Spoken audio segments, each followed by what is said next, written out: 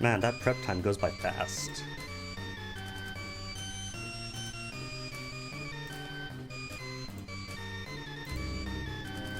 Alright, I'm back. Back? No. Here, for the day. Oh no! 9:01 now, a minute late. Oh well, I'm here, it's all safe now. Also, do you know how, if you have the aunt with you and you pass by a curator's egg, the aunt thinks on it and laughs and gets the joke? And I've been wondering all week, what is a joke? And I've been wondering for the past year, what is the biology of these ill-tempered space bats? And it turns out, right, that it actually is a reference to something. Turns out it goes back to curate eggs. Which isn't really a high concept, just like a couple of dudes way back in the 19th century made a couple of plagiarizing, well, one plagiarized the other, cartoonish things about a bishop having breakfast with his curate, saying, "You got a bad egg there." It's like, "No, sir, it's quite excellent." Meaning at first, a bad thing you pass off as a good thing, and then shifting in meaning to something with like, something baddish with good qualities. So it's not actually eggs of the curators. Crockery for the counselor. Do I have crockery? I got 2 crockery, but it's not worth it. Literature for the Abbott Horizon, just 3. It is money. I'll pick him up. Might not do him though. And I just stopped off here. Surveyor. Surveyor, now I actually can take her around. Recalling the gossip, press for information, recall what the academics told you about her. All gives more information about revealing that she's a Jenkins or the Sins-Jenkins relay. Or is it the Sing part? You know that her areas are engineering and celestial archaeology. You know she's been pursuing the same secretive line of research for years, that her funding's almost depleted. Sing, that's right. And you know her father's Professor Sing, of the Sing-Jenkins expedition. Cool. Alright, then let's carry her around. 14 quarters, need 12. Ooh. You have the necessary equipment. See, because her whole deal is right, that she wants to come with you to analyze stuff and eventually create a transit relay between Eleutheria and Albion, which would have been helpful last year during the whole new straight line thing. But it might be useful too if I ever decide to do Parliament. Apparently there's more to Parliament than going in, battling for laws, going to the Throne of Hours, getting rejected, going back, sailing around. It does go somewhere eventually. One of the things you can do, like for the Song of the Sky, is actually be a successful parliamentarian. It just takes a while. So come on you. Come on, let's make that relay. Her team are loyal and orderly, squeezing into the available cabins without complaint. They bring with them a great deal of equipment, for excavation, for construction, and an array of delicate instrumentation for uncertain functions. Once aboard, the surveyor beams with excitement.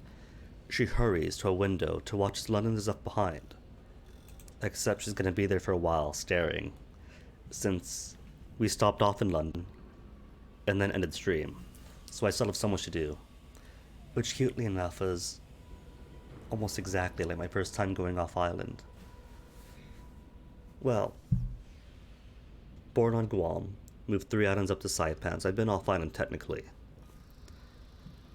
And I guess there were Palau trips, see the family. But the first time going to the States, big trans-Pacific flight. Like what? Tiny little me all excited, 'cause going on the airplane to fly out to the mainland US? Salon, no. Present a boulderized poem to storages. First. Sarge's account for the Rat Brigade. The Rat Brigade are ready. Cottages is no match for their tiny, squeaky resolve. Cottage's central office is a restrained Art Nouveau building, not far from the ministry. Its girders are curlicued. So many things are curlicued in this game, it's so cute. Its ornamentation offers a tasteful nod to the clockwork court. Its palette is faded gold, like the afterglow of a sunset. Inside, darkwood furnishings, bronzewood countertops, and comfortable chairs besides verdant potted plants. Anything to make the customer forget they are dealing with anything so crass as money. You approach the nearest clerk, introduce the Rat Brigade, and produce a relevant account number. The clerk's eyebrows rise. At Hattage's, we measure ourselves by the quality of our clientele, she says, sounding thoroughly miserable.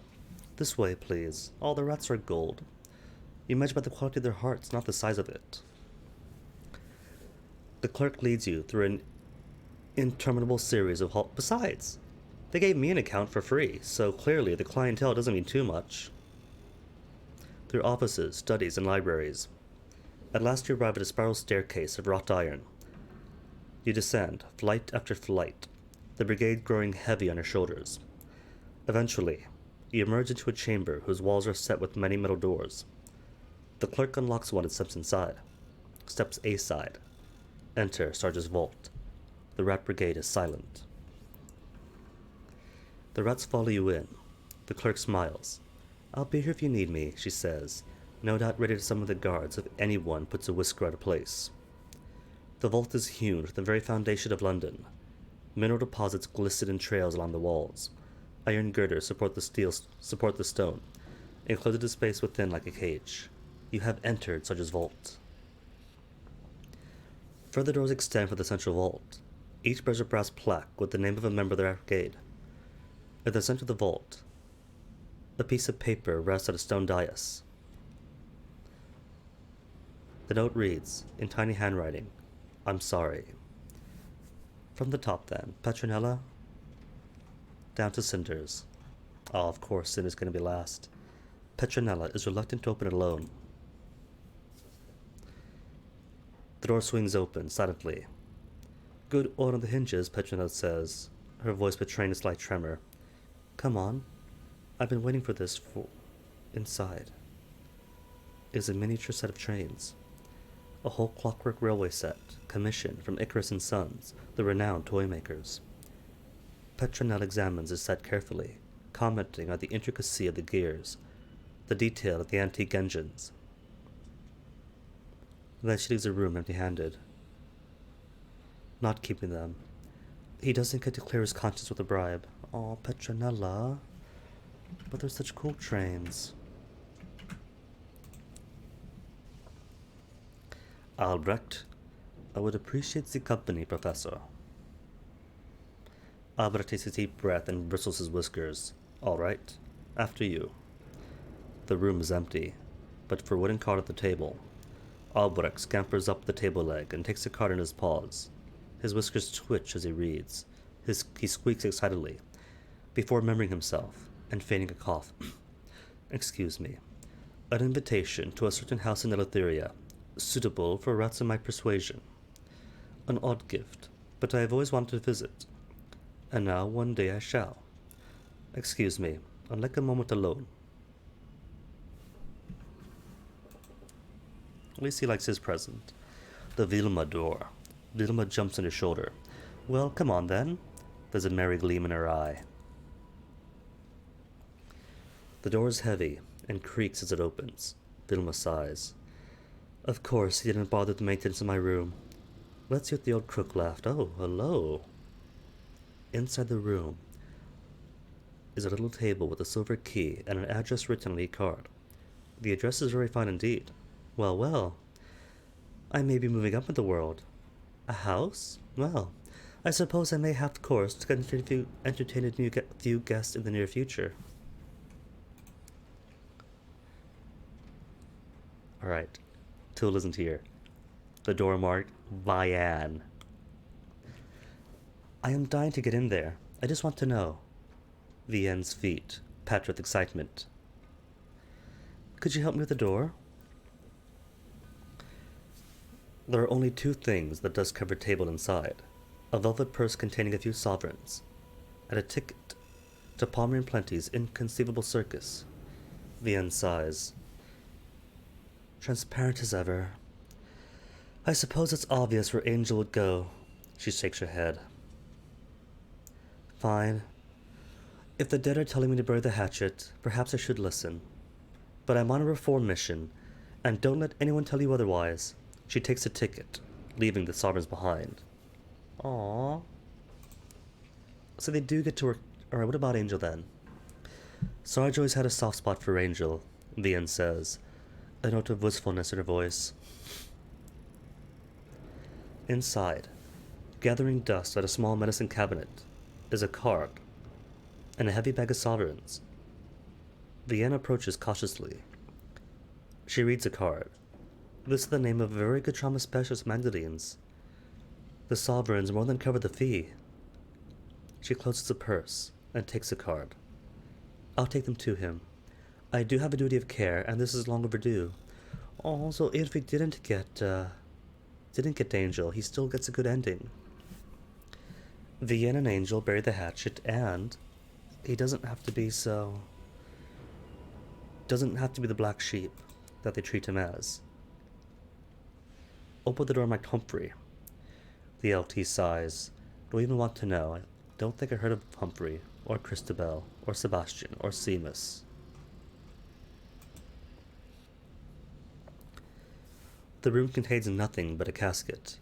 Inside is a mouldering hamster corpse, and a deed from Lovelace and Fedlock, pet procurers. The LT reads it. Oh, he's Humphrey. Lieutenant Humphrey, then. The LT reads a deed and snorts. This is supposed to be my grandmother. Turns out I'm a pedigree after all. He closes the casket firmly. Let's leave. Not like I can make any use of it. Well, you don't know. Somebody got themselves a new house in a posh district. So, the door marked Christabel. Our long-range gunner.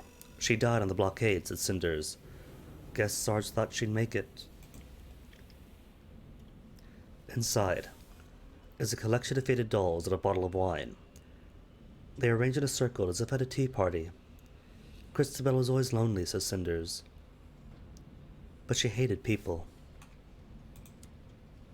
Sebastian, our quartermaster, Albrecht's mate, didn't make it, Cinders says. Inside is a golden ring and a set of expensive dishes, complete with several moldering recipe books. The ring has dulled. Cinders, close the door behind you. Best Albrecht doesn't come in. And Seamus, our navigator, died getting us off the governor's engine, Cinders says. This room contains a permit. It allows one-way travel back through the Avid horizon. Cinders crumples the document up. Useless now, she says. And finally, Cinders. Cinders looks at you. You go in if you want. I'm not giving the bastard the satisfaction. The door creaks open. True to her word, Cinders remains outside. Go on. Curiosity kills cats, not me. Inside is a battered insignia, 2 tiny pearl-handled revolvers, and a note. The note reads, I'm really sorry. The reverse reads, take care of them. This isn't scribbled out and replaced with, look after them. This too has been crossed out. The final version simply reads, I'm sorry. The insignia is of sergeant rank. Cinders asks you to close the door behind you. Leave the vault then. You have seen all you care to of Sarge's bequest. This will bring the story of the Red Brigade to a close. Meanwhile, what's-her-name still waits at the window, staring out, trying to watch London be left behind, not realizing we'd be here for a while again still. Sanders calls the squad to order. She mounts a stone dais, kicking away Sarge's notes. Now, some of you may think this was a pointless endeavor, that all we found was a broken rat's regrets. Yes, Sarge was not what we believed. He was a right rotten sod. But did he destroy us? No. We're down good rats, aye, but the rest of us are still here, together now. How many years later? And that's all down to us. There's a chorus of ragged squeaks in the Rat Brigade. Right you are, bossy, LT shouts. Cinder's face grins fiercely. Sod, Sarge. We did this. We got back together. Grab what you want, then get back to the engine. She looks up at you. Captain's command now. You have helped the Rat Brigade achieve their goal. They are not the same because of it. And the Ratty reunion will work on a locomotive. They say reunion. Does that mean Angel's on it too? Since Angel... Vian and Angel do patch up. And Angel in particular gets patched up. And more XP that I cannot use. Being at max that I am. Alright. First thing I'm going to do is boost up my veils. Who's got the most veils? Your hearts. Irons and 2 veils. Hearts and mirrors. Alright, 2 veils is it. Your irons and mirrors, your 6 veils. 4 veils, no, 10 veils. I'll avail myself to veils. 10 hearts. The Rat Brigade is mostly back together again, and causing thrice as much havoc. Luckily, they're on your side.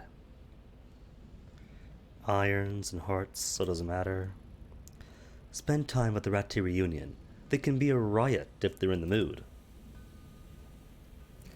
The Ratty reunion are nostalgic today.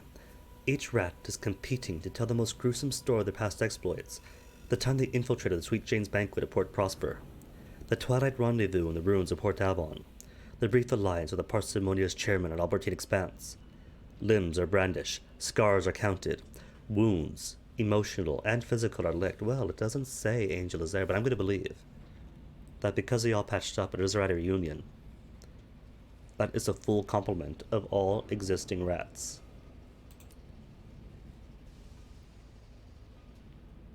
Wait, I'm still on. Hearts, mirrors and irons, irons and mirrors. 1 veils, 3 veils. Okay, Dilly, come on in. She lives in the vent with your cabin. Even for you, she rarely emerges. But you sing softly, and no one else is around. She can be convinced to climb down onto your bunk, play with your mascot. She chitters, possibly fondly. At the moment, her favorite trick is to try to turn your fingers backwards without you noticing. She takes such an innocent delight in drawing your attention to one finger, while she shifts the knuckles on the other. It's best to play along with it. The first time you caught her, she sulked for hours. Your left thumb was useless, so she cheered up and wanted to play again. Alright, back to exploration. 48% chance. Non-zero. And 48 is pretty big, but still 1 of 2. The ebullient decadence work is strong stuff. You'll need to doctor it to get it past the publisher. Failure. Mr. Storage doesn't bother to take the poem into his office, but reads the entire thing in front of you. After the first few stanzas, he turns an exciting shade of red. Captain, he says, cousins is not an appropriate rhyme for bosoms. This is the extent of his comment. Oh. Alright, back to hearts good on. Do I want mirrors? Or him for hearts and veils? Back to my aunt.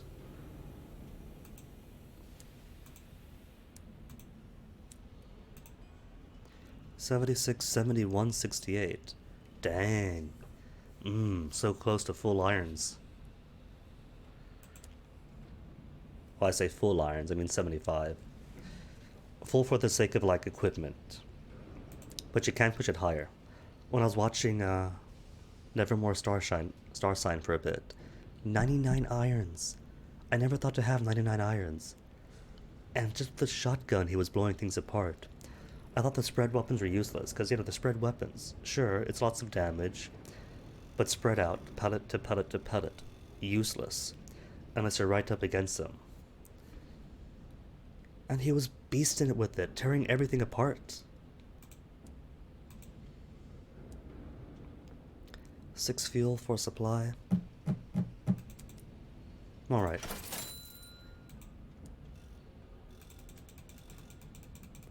And I don't need all of this. Hold on. What's in St. Dominic's augmentation?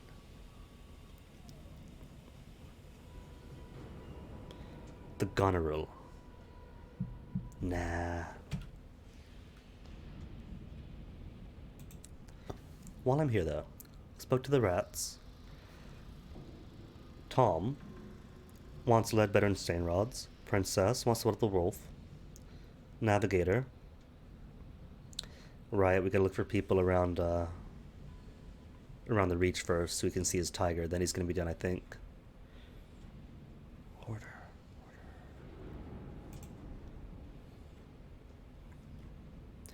Allow the corruptus hoarder to express its gratitude. After what it has managed to view, the experimentation and the acquisition of flesh and fluids, the smells inflicted on your locomotive, it is only right for it to show appreciation. You enter the corruptus hoarder's cabin to discover the space transformed, chandeliered by strings of blister glow crystal. The floor is a labyrinth of cushions, tasseled and richly damasked. But all this is undeserving of the comment compared to the spread that the corruptus hoarders prepared. Unctuous meats, roasted and smoked and confited just so, delicate stews, profane desserts, the most ribald of cocktails. Your host spared no expense, allowed no decorum. You eat and indulge, while the corruptus hoarder whispers quietly of stories that seem almost true. Then, when you are drowsy with pleasure, it touches a shy hand to your knee.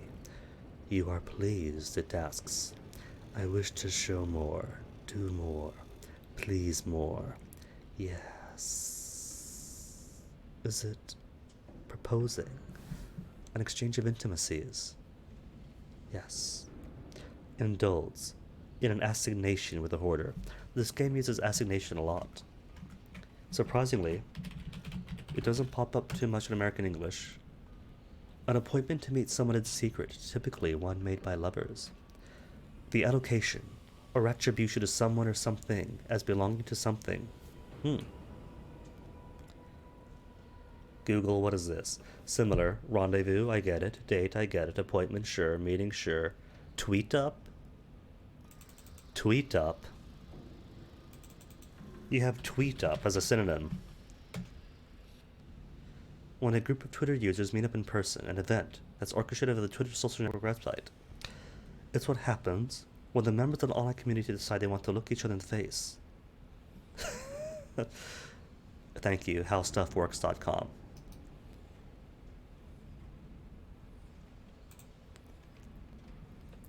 Sure then. Experimentation provides life with its flavor. And it is on brand for this captain so far. This will at least be an instructive memory, and who knows, maybe the hoarder has a thing for captains.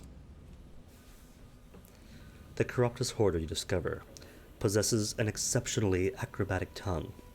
Its length and its prehensivity, coupled with her bedmate's fascination with her physique, make for a transcendent exploration. True to character, the corruptus hoarder is voracious. What surprises is how eager it is to supply pleasure, how excited it is to savor and tease, until exhaustion claims you from its attentions. It doesn't need any more components for its quest. Yesterday, before ending stream, we took an ear off the homunculus of the fake wax Victoria, and the corruptus hoarder has been uncommonly quiet. No, it is ready. The texture of its scrutiny has changed. No longer are you a curiosity or captain? Instead, it regards you as an item for its collection. Ready, at precious last, and it is you, all you, to thank for this. I will not forget this, and you will be glad that I will not. The corruptus hoarder's voice plunges low, velveted with urgency. To faith's fall again, yes? One last time. Ready to conclude its work. Mr. Skids, good morning to you.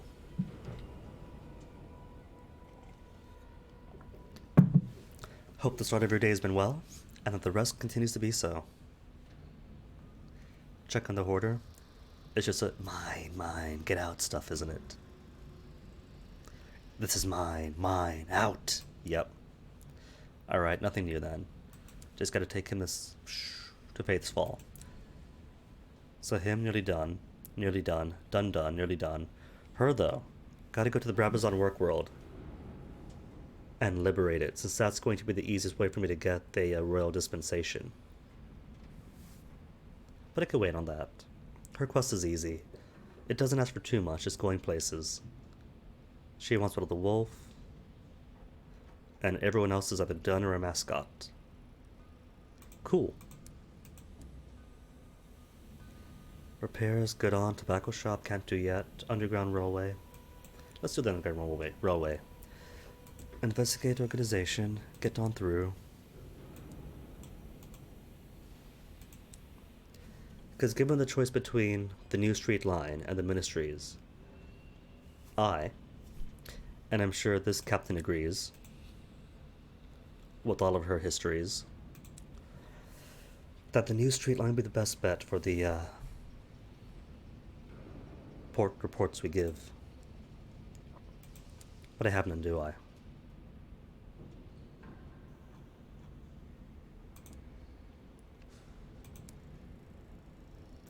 Evidently not. Oh well, I'll get back to him. Now we get to leave London. First stop, Brabazon Work World. Ooh, enjoy. Your YouTube content has always been the most popular. So can't wait to see.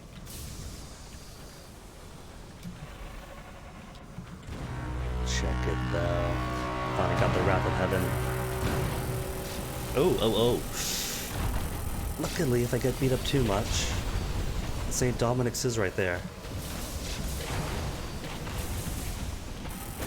Oh no. Back. Down, heat, down.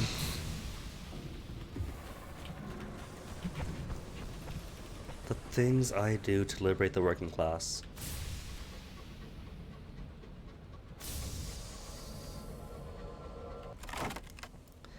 Search for the crew quarters.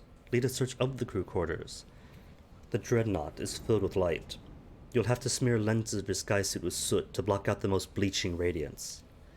Unusual cargo and set back the Fortune of Albion, and mirrors give 74% chance success. Do it. Nice. Discounting the damage done in battle, the dreadnought is orderly and clean. The crew had little in the way of personal effects. Only in the captain's cabin do you find an unexpected lockbox. It contains a consignment of souls, not common souls either. They would blaze brightly if everything were not already flooded with brightness. According to a set of orders so terse as to be practically opaque, they were bound for Sky Barnet. Ooh. Dude, what if he could find these glorious dreadnoughts in the vicinity of Sky Barnet? It is her embassy. But I'm guessing that you wouldn't expect the same. More immaculate souls. Around their embassy in the Eagle's Empyrean, would you? Something tells me that while the Empyrean is all too pleased to host ambassadors, that they might not want actual dreadnoughts floating about their skies.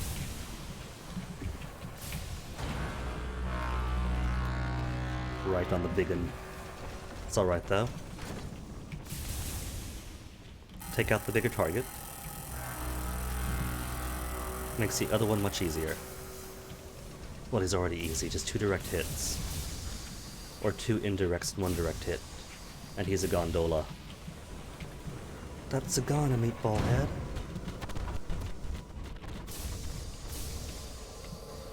Okay, what else do you have? More souls, maybe? More souls? Dang. Who needs to buy souls anymore? You can just take on dreadnoughts. Okay, good, I was worried. The Wrath of Heaven could actually hurt you. Sailor Moon? You know, I've been hearing talk about Sailor Moon. Is there a new Sailor Moon coming out? A filigree mirror has been stored inside. Something moves as you look into its silver depths. The air is briefly filled with the sounds of cicadas, the pouring of water, the hiss of a snake.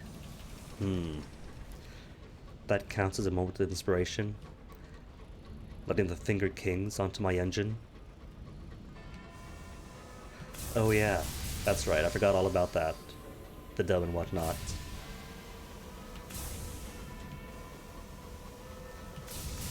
When you say dead mouse, I was about to be sympathetic. Because I've been there too, I get how it feels. But then I realized, wait. Is kids talk about a pet? Or hardware? Either way, my sympathies.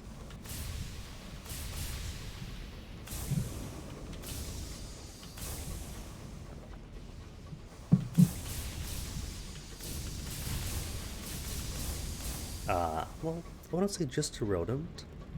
Mice are cute. I should know. I have some on my engine. Oh man, this one time, right? Oh, destroyed your stuff this winter. Sorry to you both then. They don't know better, really. They just want, you know, they gotta teeth, they need their food, they gotta find nesting stuff. But it is absolutely true that it does damage your things.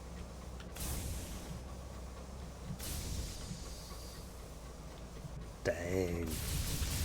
It's valuable stuff then, I imagine. Sorry to hear it.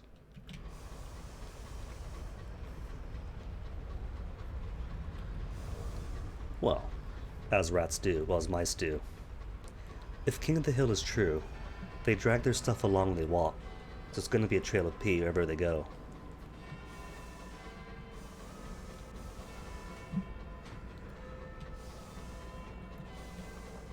Felt pretty bad though. A couple of years back we had a mouse problem. And mice were scouting about almost everywhere. And this one time, right, I was in the living room, just minding my business, doing a bit of TV, and I moved my foot. All I did was move my foot.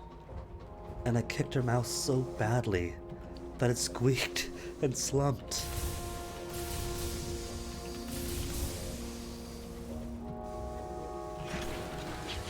I don't know what became of that one. I think that one I took outside, left in the garden. And hopefully, you know, it was probably just bruised, bewildered, and needed some rehabilitation. Or I left it right. There weren't any ants on it in that area, but I came back to check. Still alive, and it was covered in ants, so I had to move it elsewhere. Came back later, it was gone, so hopefully it recovered. A different one though for the same time period. Same mouse infestation. Was caught under the closet door. Still breathing, but obviously not in a good way, since the space between the door and the floor is like this. So at some point somebody closed the door on the mouse and crushed the poor thing. That one had to be buried. Crawled across his foot. Oh, they don't know any better, do they? Crawling over feet, stepping in front of feet when the foot kicks out. Bazaar's got tea? Well, if I am to liberate the work world, I might need tea. But I'm gonna need money too. Back down just to 791, is it? 791 sovereigns. Alright. Bit between then.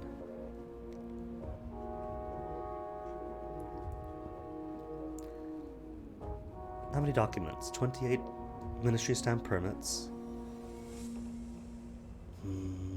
I got plenty of secrets. But I don't want to give them information that might sentence somebody else.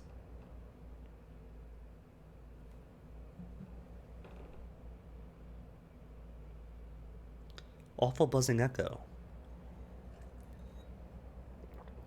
Do you mean in recording your audio stuff, or do you mean from my end? Do I have an awful buzzing echo?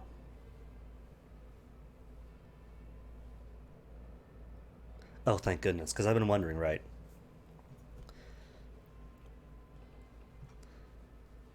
You can never be too paranoid about your own audio stuff, so... Even if it sounds fine to me, I'm always second-guessing myself. Receive clock, go on through. Did this before, admire the rugs. You've seen rugs like this in countless homes. I meant to smile at them, but I clicked admire the rugs instead. They are cheap, within the means of all but the poorest families. The handiwork is competent. The predominant colors are black and gold, the Empress's favorites. Lions are a popular design, and unicorns and crowns. How patriotic. Reminds me of the final days of the era of the previous GF, and she really wanted to get more into YouTube animations and such. And do like story time video animation stuff. And so the nice boyfriend I am got her lots of nice audio equipment off of YouTube, not off of YouTube, off of eBay. And we spent some time with her like going through the audio, trying to get it all nice and crisp and sharp, cutting out the background noises.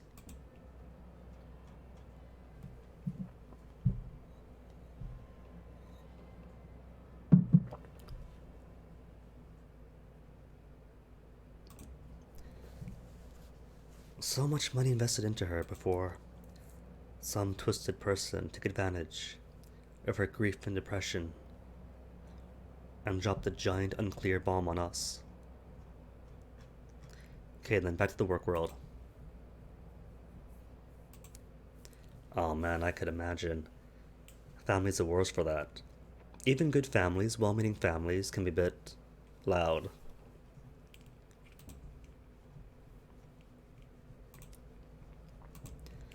If it's not a dedicated studio, it's always gonna have some risk. Smile at the workers, a simple act of human warmth. Now, to sneak away from the group, this tour offers only those aspects of Brabazon deemed suitable for tourists. To see anything real of the place, you're going to have to explore unsupervised. The guides are focused on moving the tour along. No one notices you slipping away down an alley, and we've established, in a previous tour, that they're so awful at their jobs they double count.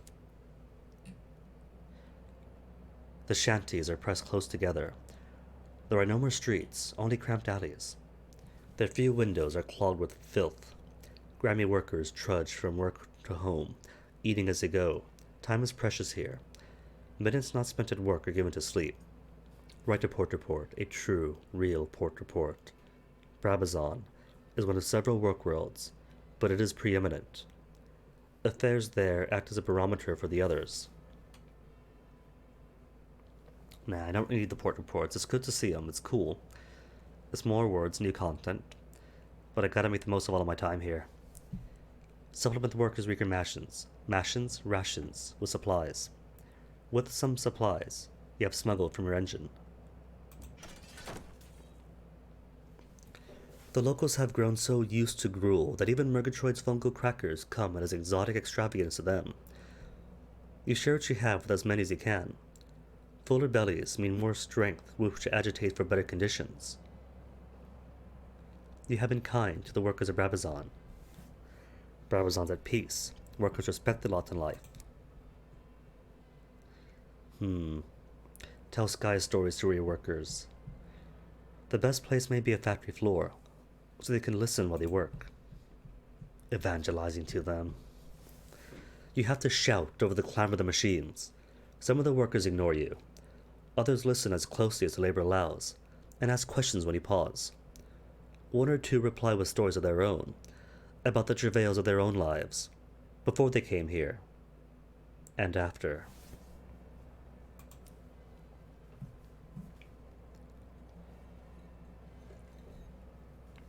During my time with Royale, I saw some cool setups.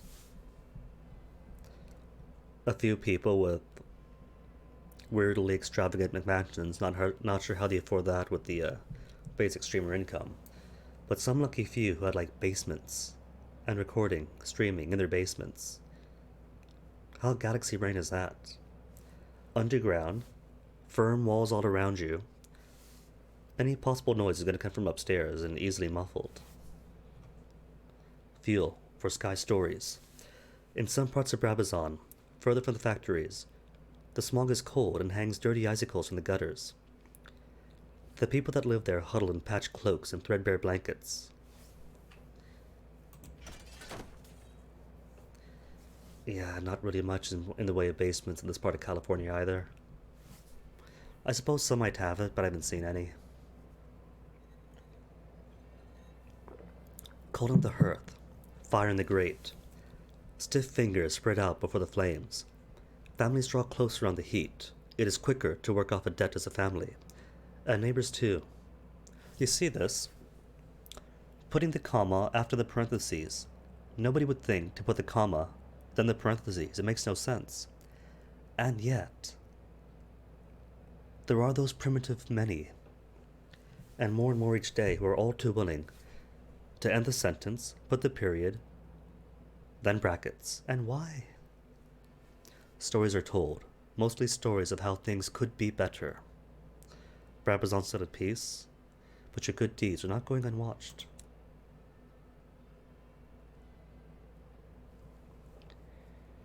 Secure a worker medical attention. I got plenty of permits now, so sure. A worker has been injured in a factory accident. A common occurrence. So common that she cannot be seen till the doctor's next visit. More urgent care could be invoked if he had the necessary paperwork. The doctor's call book, safely secured in his office at the bit between, claims he visits Brabazon twice a week, or once over Christmas and Easter periods. But from the perspective of the work worlders, isolated in their envelope of frantic, scurrying hours, the gap between his visits is rather longer. The debtors complain bitterly about the arrangement. We arrange a precious visit to the doctor's surgery for the injured worker. Colleagues and family, desperate to show their gratitude, give you whatever they can spare. That turns out to be Bibles of the Ministry of Public Decency's newest and most improved edition.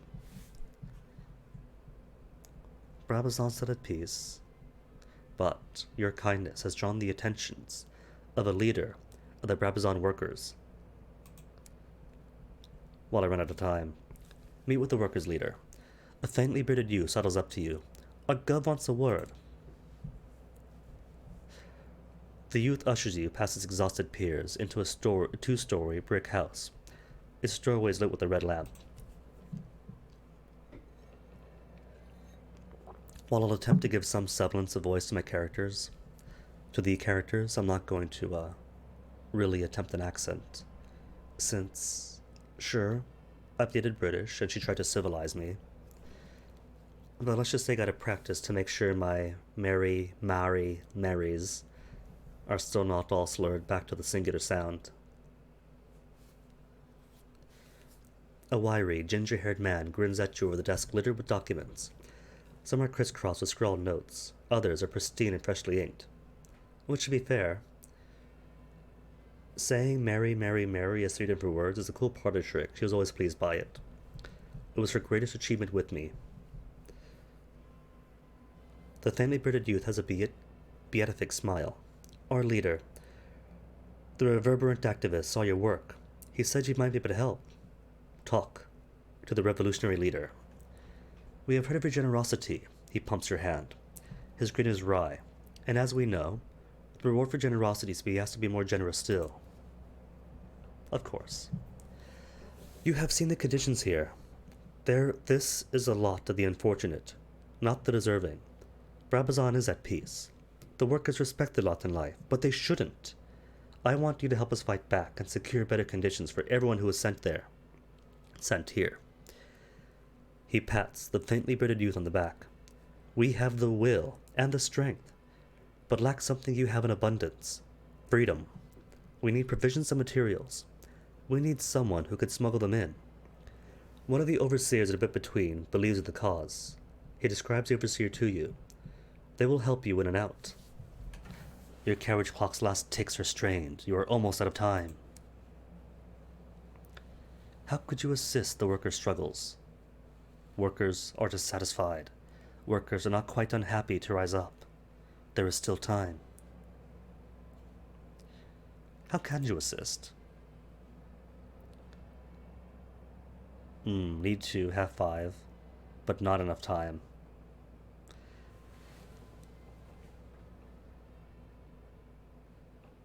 Have enough time to talk to him. Don't have enough time to provide tea.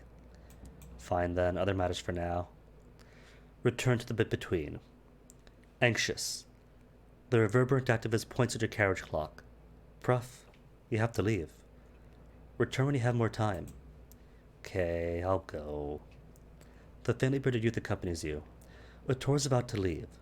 We'll conceal you amongst them. The plan is simple, and goes smoothly. Soon, you emerge with another chattering tour of benefactors into bit between. Okay, then tour the work world. Find the overseer who spoke of the workers' unrest. Nah. Signal. The revolutionary agent. Yes. The cape sliding off their left shoulder. The hair tied just so. The not remotely discreet eyebrow raise whenever you meet their eye. I wish I could raise one eyebrow. I can only do both. Funny enough, my efforts to try to raise one singular eyebrow in vain led me to one discovery, that the eyebrow muscles are the same as the ear wiggle muscles, and so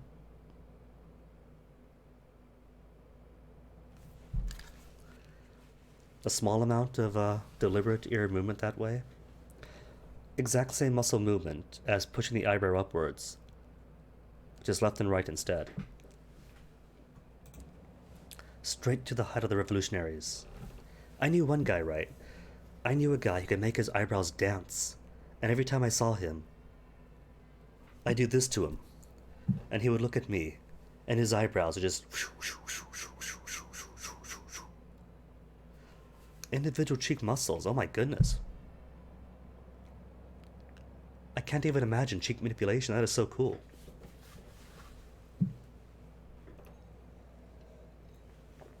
Human faces, man. It's because, well, the more primitive-minded would say it's because we're more civilized.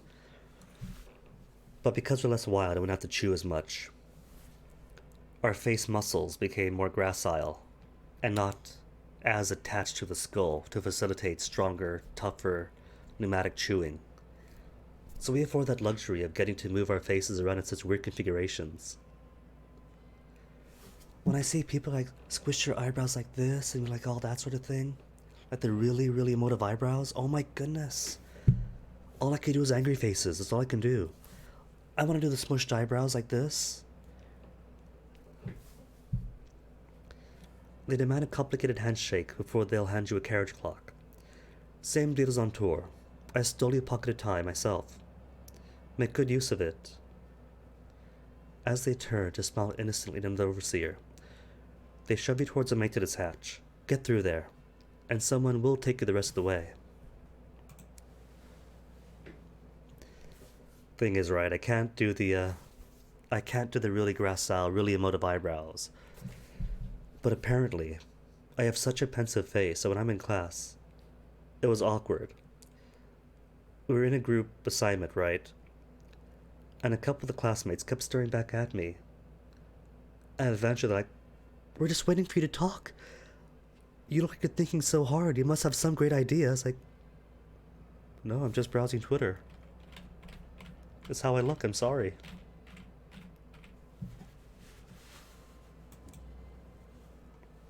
Alright then, I've got tea for them.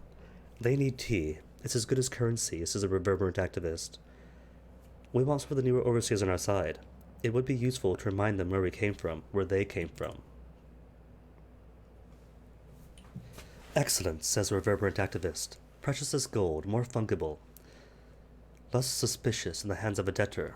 We can use this to bring out the virtues of the overseers, and the vice in the others. Both will be useful. Unrest is low still. More tea, then. The workers are unhappy. They'll follow anyone who promises change their lot in life. Supply permits for the cause. The faintly bearded youth passes a sheet of paper to the reverberant activist. Top of the list is a ministry stamp permit. There is no way I could get my hands on one. Unless he has me on the outside. Oh, that'd be worst. I can't really get into Funko Pops. Sure, these days the Funko Pops do have some detail to them. But they're all so boring. Little tiny body, big rectangular head, dead eyes on all of them.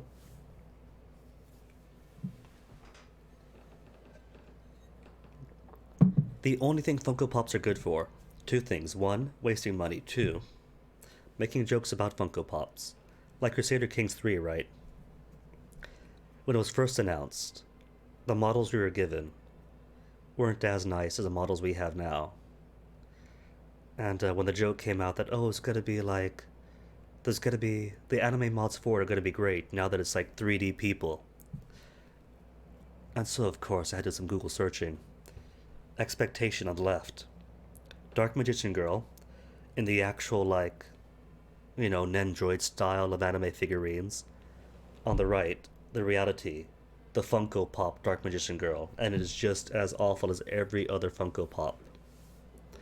Ideal. We have to get it into Little Nice. This may allow us to do so. There are some overseers I used to know who got promoted out of reach, but they owe me, and I'll be able to remind them of the debt. The leader grins fiercely. His useful assistant quails, but says nothing. Pretty much is. They only exist to be collectibles. Hey, do you remember this nerd hobby you have? Spend money, and you get a badge that says, I enjoy this property. That's all it is.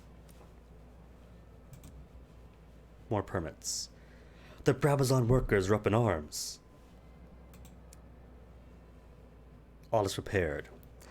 We have everything we need, you are told. Come. The uprising is beginning. The reverberant activist is agitated, pacing anxiously. Come, quickly. Our plans are prepared, and our patience is gone. It is time. He leads you downstairs. Listen. From all around, you hear shouts and chanting. The song of revolution is inharmonious, but it is passionate. Thank you, Professor, for all that you've done. He points to the direction of the bit between. Now, go. For your own safety. I'll see you again when this is settled. It is time we had a word with the governor. Workers cheer as you pass. The heavy double doors of the tunnel burst open before you. The sympathetic overseer rushes forward to lead you away, and hears the shouts of the work world. And hears the shouts from the work world. Oh, progress and uprising. The uprising is high enough for unrest is high enough for an uprising. Brabazon Workworld is up in arms, and the strength of the sun is zero. London has no authority. Industrial unrest. Workers burst through the bit between for the work world. Overseers run in both directions, some fleeing, some throwing themselves into the melee. So what's happening then? An overseer bustles over to your locomotive. Is it the revolutionary leader's ally? Workers rush between you before you can be sure. He shouts over the crowd. You have to leave. Come back in, I don't know. Come back in a few days. When this is all over, one way or another. It is not clear what he reads in your face, but he presses his point. This is between us work-worlders. We have to resolve it. You've done your bit. Okay, so if I do want my royal dispensation, I gotta wait like a couple of weeks. Alright.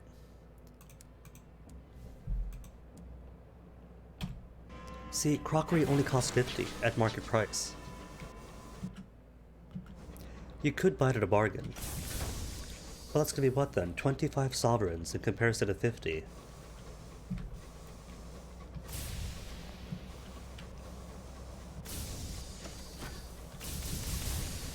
So if I do want my royal dispensation, gotta wait for a bit. Ooh, how about if I make my way down to the Royal Academy? Since could pick up my feline eccentric, get the rest of her was that engine I hear? But yeah, pick up the experimental modifications that she's picked up for me, toss a few more in, get some good equipment, then pick her back up to get her questline started. Last time, I was way too nice to her. Apparently, the interpretation of how you treat her cats and how you upgrade her can be a statement on traditional femininity, and that went right over my head. Because me, naive, playing through it, thought, well, the options are be nice to the cats or be mean to the cats.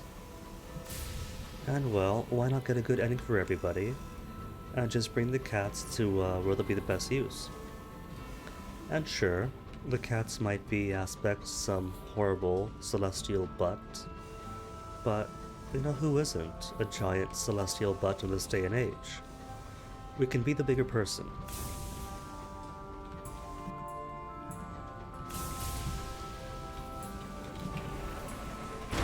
And so I made her too gentle. But still, she's a good character either way. But I think this time,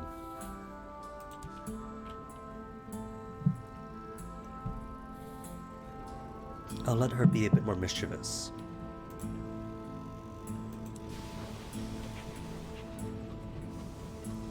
More glorious dreadnoughts. Don't mind if I do. Oh, too far away, it's not gonna hit him. Sniped. Ow, ow, ow, too much flak.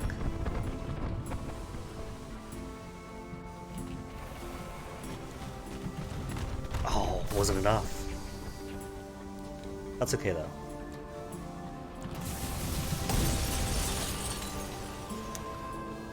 Such a satisfying crackle of glass. 3 fuel.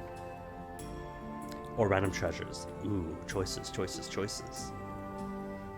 I guess there's no point then in shattering it more, dropping terror, and reducing the strength of the sun if there is no more strength of the sun, is there? Feels cheap. Give me the treasure. A triple lock case of souls, more souls, a cage catch. The last chain slides to the floor with a jingling thud, and the lid falls open. Your crew jump back in fear. Inside is a bound-up creature, skin and bone and malformed clusters of organs, pulsing in time to its aggrieved lowing. Perhaps a native of some far-flung reach of the heavens, or perhaps an escapee from Piranesi. Regardless, your crew hauled it aboard. Someone will be willing to pay for it. And one more for Victoria, who I don't have much resentment for, of any. And the museum is lovely. The V&A.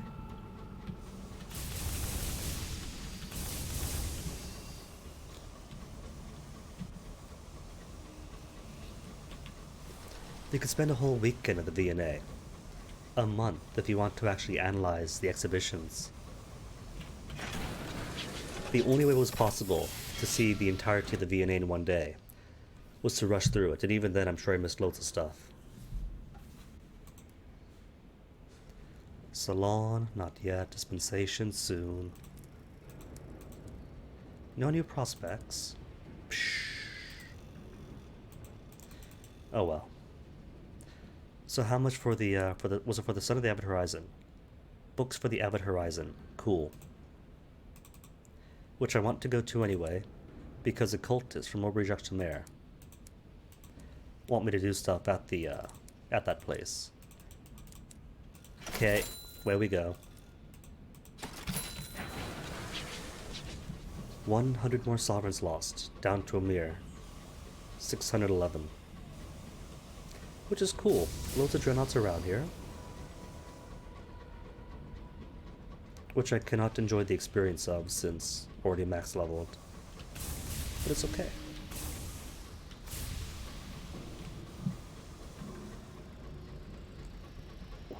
Because we'll make money from each prospect we do. It's all going to be profit. And these fellows will give even more commodities of high value.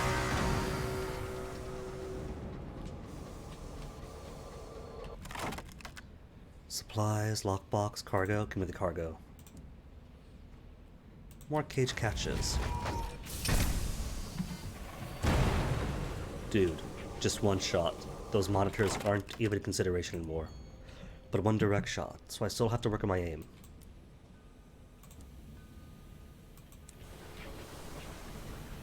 Two indirect hits, I'm pretty sure, would take down a ministry monitor as soft and weak as they are. But if I'm too sloppy, and they get nose to nose to me, it's really hard to hit a needle from head on, you know.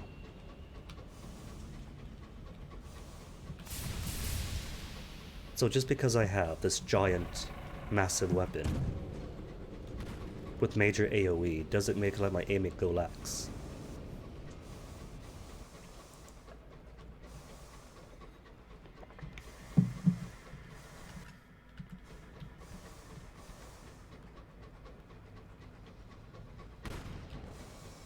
So there are missiles. Not missiles, that's going to be a scatter shot of a Starman Explorer right over here. Who are you fighting though? If he's fighting somebody, that's going to be able to loot.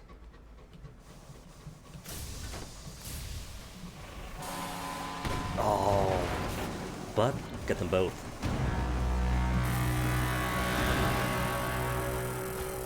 Ow, ow, ow, ow, ow. Got him spinning. Best part about the Wrath of the Heavens, it's not the area effect, it's not the premature detonations, and it's not the sheer damage of it all. It's that spin. Getting enemies spinning, eating them.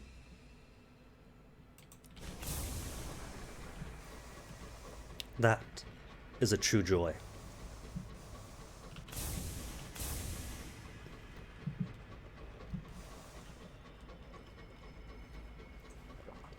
Right. Should stop by the salons of London and see what I can sell. Cause this is gonna be the end of this captain's lifetime pretty soon. Gotta retire him out. Retire her out, sorry.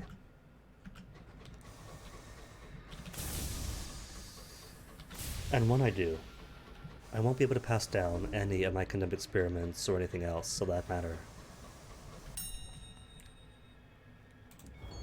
So the smart play is to sell everything, since you can't carry possessions with you, and either buy up loads of stuff for the previous captain, or just inherit half the money.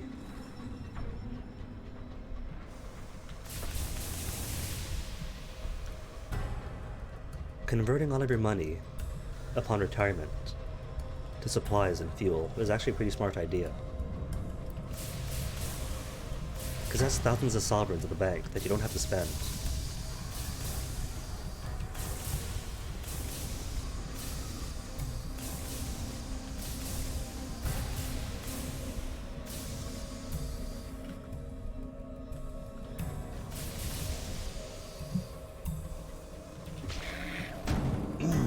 Yeeted. That's the ideal solution, or the outcome of it. If that giant hunk of rock wasn't there, it'd be a perfect clear line. Specimens, Terror Drop? Sure, give me Terror Drop.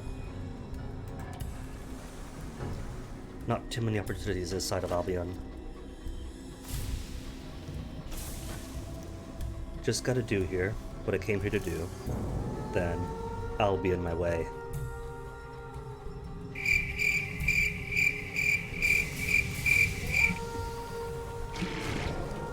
I really gotta not abuse that. Sovereigns, uncanny specimens, or food? Give me the food.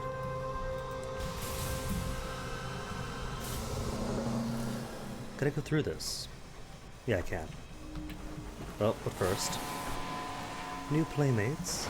Excuse me, excuse me.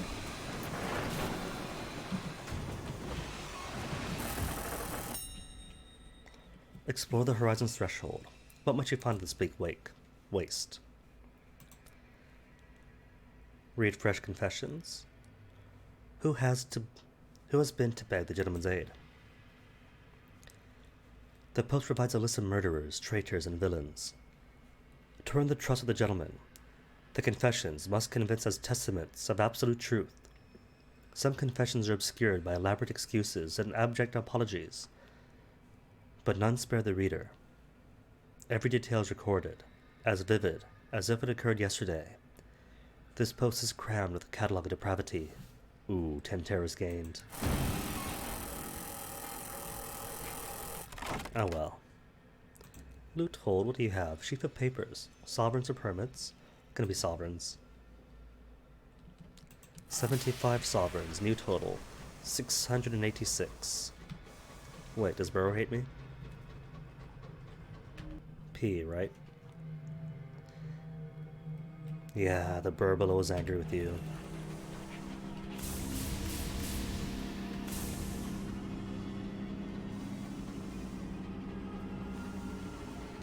I suppose that's to be expected. One of the benefits of having high mirrors is that the burrower, look, it's New Zealand. The burrower is extremely fickle. The storm that speaks, the waste waif, you gotta do stuff to earn their ire. Burrower. If you switch captains, it's a bit buggy, I think. And it seems like you always inherit burrower hate on new captains, even if you didn't have it. Otherwise, just traveling between the regions has a chance of gaining her ire.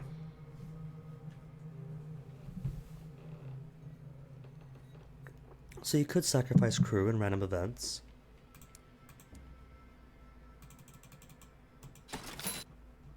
Or, selling hours here for the cheap. Or you could make regular trips to the cultists in the flotilla and sacrifice hours to placate the burr below. Or, benefit of high mirrors. To just, alright, except the burr is gonna hate you, it's gonna do its foggy thing, mirrors check, pass it, and get a sky story out of it. So yeah, forget him, forget her. Got plenty of mirrors now, 68 mirrors.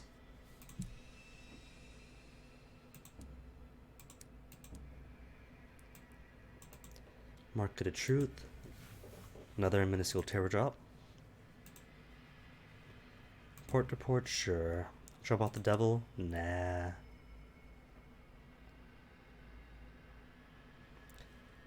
Didn't the cultists at Woolbury want me at the Abbot Horizon?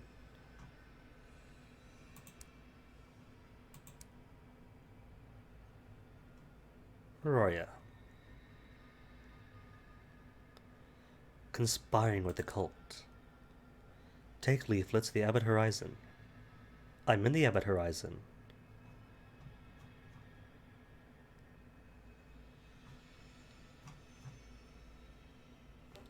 Draw out the devil, take tea, inquire about the sea, and an evening of frivolity.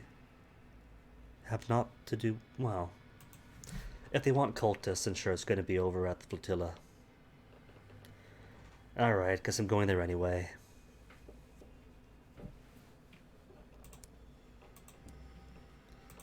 So guess I will carry 5 hours on me and sacrifice them all to the burr below.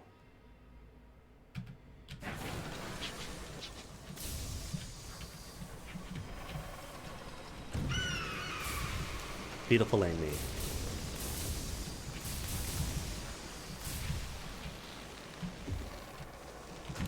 Ooh, direct hit.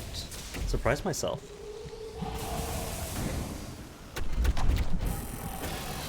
Ouch. Not surprising myself with that bad. Oh my goodness, huge chunk. From max HP to 74. Share knowledge you stolen from other libraries. For a Syrian enigma. Alright. Do need more enigmas. A wooden claw hangs before you, waiting. The scrivener tolerates you climbing up its arms to perch by its hood. Its hooded head swivels frantically, as though it could sense the text you hold. You must remove your helmet to talk to it. Your breath is frost white. You cannot remain here long. You tell it all you can understand of your stolen scraps. The scrivener does not respond. As you're about to make your way back, it begins to whisper. It tells you the names of other servants born of the Forge of Souls. The scrivener's life ends before it can finish.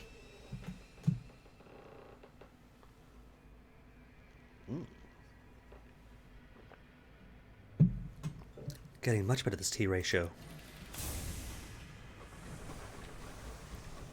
Uh-oh. Left of time and me without any jacks.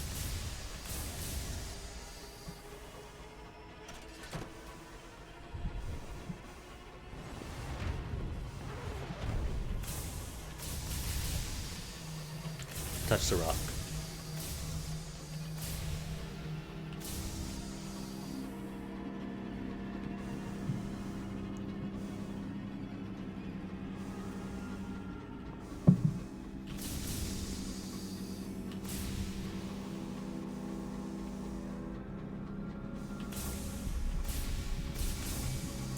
The rock's coming back to me.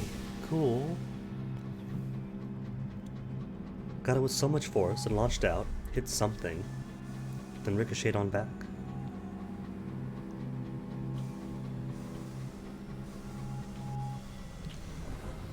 Okay, we're at the stairs. A quiet sea. Leave an offering not here. Sacrifice hours to appease the brewer below. You pour barrel after barrel onto the sea at the statue's feet. There is no sign the offering is accepted.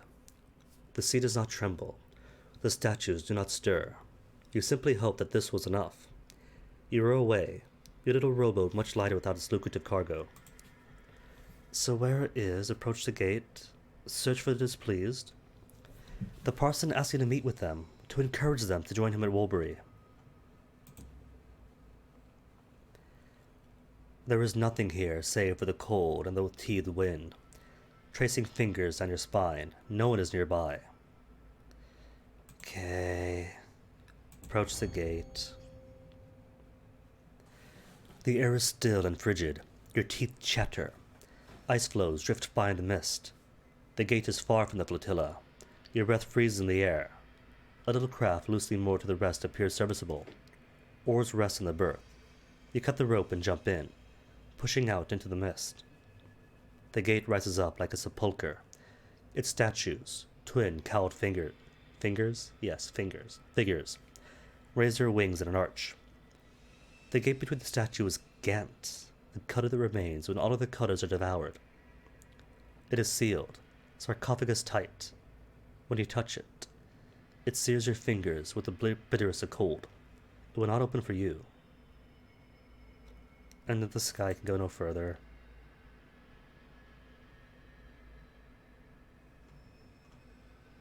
Beg your pardon? 100% chance success.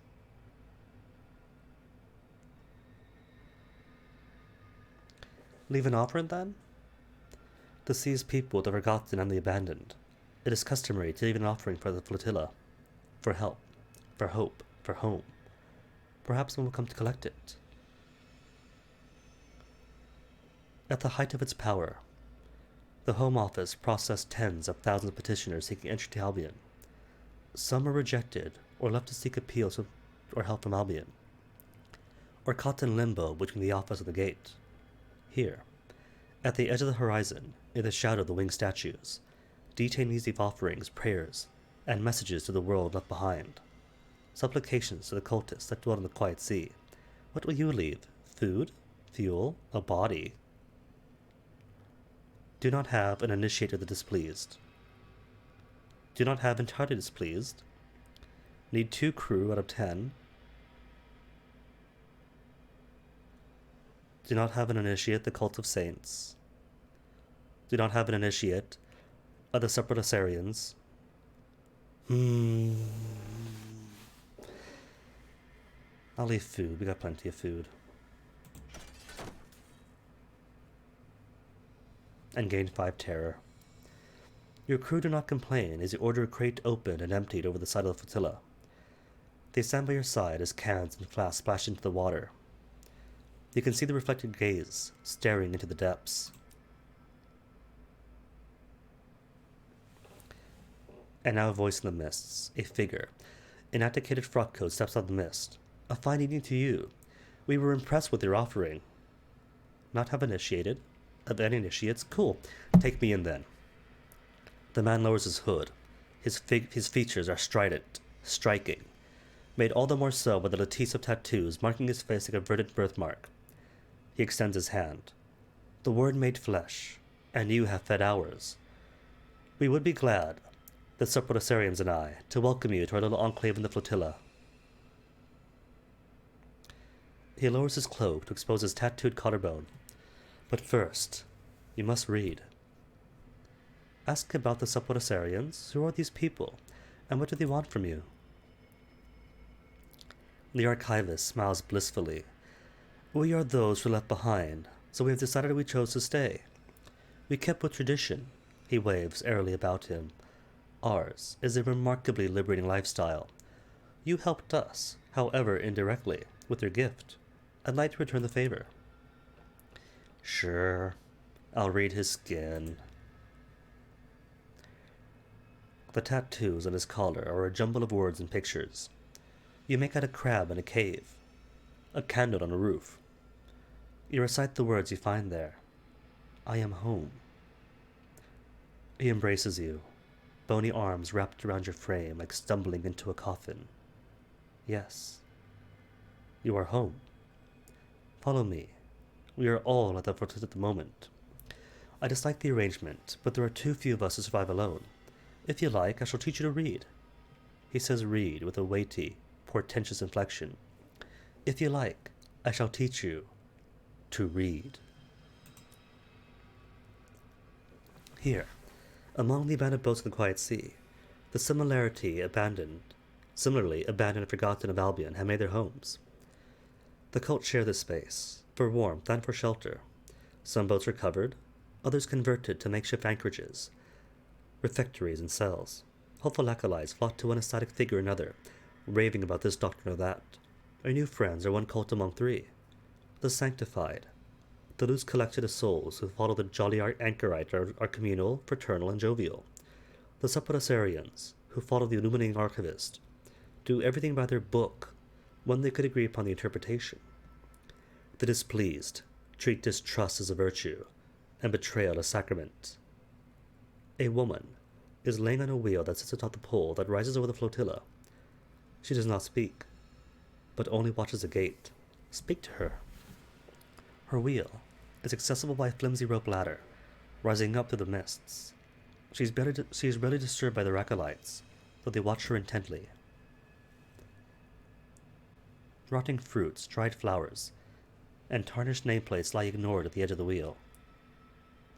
Ask her for a secret.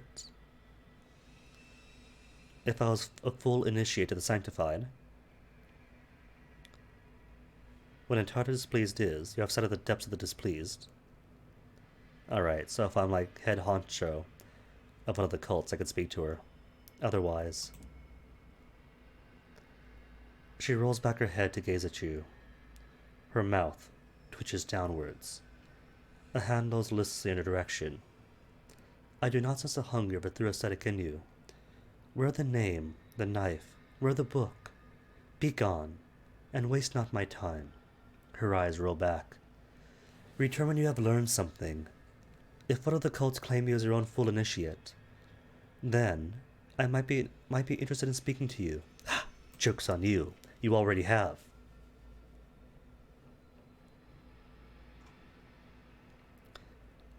Where we lay head tonight, every acolyte has a favorite spot to facilitate their nap, take their kip.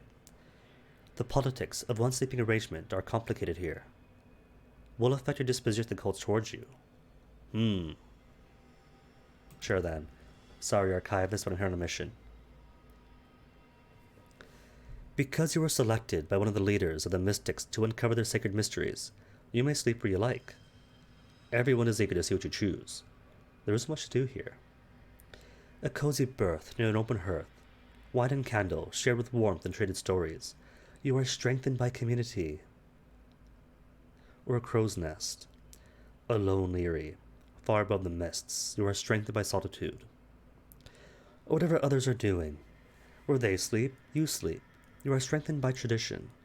So clearly, community is going to be the more jovial ones. Others are doing. That's the supplians. Crow's nest it is then, to get in good with the displeased. The displeased are indifferent to your existence. You have not actively upset the displeased. Oh, their sundares.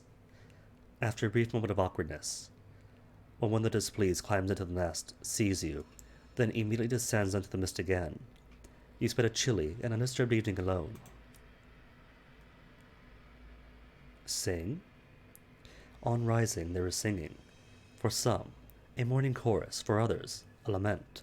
Lungs swell. Your choice here affects disposition cults. Cool. The flotilla's dwellings are made of broken boats and battered carpentry. Mists, luminous and sinuous, snake through the gaps. Voices carry on the breeze. Each could just be beside you or stood on a distant deck. There are no echoes, and the sky swallows all songs. All sing nonetheless. Of what do you sing? Of the place left behind, your home, on the far side of the horizon. Of loss, there is much to sing of. Of life, the right and the revel. Tradition, revelry, loneliness. Sure, be the edgelords. Your voice is raw and hoarse. You're not sure there is a tune, but there's an abundance of feeling. Private torments carry on the winds, harmonizing with your own. The displeased have discovered you. They do not like you. Good. Give a confession. At this hour, the acolytes purge themselves of their sins. Confessions are to be given and to be received. You are expected to take part. The acolyte smiles as you kneel in front of her. A bowl of salt water is between you. You do not speak to each other, but to the water, which will drown your secrets. Your eyes meet in the bowl. Her smile widens in encouragement. An era of yearning. You long for things to be as they were, tradition cult. An era of despair. What hope is there left in you, edgelord cult? An era of sentiment. Sometimes your heart grows heavy. Despair it is. What? Pleased to sanctify? No, wrong choice. That's not the displeased at all. The acolyte takes your hand in hers. Her skin is wrinkled and soft. There was despair when they came to the place, but it was an error. For there the saints thrived. Look at us now without them. We follow their path. One day we too shall be free of it. She leans in to whisper her own confession to the bowl. What will you do with the confession you heard? All right, the displeased are all about betrayal. That's going to be an easy one. The Supodicarians have elaborate rituals running confessions. The other acolytes have mimicked their example and used this hour to keep or betray confessions they've recently heard. What you do here may already be done to you. Betray it. A secret given is only as power if it's used. Don a mask, a pre-celestial tradition. Well, that's Visage, isn't it? The Visage tradition of walking into the air, hearing confessions, with masks. Or keep it. A secret kept has value. A secret shared is no longer a secret. Nah, betray it. You locate the person most invested in hearing the confession, and reveal it. They react strongly. Gossip and recrimination ignites across the flotilla. Faces redden. Arguments break out. No one seems to remember that you are the source. The displeased breed contempt for their familiarity with your person. Aww. And now I can speak with the displeased on behalf of the Walbury parson. He sensed the kinship between the displeased and they who must grieve. Now that the displeased tolerate you, you may offer the parson's leaflets without the acolytes recoiling. Not all the displeased accept your vellum offerings. Those that do withdraw to cold corners to consider the parson's words. You do not know whether he promises betrayal or suffering, or merely comradeship with beings that hold their virtues in greater sum than any human could. But if you gather their meager possessions and make ready to leave, eagerly anticipating greater disappointments, these acolytes relish abating their colleagues and extinguishing the few sparks of sentiment that still smolder in broken hearts. They'll see you again at the church of they who must grieve. The displeased do not bother to say farewell. They have no expectation of your return. Alright, let's go then. Sorry, archivist, but was only here for one specific purpose.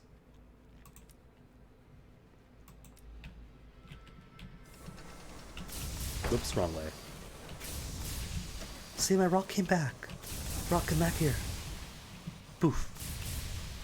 Boop the rock. So where it's gonna be then, back to the Avid Horizon, pick up some extra food, then to the sun for fuel, then hook around over to the Royal Society to pick up my feline eccentric. Then, Walbury, do a bit more with the cult and see if I can't drop my terror more. Then hook back around to Brabazon Workworld and pick up my Royal Dispensation. A celestial ruin. Here is a ruin that predates London. Its stones now bleached by the rages of the clockwork sun. Trade visions of heaven for inspiration. Cool. 15 of them. Could always do more. If one has ambitions of completing Caduceus' storylines and going to the end of the ritual, that is a huge investment of moments of inspiration.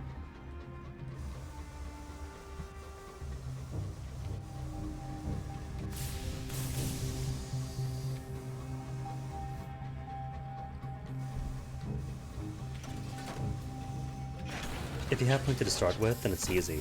But if you don't, then you gotta spend quite a bit of time farming it all out.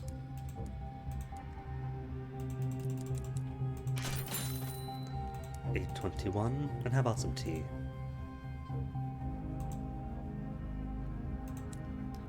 $30 sovereigns for how much tear at a time? 43.2. 41. Just 2 sovereigns is a random. 41 and 36. Maybe it is random.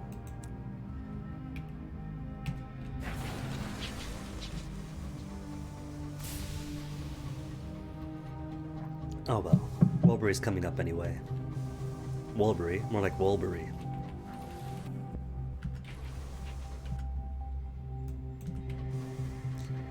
To the sun then. All I need there is fuel.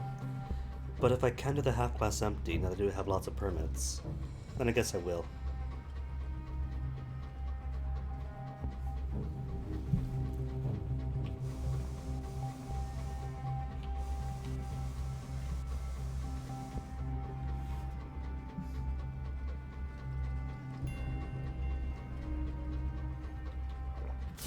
Patchet sound. Just now discovered Patchet. Found myself another dreadnought. Deranged type.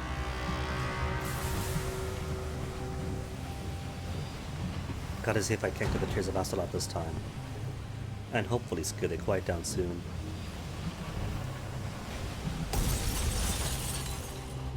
Well, they can't be loud all day, surely. Nope, no gun.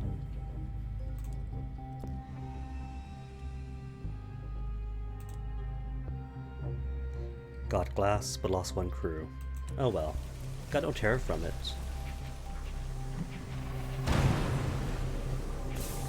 Like, even among the most talkative, they can't talk forever, surely.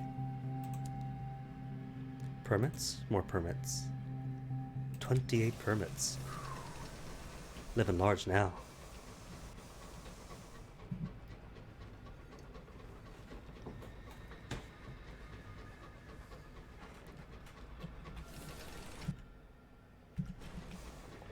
Almost there. Enhanced fuel efficiency. 1.13. I was wondering why fuel wasn't dropping much.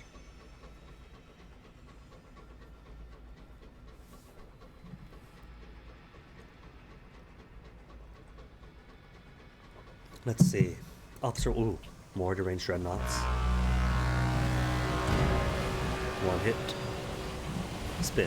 Yes! Love that. Partial success again. Hold on. 94% chance success. Alright. That's 6% chance of failure, so I'll accept the partial success. Work faster then. Replace crew with glass. I could be a cruel captain sometimes. But that just means I can't afford to lose any more crew now, since 8 is my absolute safe minimum.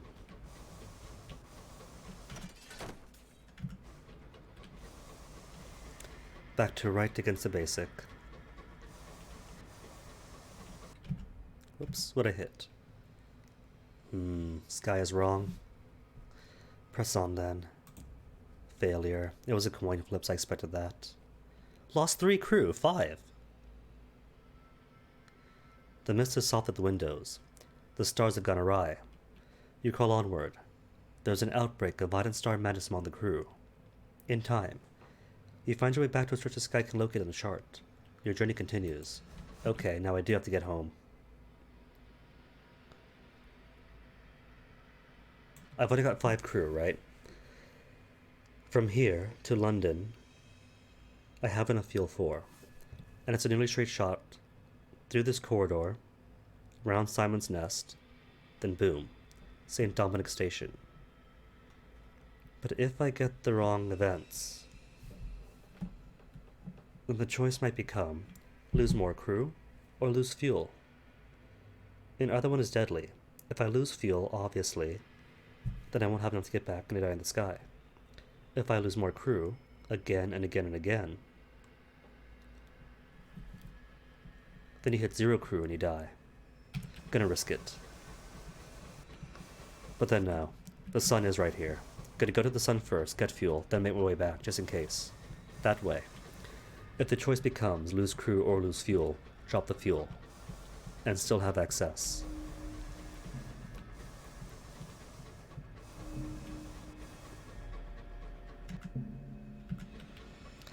Could make it, and it could be that I make it to London without any incident or with good incidents, and all's well. But that's if that requires that everything goes my way.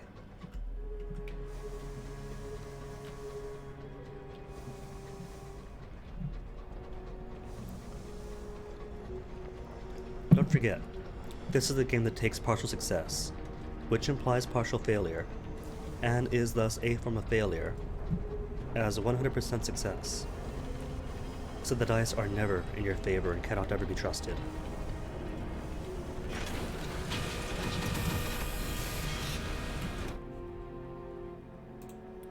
Clockwork Sun, port report.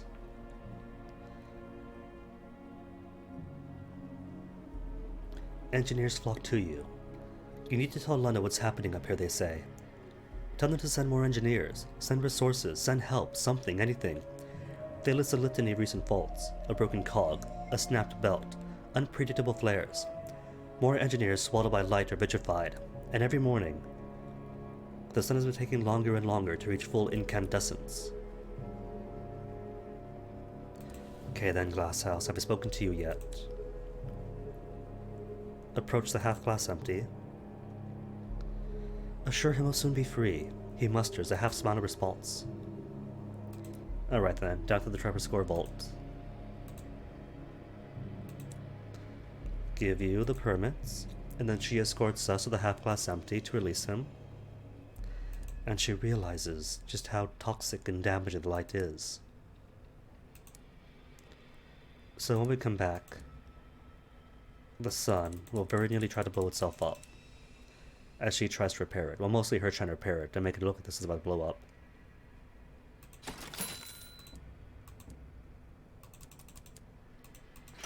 Cool. 5 fuel, just in case.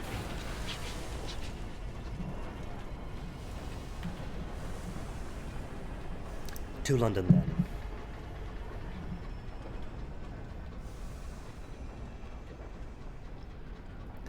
And you can't quite tell in the fringes being all blurry. Well, there's an enemy up here that we could take on. Marauder type, easy. But he has nothing for me. Maybe sovereigns, very likely an hour. But that's pretty much it. He's got no crew for me, no terror drops. Make a joke of the crew, or more brandy. More brandy for the crew.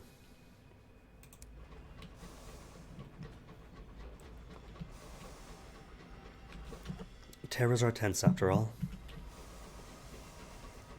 And they just lost 3 crew getting lost, so... I can be the bad captain, but I can also be the good one.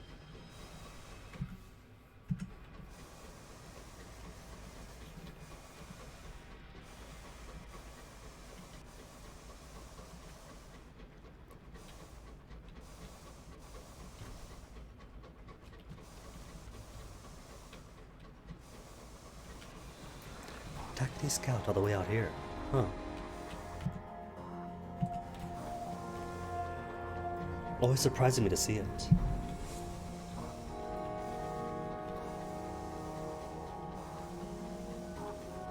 Which makes me wonder, Takati scouts, dedicated war engines, or repurposed civilian vehicles?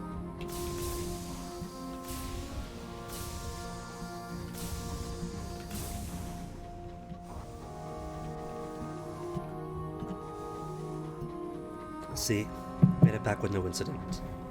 But you cannot be too careful. There's a reason that the minimum safe limit is called the minimum safe limit.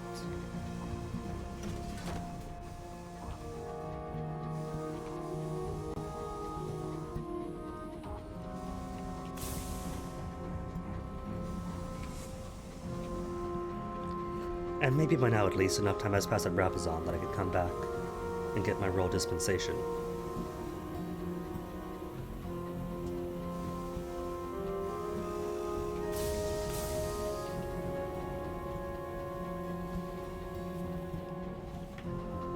And where's my tea? There's my tea. With fewer sticks in it.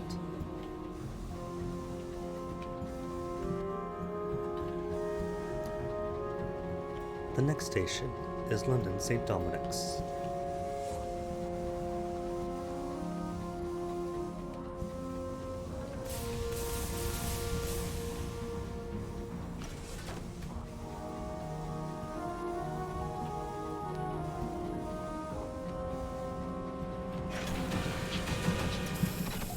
Yay, made it back without exploding.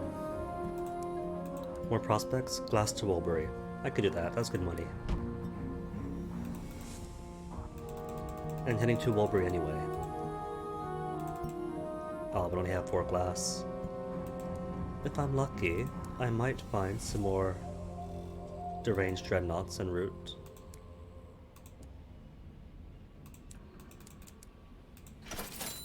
$211 sovereigns. Oof. Alright, where's my crew? Recruitment mission. Short-staffed and loneliness is dangerous disguise. 4 to 6 crew is perfect. 2 to 3.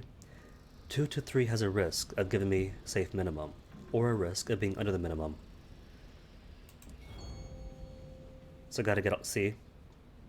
4 to 6 only gave me 4 more crew. Just enough to get 1 over.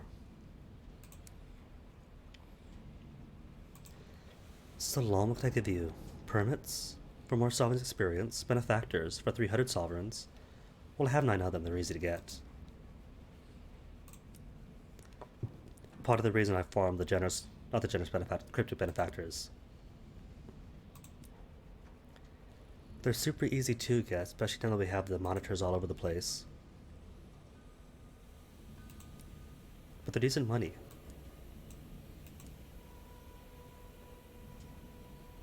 Five left. I'll go to 3. Sell 2 more.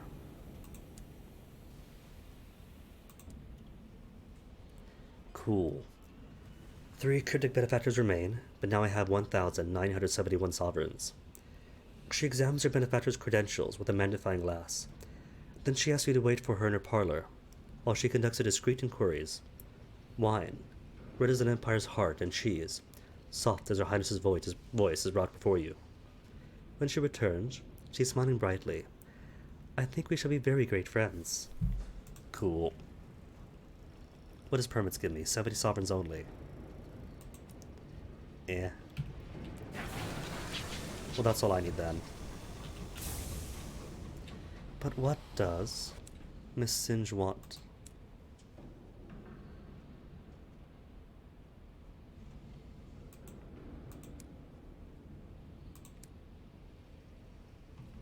She wants to investigate the ruins of the Dusking Deep, which lie beyond Mulberry-Juxta-Mer. Have I found it yet, the Dusking Deep? No, I haven't. Alright.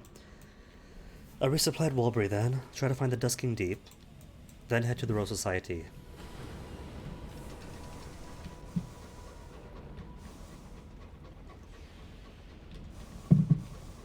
Cool. On a roll now. Got money, got stuff to do.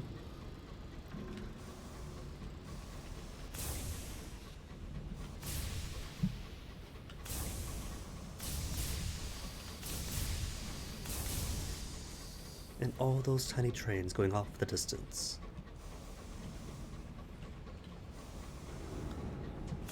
Is that a spatchcock reclaimed engine? I can't recognize it.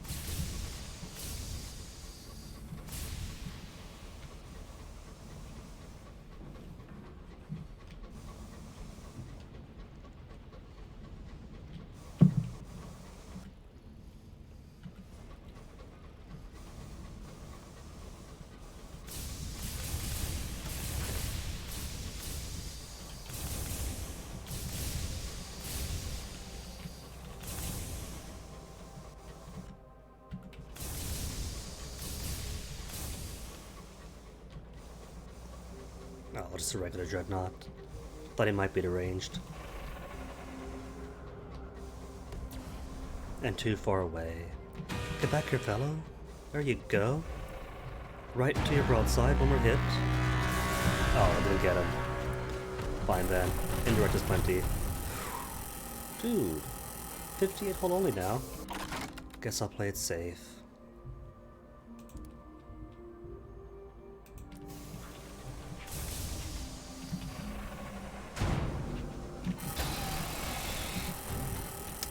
I was looking for a monitor.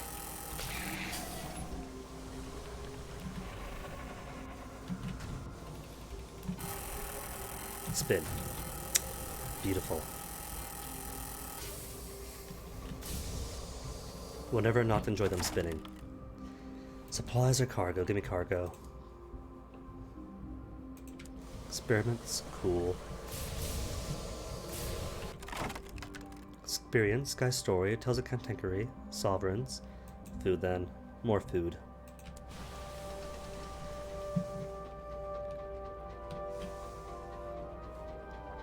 It's funny, isn't it? Food being more expensive than fuel.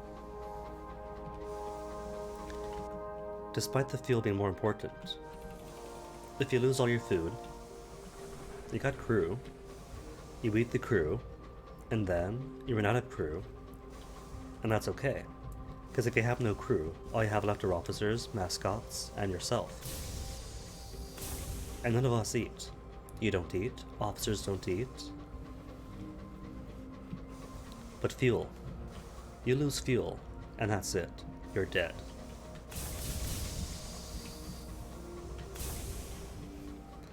So funny then that despite the supply and demand, the more valuable commodity is a cheaper one. But maybe that's it then. It's so valuable that everyone buys it in bulk.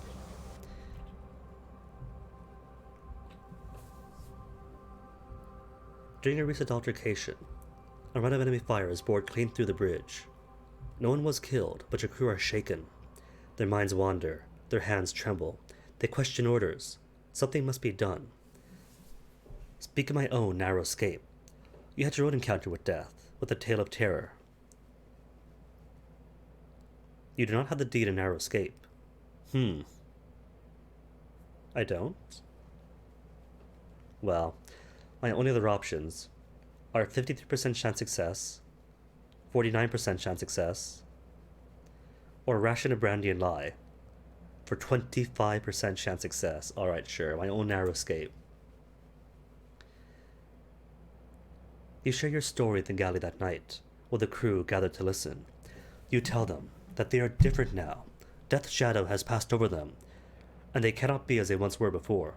They can choose to be more canny, or they can choose to be more bold, or, you suppose, they can continue to be afraid, and die all the same. And this is obviously guessed, yep. Ah, it's gross.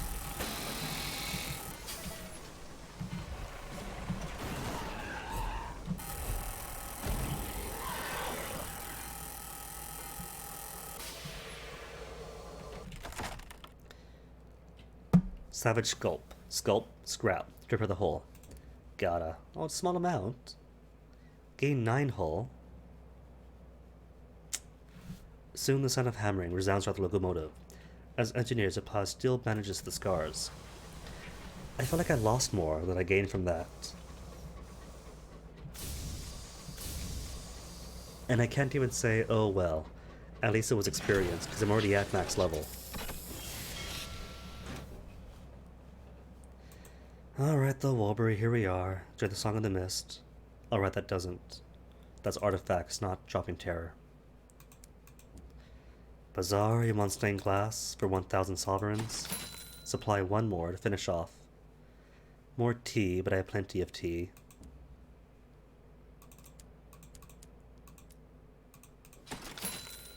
Okay, then into Walbury. What's the next job? Distract the ops with pangolin. You'll only be able to use the shortcut once. You raise the perfect pangolin to defiance. Would he really make this face wait? Hold on. No, I'm not do that. Would he really make this face wait?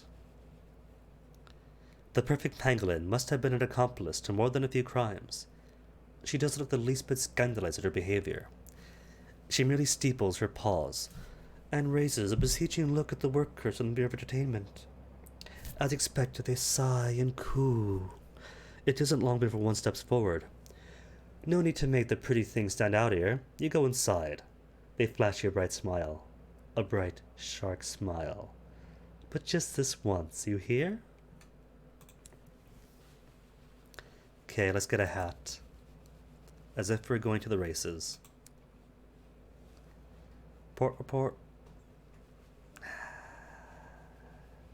Let's get some terror drops first. Terror drops before the off-season. Succumb to the lumps of a wiry salesman. Take a donkey ride? No, more rubbery lumps.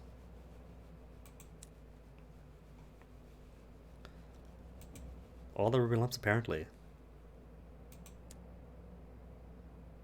Have 2 in all. Okay then, one more go. Tiny lane, bedecked with shops. Scruffy. But not scruffy enough that I have to leave. Slide back across to the off-season. It bleeds from your teeth. The story that grants you passage, guilt-rinded and sour. You tell a passerby a story they not expect. Something raw, profoundly and audaciously private. They gasp, and the air jumps. Irises into a door like a wicker tunnel strung with fairy lights. You dash through, and the air feels membranous, stinks of burning wire. It is a wall of mucus, 2 feet thick, and it calls your eyes in oil-slick rainbows. Yeah, it turns out that the beachside resort doesn't really enjoy scruffy clothing, but the off-season doesn't care. Wilbury Juxtamer has become a corpse. The run-down bones of his forgotten attractions swarm with bedraggled men and women, all armed with cleaning equipment. This is where the workers of Wilbury live and labor to create the gaudy frontage seen by tourists. The beach is now a decaying mess, visited only by the cultists who attend the chapel here. To linger, you'll need to work, and so on and so on and so on. We're not going to linger, though. Where's shoveling, feeding the lanes, touristy parts of Ulbury. Walk along the beach then.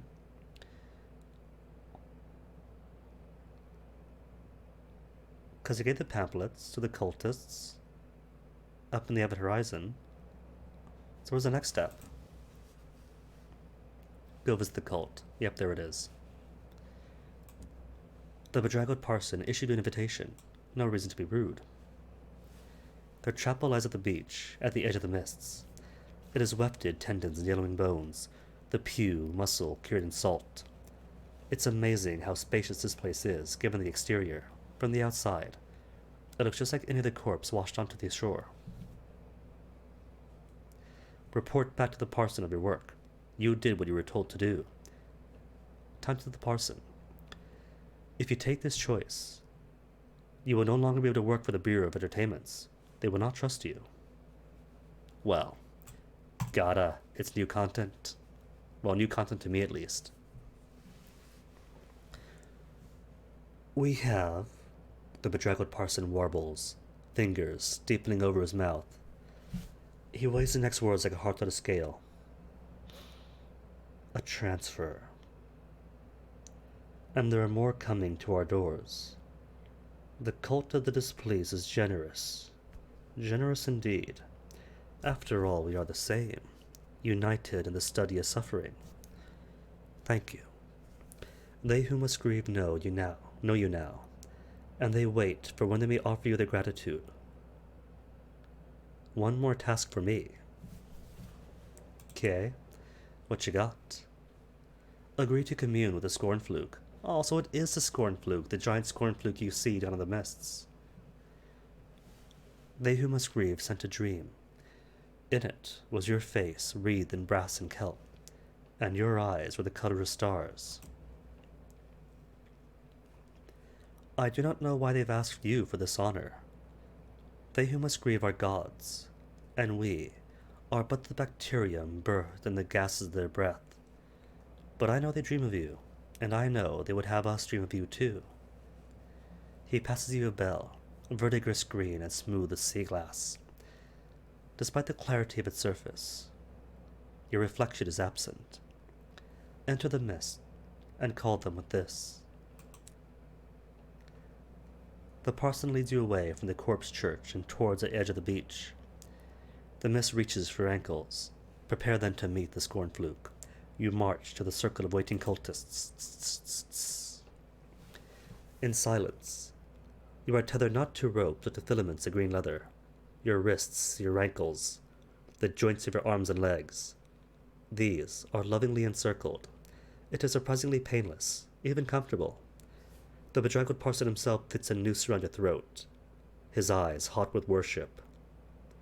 Somewhere far from you, you can almost hear weeping. Thus secured, you grasp the signal cord and nod to the cultists. You are rolled over the edge and lowered into the mists. Is this going to kill me? If I abandon the descent, you will be able to return. But we'll have to go through the descent again. So what then, going to raise terrors to dangerous levels? This is not terrifying at all. Not the thin leather filaments holding your body, not the jerky descent of the fog, the cottony silence. But at least the cheerful cultists at the shore seem optimistic about your chances. Lower then. You bounce your left wrist twice. Sorry. The ropes slacken and you plunge with horrifying speed. Oh, 2 terror, that's it. The mists seem almost billows the further you go. Enraged by your encroachment, it churns and swirls, making faces or what something that has never had a body might believe to be faces. Eyes bloom like so many flowers, accompanied by swirls of teeth and tongue. It's all illusion, of course. A trick of the cognition. Maybe. Lower then. 3 terrors. See? It's not going to kill me. As you plunge further into the mists, the phantasms acquire more solidity, serpentine bodies, piscine forms. Now, it is an entire ecosystem of them, Oribosian and hungry and indifferent. Now, they are the faces of those who'd forgotten. Now they are bodies, teeming with coral and glittering beetles. Now they're watching you, and they are smiling. Baby teeth bare between feathered antennae. Lower still. They can even see me this far down. One more tug. You're almost there. The mists become a chircoruso of hard shadows, halogen and ink. The writhing halts. Almost. It feels as though the mist might be holding on to its breath, might be holding its breath, might be waiting, might be watching you. Or perhaps they're watching something else. Something brushes against you, a barbed tendril wider than a grown man is tall. It explores the filaments holding you, touches them softly. Even as an eye, swollen, crimson, colossal, flashes briefly into view. It is time. Behold the fluke. Through the tendriling mist, a scorn fluke regards your approach, a cyclopean presence over-encumbered with spare corneas. Conspiring with the cult, and commingle your choirs. Soothe the scorned fluke, silence his grief, you weep in sympathy. How could you not? Nothing in the high wilderness could ever be lonelier than the scorned fluke. Complete the cult's ritual. They gave you a bell. Nah, I gotta commingle. I had commingled the souls of chorus, or commingling with the choir.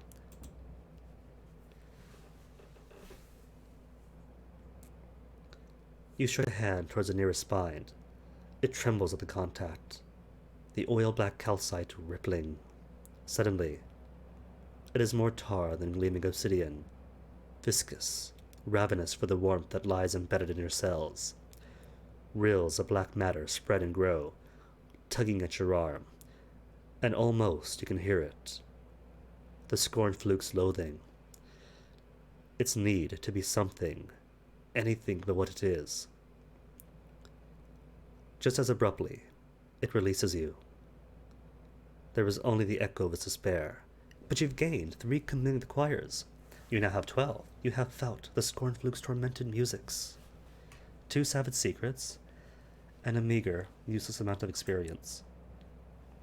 Behold the fluke. Something is very wrong about the scorned fluke. For one, it possesses an eye, red-veined, as though it had spent eons in ceaseless lamentations. Eons, not aeons. The scorned fluke, its species usually possessed by jagged geometry, looks diseased, its body warped and weeping with cancers, cysts of unnatural dimensions. Aberration that it might be, the scorned fluke remains a primordial revelation, ancient, and so steeped in anguish that the air itself twists in commiseration. This isn't pain as mortals might know it, but something almost holy in its vastness, an entire cosmology of suffering contorted into a being. Kind of reminds me of the corals over in what's that place, over in Sunless Sea. Complete the ritual then. The parson gave a bell for the reason. It is time to serve a purpose. You ring the bell. It sounds like nothing, like the absence of music, like the glisten of breath before a soprano raises her voice to sing. It sounds like nothing at all. Oh no, have you become the parson? And then, all at once, the scorned fluke is pressed close, skin's width away. It is a diseased thing, pustulent and lacking in geometry, cysts and cancers, and an ache like a heartbreak that has had eternity to turn septic. A tendril of black ichor extends to stroke your face. It is all you remember before suddenly, you're at the surface again. You've done as a parson, as a scorned fluke wished. Somehow, this will help the cult prosper.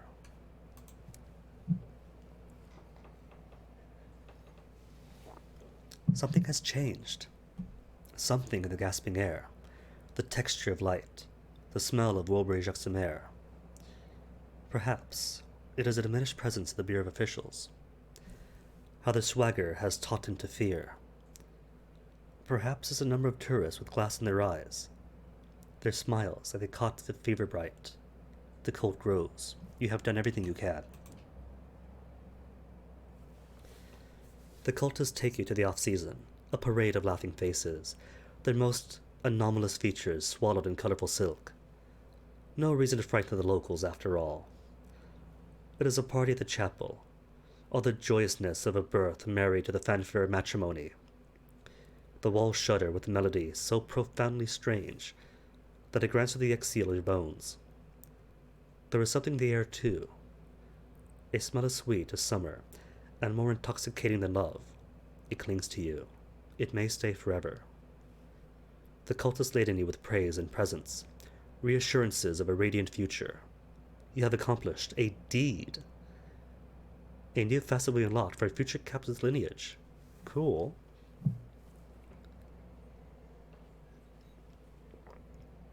Your encounter with the scorned fluke has left an indelible mark, and a crimson promise, experience I can't use anymore, cage catch, and 4 uncanny specimens. Really neat.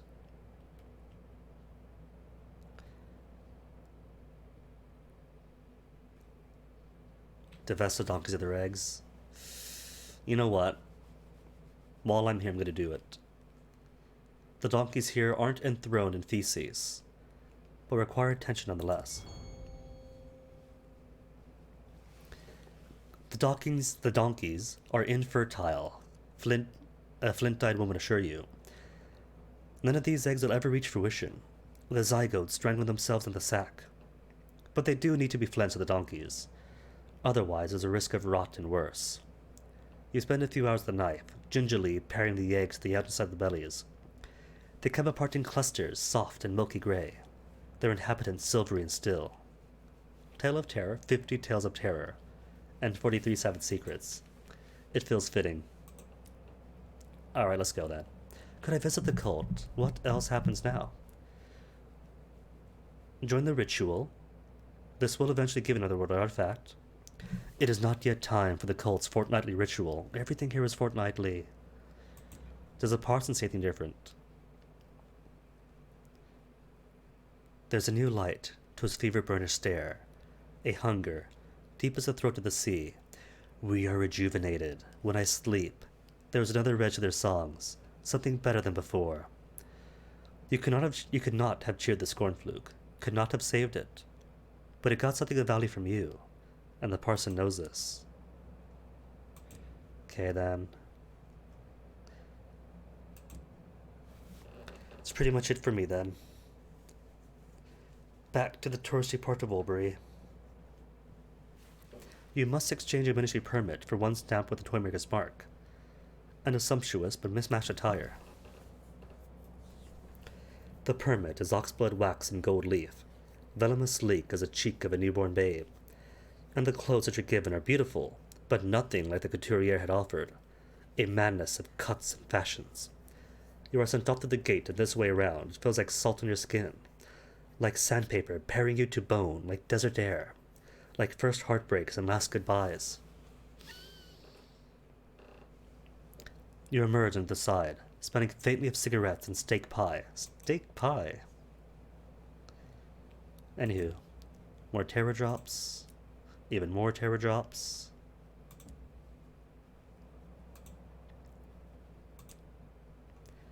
I'm just gonna use it all up. Ruminate on the nature of donkeys? No, never. Just take all the rubbery lumps. No, not the tea room. Tea room means crockery. Path of the beach, maybe? Could I swim? No, I can't.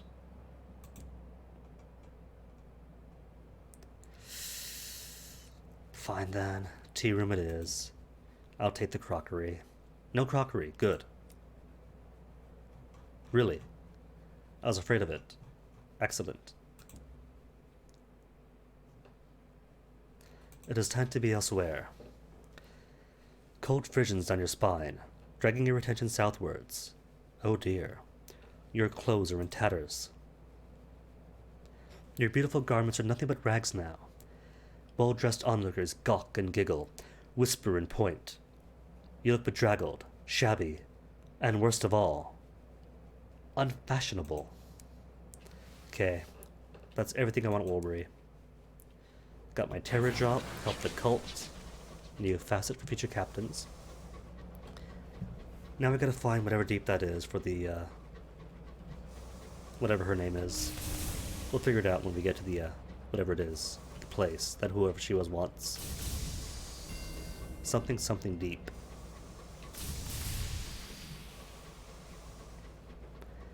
Not that I disrespect the work of Professor Singh's daughter, it's just I'm horrible with names.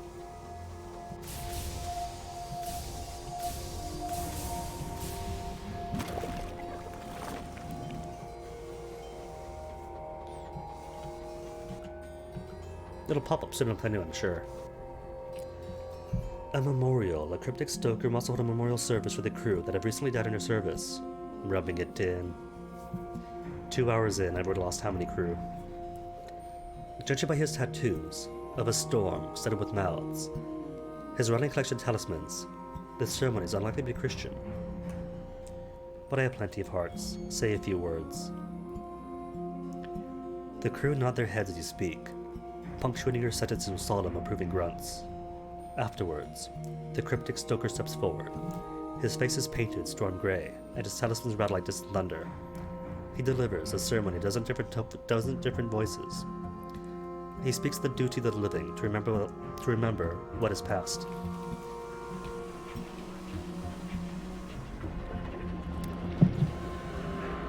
See, it's Gornfluke Senpai. And all his tenderly glory.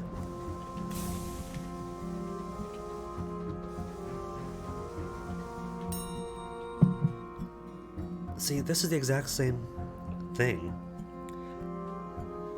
This is the exact same thing as in Eleutheria. That one building of this shape that had a marker run on the map that I couldn't interact with. She must want to go there. A crumbling ruin resolves in the mists. Crooked archways throb with sigils. Amber moss crawls across the stone like spilled honey. A foggy hush lies over the ruins. The skeletons of dead leaves rattle among the stones. Deliver the insistent surveyor's expedition. The surveyor spends a reproach glued to his saying instruments. As soon as you set your locomotive down, she leaks out to investigate the ruins. Another bound, yellowed page journals in her hand. My father, she says, when she notices her looking. Her workers clear away the rubble, then erect ladders and platforms so she could examine the sigils in the great arch. For a tense hour, she pores over them, taking short breaks when the celestial language makes her hair smolder and her eyes smoke. Then she stands, snaps her journal shut, and nods. The workers cheer. It is exactly what I hoped, Professor, she calls down. These are the gates of dusk, marking the beginning of an ancient route connecting Albion and Eleutheria. I mean to reopen them. We should talk. She has a further proposition. What is her proposal? She means to construct a new transit relay linking Albion to Eleutheria. Do go on. First, she shows you the ledgers. She is Frank. Frank Singh.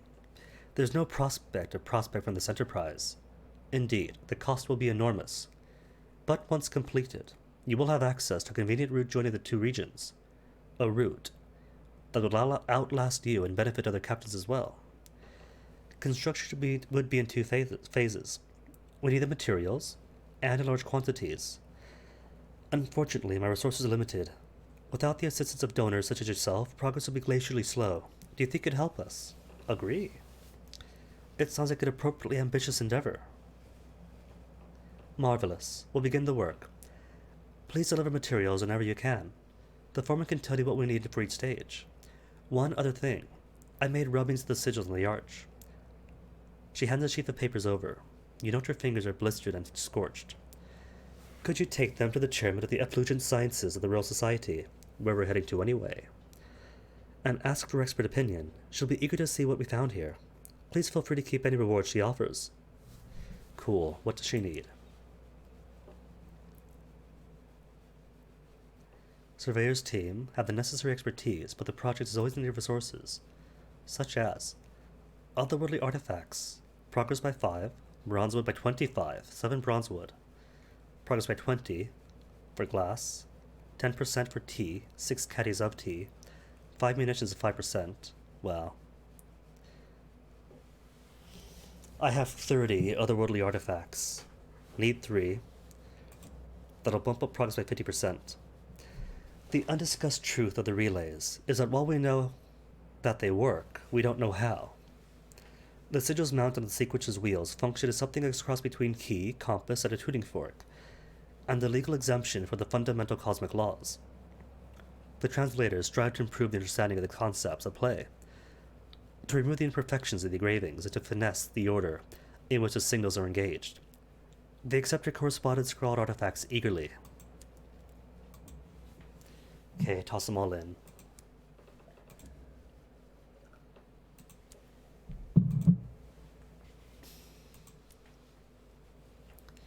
Most people avoid the translators. They use long words when short ones would do, and occasionally combust. The language of heaven is effulgent and capricious.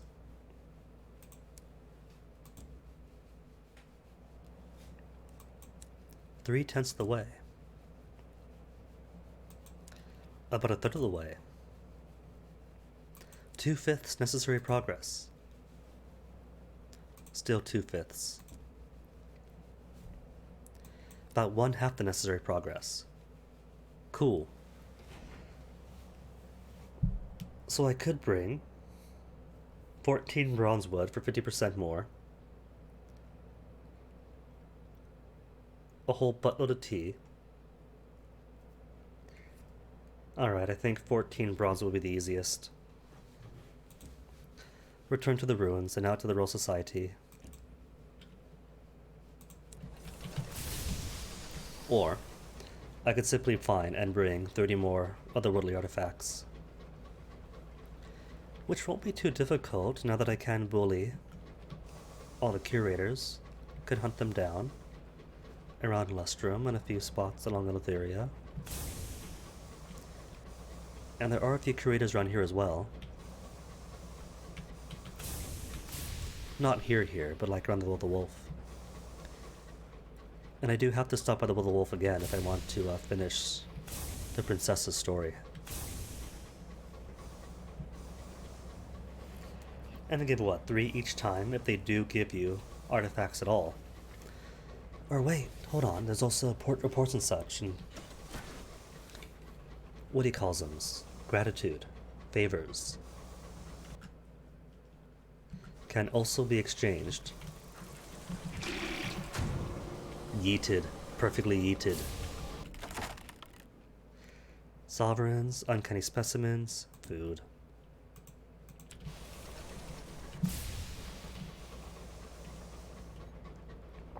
What was I saying? Curators, possible source of artifacts, and all the gratitude I give the Tacites from turning in all these nameplates to Sweet Jane. Will be another big source of artifacts as well. And I got plenty of secrets. I can go ahead and just shift gears and go for artifacts instead.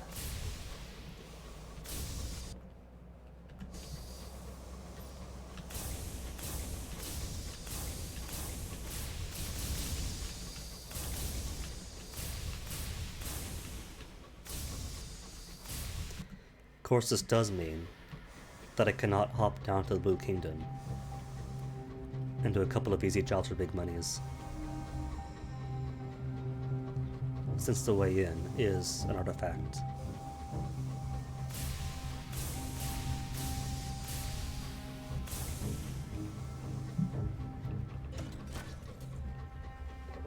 But you know what?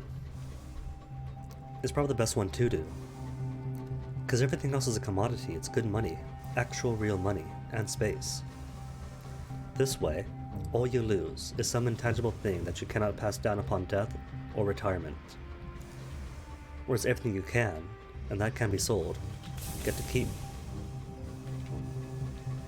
2 monitors. Okay, where's the other one? 29 nameplates. Cool. Come on, buddy. You saw me blow your buddy up, didn't you? You're the buddy of your buddy. And there's no way to allow that to happen. Cool. Now you're together. No more loneliness. 30 nameplates. And 26 permits. Alright, now Royal Society. For what is it? The Chair of Efflusion Sciences, my own Phalanx Eccentric, and the rest of their facilities. You wouldn't know it. But the Royal Society's great facilities,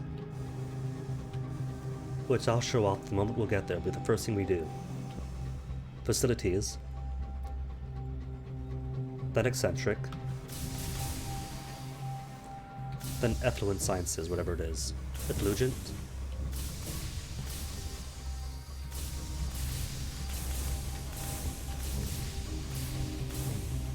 Nullius and Verba went as a crewman. Don't take our word for it, squeaks a rat.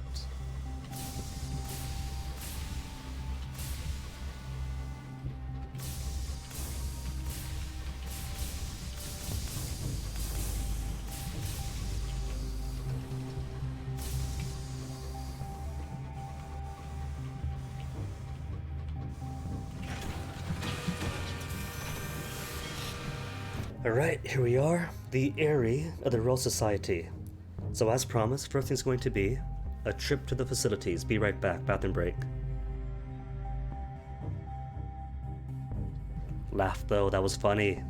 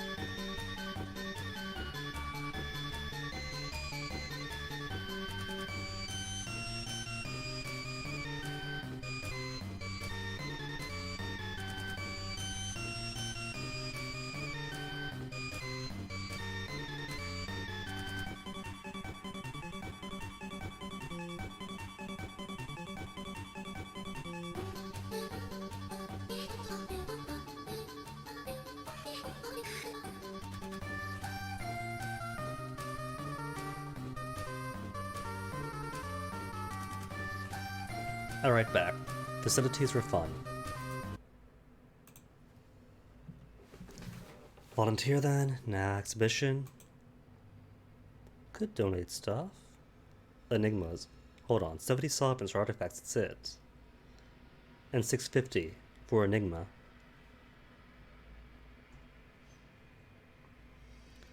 Nine experiments, a bit more rare than my benefactors, but the exact same price. C. Society, deliver the insistent surveyor's rubbings. When you enter her office, the chair of effulgent sciences is halfway through a scone. Within minutes, the rubbings are spread across her desk and dusted with crumbs.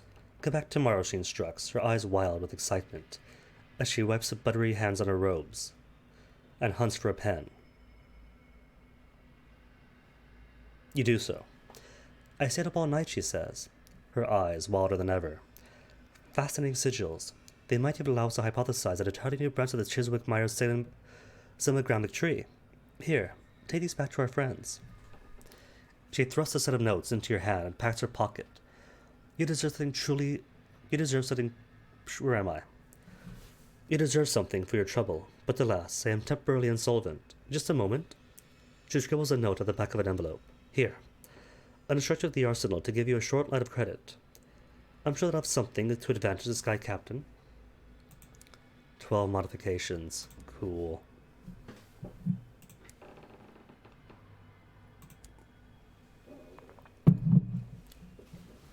So back to the Portsmouth house then. Rochester Club is cool, but races me going out somewhere, then coming back. And I can't be bothered. The eccentric of the Royal Society. First off, repair my engine, please. Not partial repair, wrong button. Fully repair the engine. The eccentric takes one look at your engine and sighs. I'm wondering if you need me back aboard, Professor. She hefts her tools box. Go and have a bit of lunch. I'll get to work. When you return, your engine is good as new. The eccentric grins. Took the opportunity to clean her too. Now don't bring her back in that state again. Okay, check in on her. How's she coping with life at the society? Sit on the lawn, come back later. Cool. More experimental modifications. 17 now. Collection time. Sorry, but it's time to go home. The mellifluous president has also been saying alarming things about tenure. Probably best to have her back on board. The eccentric nods. She asks you to give her a few minutes while she hands out detailed instructions and hand over notes for colleagues and apprentices. Several hours, and several rounds of farewell drinks later, you and the eccentric are back aboard your engine. Not too much worse for wear. Okay, then workshop, inscribed tinkerers. Not gonna drop her off again. So much clicking, just to get to the shop. So what do I want again? Reinforced windshields? No. Plating? No. One away for the cantankerous boring rig. A drill, much like the drill I have right now, that also increases hold by 4 and armor by 5.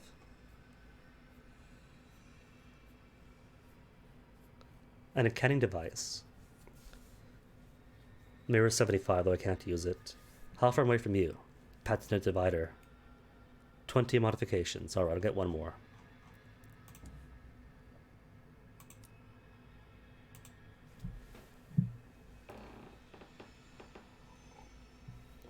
Uncanny specimens. Each one increases experimental modifications by 1. As does Visions of Heaven. Cage Catch, modifications by 2. Condensed Experiments, modifications by 5. But only by 7 for a whole Surrey Enigma.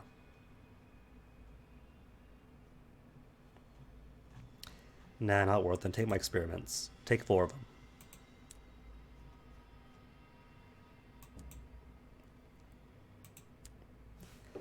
Even if I can't use a divider yet, some future captain might be able to.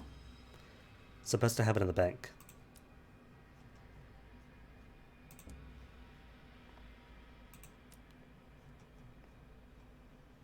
Cool.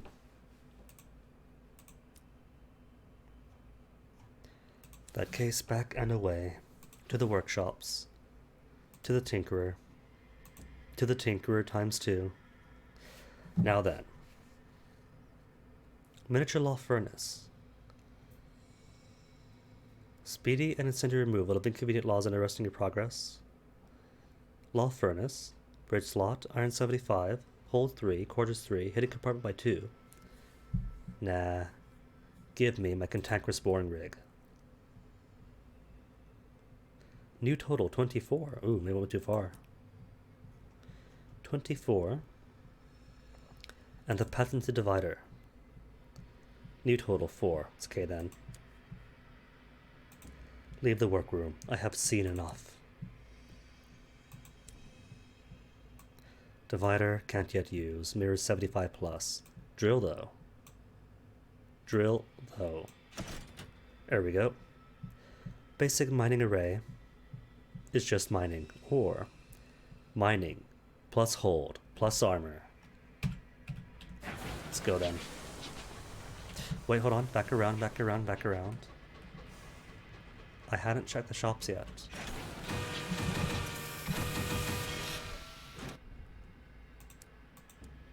Just books. Alright, I'll buy some. I was hoping they might have tea or munitions or hours or anything else I could use. An alarm, Judo Cinder, summons you to an exterior hatch. A persistent scratching noise is coming from the other side. You look out the nearest window, but can't get a good view. There's under the velvet sky, a gleam with frosty stars. Open the hatch, but be ready. Make the crew open the hatch. Will you take a discreet step back, or nail the hatch closed? Nothing good lies there out. Now open the hatch, we all know what it is. You fling the door wide, pistol in hand. The cold reaches in, and the hard light of the stars. And something else enters, too. Something small, and furred, and yellow-eyed. It is one of the feline eccentric's cats. Its fur bristles with frost. Its muzzle is brown with the blood of something unnameable. It is ignoring you. Ignoring you. It pads calmly towards the engine room. Has it been out for a walk?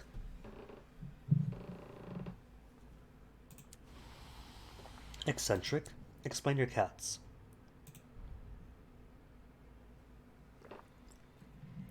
Dissuade one of the eccentric's cats from terrorizing a stoker. The man is pressed against a wall, white-faced and sweating. The cat sits in front of him, its back to you. It stares at the stoker, though from here, you can't see why this terrifies him. Get it away, the stoker pleads. It is weighing my soul, judging it like I was one of the dead. He tries to raise his hands, to shield his gaze. But the life seems to have gone out of them. They flop, limply, back to his side. The cat is statue still. Keep your distance, this cat is not right. Frighten the cat away, clap your hands, shout at it, stamp your foot, that sort of thing. The cat's head whips round to face you. You stumble back. Instead of eyes, 2 writhing sigils of savage fire blaze at his face. It blinks. The sigils are gone, replaced by its usual supercilious little yellow gaze. Supercilious again for his time, yellow I stumble on. It hisses at you and stalks away. The stoker thanks you and hurries away. Acquire vision of heaven to continue your story? You mean this, vision of heaven? Engine is in good state of repair. The eccentric isn't too busy. Or try to talk to our cats. The cats of London can talk, when they deign to do so. They can be polite, but like to give the impression that they know more than you do. And perhaps they do, for they are hoarders of secrets. The cats do not respond to your greeting. When you ask about the relationship to the eccentric, one of them meows. Another washes its paw. The third yawns. You comment critically on their lack of courtesy. They only stare. You see no comprehension in their eyes. You try the ultimate test. You share a secret, careful to get one detail wrong. They don't correct you. They don't patronize you. They don't even give you a disdainful look. These are not cats.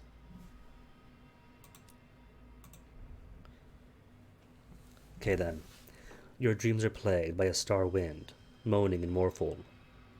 In lieu of sleep, you walk the corridors for a time. A mysterious noise is coming from the engine room. The eccentric is asleep in her tangle of blankets at the foot of the engine. 3 hunched shapes cluster about her. Her cats. One of them gnaws at the finger of the eccentric's left hand. Another sits on her chest, its weight making her struggle for breath. The third chews insistently at her hair, tugging it like yawn. The eccentric is caught in a dream. Her sleepy attempts to dislodge the cats watery and weak. "Spiders in the well," she moans. "My eyes are fire. The dead groveled." One of the cats looks up. Then the others. As one, they consider you, their eyes yellow as sovereigns. Then they melt into the crannies of the engine room. Discuss this with the eccentric. Talk to her about her cats. You discover them chewing and smelling her while she slept. Why does she tolerate this? Her black cat, Beleth, climbs up her legs with its claws and sprawls about her shoulders. "Because they are mine, or I am theirs. I'm not sure there's a difference. Look, I don't want to make a fuss. Best to just leave it alone." She removes a bandage from her fingers to reveal a tracery of light scars. "See? Not so bad." She tries to sound brisk. You're clearly unconvinced. The eccentric sighs. "They've been with me since Piranesi," she says. "If you really must know, we need to go there. The chaplains could explain." Okay then, to Piranesi. If I get the opportunity for Piranesi. But first, gonna stop by the whatever depths to get the surveyor, her correspondence stuff back. Then maybe Walbury for a resupply. And I got plenty of stuff, I don't have to. Straight to London. Then from London, maybe the Wood of the Wolf. Brabazon. No, that's right, Brabazon. Brabazon, then London. Then, once I'm done with my aunt. 11:30 already, oof. Once I'm done with my aunt. Then Wood of the Wolf. Back out to the Reach. And then finish off Old Tom. Old Tom, I'll keep an eye out to see if I can't find that magician, so he can help finish off Altan's stuff. And bring my navigator to peace. Since you boarded your train, the empty silence has started to get on your crew's nerves. What kind of man doesn't even sit to play a round of cards unasked? Isn't he bored? All he wants to do is to stare at the windows. Worse still, he hasn't told you where he wants to go. The chorus right to worry is a permanent addition. Approach him. He turns to you, chewing his words. Finally, he spits them out. "I have a confession. I miss the light of the sun," he avoids your gaze. "I miss the pain of its touch. I miss the song in my head. But I won't go back. I won't give them satisfaction. So I want you to shatter me. Break me to 1,000 glittering pieces, and let me bathe in the sun's light. Fetch your hammer, no." If you do fetch your hammer to shatter the half-glass empty, one of two things happen.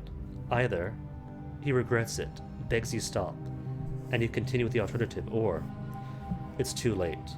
You've broken too much. All you can do is kill him and toss the pieces overboard. There must be another way. The sun is an addiction. Perhaps the empty can be rehabilitated. There is a place called Carillon where the devils help agonized souls find healing. Perhaps it could help the empty recover from his dependence on the sun. It has to be better than being smashed to splinters. After much persuasion, he finally agrees to give it a try. "Carillon will shatter me, sure as the hammer," he says. The difficult part comes after. The repair.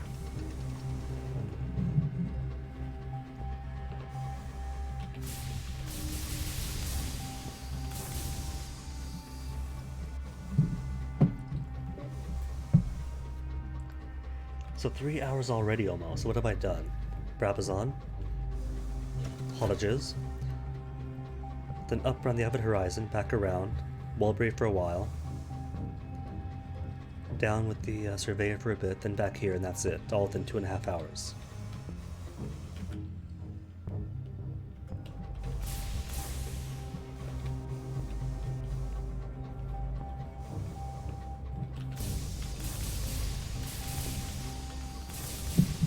Think when next to go to Eleutheria. Then fine.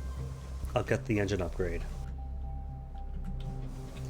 Get some speed into me, make this a faster process.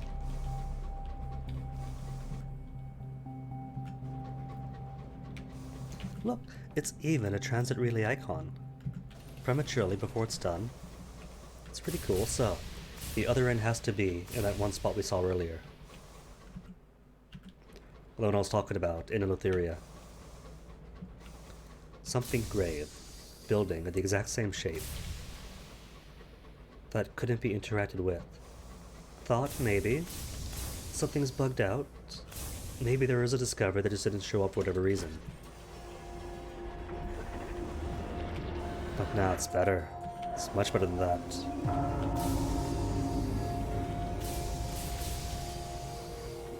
Aww. The Scorn Fluke really likes me, keeps coming back to say hello. Whatever happened down there must have really endeared it to me.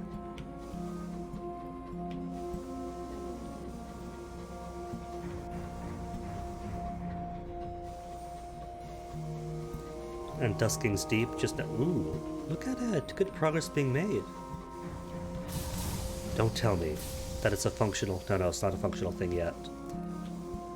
Still has scaffolding. It's just a dock.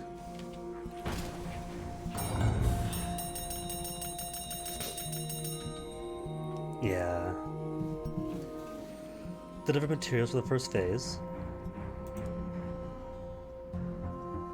What about, was it I meant to give her back instructions?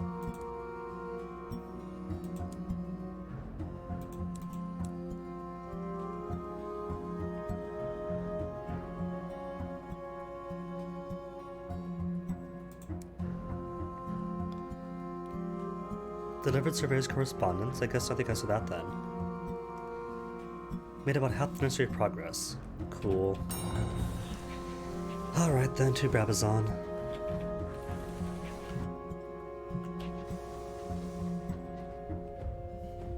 Touch of skies? No, back to work.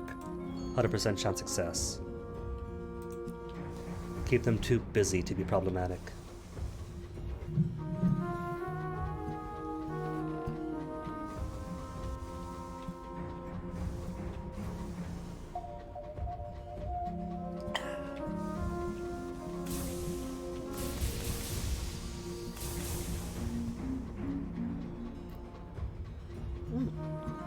More Scorn Fluke buddies. Hold on, friend. Too close, too close. Oh, don't mind me. Not destroying your friends and making you more lonely. Draw off a trophy, reduce more terror. Commingle. 91% chance. Or substantially increased terror. You know what? Sure. Impale your hand upon a spine. Combine your memories with its own. The spine is thin and passes easily between your metacarpals. Tearing pain settles in your jaw. Tearing pain, I think. No, tearing. Your injured hand is as a graze. This is the anguish of profound sorrow. There is a scent of sweat, sharp like fear. The sound of a scream cut short. A crew, not yours, destroyed, punctured. They had traveled far, not enough. A soul, bright and cheery, drawn slowly from a weary tourist. She claims to have seen it all. She had not. An Empyrean vessel, broke between rocks in the Fluke's bitterness. The crew, without time to don sky suits, picked off one by one. None knew of Exil, but someone must. Body after body, broken, pierced, soulless. Someone, somewhere, must have a clue to its location. One commingling, you have felt the Scorn Fluke's tormented musics. And 16 inspirations now.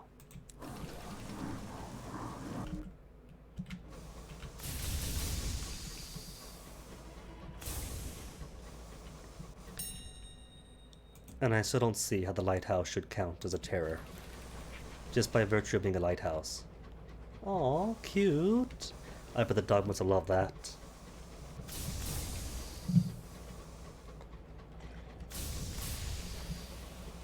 dude, go for it. The best thing about a jog is, right? A jog is comfortable. Running a mile? Alright, easy, if you've trained for running for a bit. But if you're out of practice, even 1 mile of running is...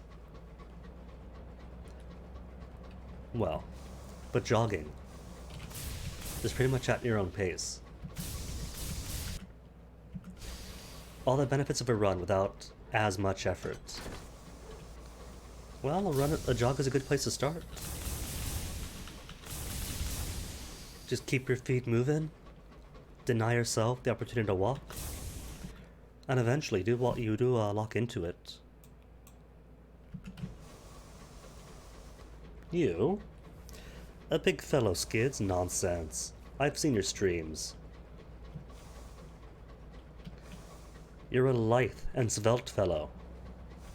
If you mean big, surely you mean by height. 255 pounds? What? Where do you keep it? You got the face of 155.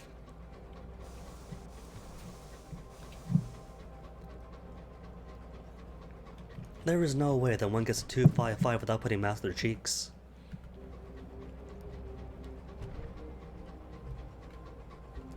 Chubby muscles, that's what it must be. Biceps and calves too thick.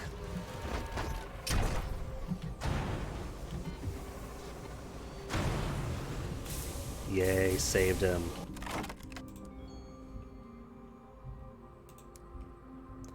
Gossip or more benefactors?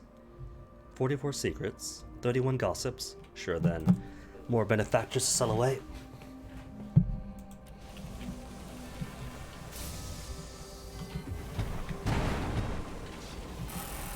Direct hit. Oh. Ooh, but I got the spin. Back. Might have repairs. Cool, repair hull. Not max, but close. 86. Well, exercise is all about work times time. Moving fast is cool, but it has to be for some duration. Like the reverse is when I first started working out again, like a while back. And my go-to was turning on the treadmill, putting on Skyrim, and pretty much marching all around Skyrim for like an hour. With the incline high up and changing the pacing if I'm running away from a bear or something. And it was fun, and I was sweating. But it was all time, with no real effort. Changed it up to like 8 laps around the track of the local school. And that'd be for like half the time. And even though it was less time, it was a lot more effort. And I was sweating buckets and paying a lot more dividends. You awake suddenly. Your candles are burned low and your eyes are still heavy with sleep. Oh, sent to burning just marshmallows again? Sure then, leave them be. I can get more fuel at Brabazon.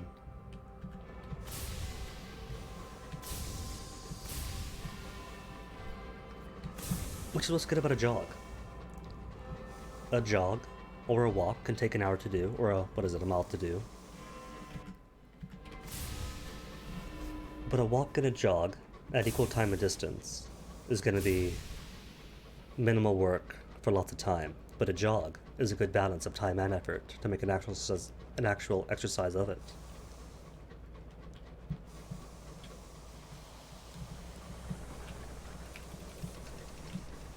Boop, get in here, turn around. One of these days I'll master parking. Industrial unrest. You can only see overseers in a bit between. An overseer runs up to where you're standing by the locomotive. The revolution is over. The governor's asked about you. He tries to say more, but he needs to catch his breath. Finally, he's restored enough to continue. He seemed eager to see you, said to let him know if you were docked. But maybe you should just head straight across. Tell him yourself. The uprising in Brabazon is over. You have been encouraged to visit the governor. The overseers aren't wearing their working capes. They're blazers. Combined with the way that some bob to you, make them seem very cheery. One holds open the door to the nice for you, It is a brief walk to the old governor's house. The door stands open, unguarded. Witness negotiations. In the front room, behind the desk, is a reverberant activist. He has not seen you. In front of him, with their backs to you, are two men. Neither have removed their stovepipes.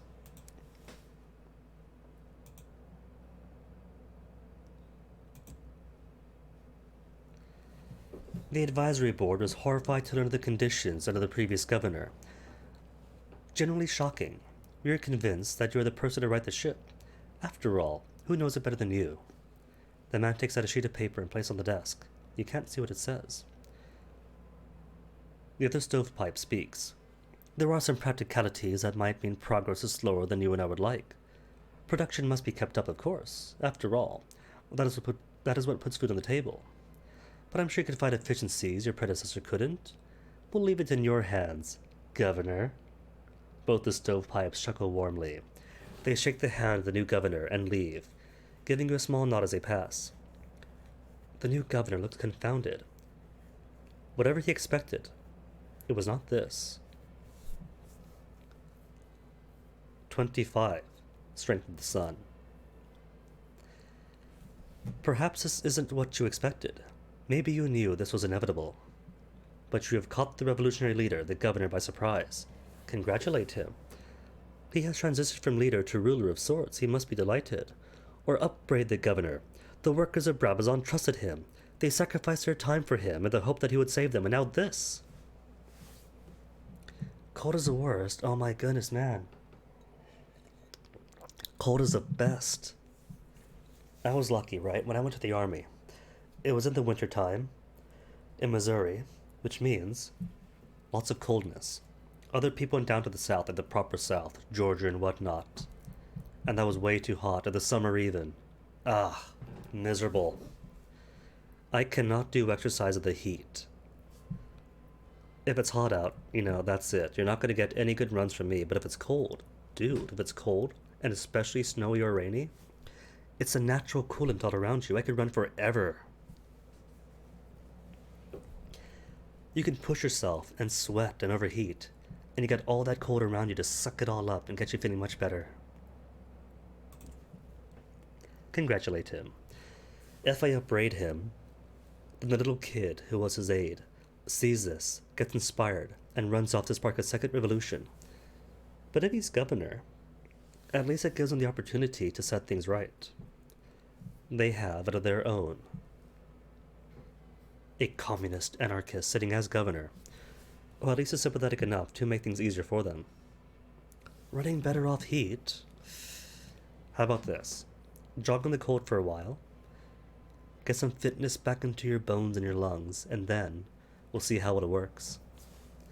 I suppose the governor stares off at his desk. After several moments, he speaks again.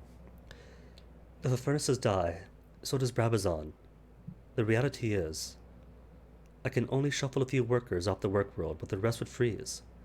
There just isn't time with the ships. He smiles.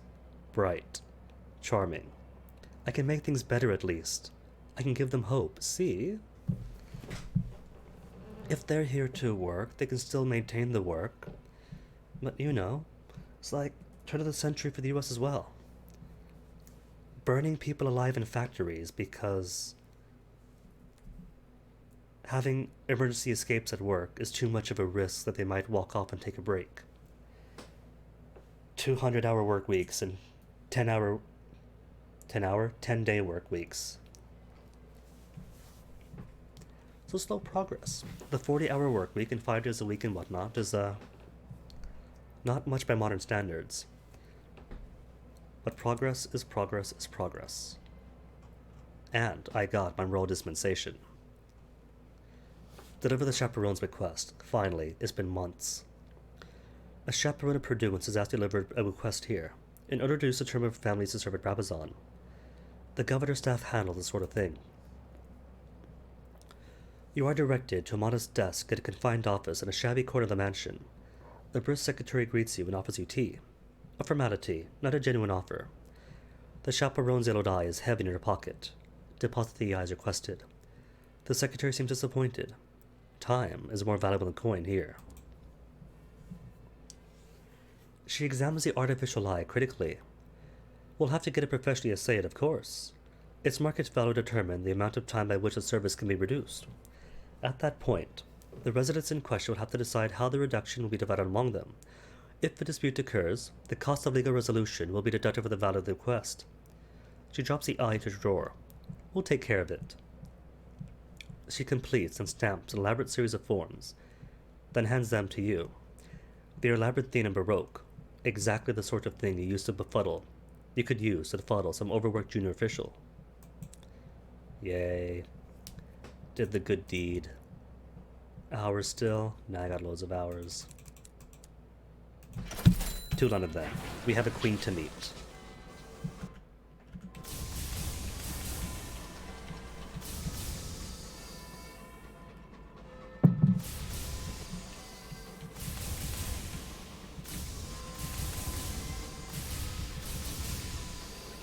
And once we do the queen, we'll hop on over to, what is it? To the Wolf of the Wolf.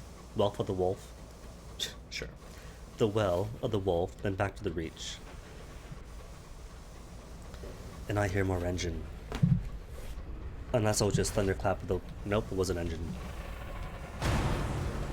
Ears aren't dead yet. Know exactly what's up.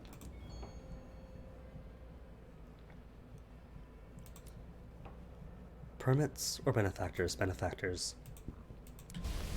Just for the extra money.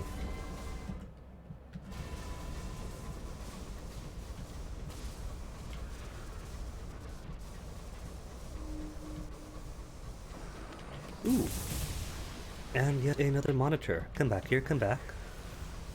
Cool, stay perpendicular. Perfect. If you fail this search for secrets, you still get the nameplates if you spoke to Sweet Jane, and you get Tales of Terror, which is also useful. So really, there's no harm in going for it. Either you win, and you get the chance of permits, or benefactors, or secrets, or gossips, or better, or you fail, and get Tales of Terror, which is also useful. So no reason at all to not go for it.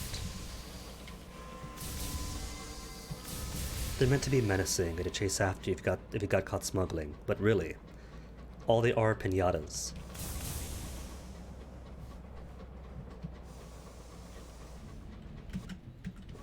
And of course I had to take the long way around, prolonging my stay in Albion.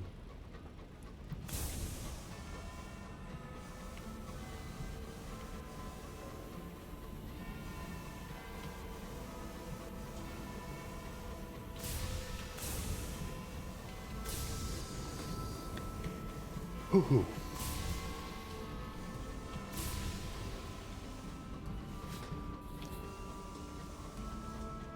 What all do I need then? Princess just needs going to the well. Aunt, we finish off here. Corruptus Forda once face fall again. Altan stuff with the Navigator. Old Tom Well stuff. For the Vagabond. Who remains?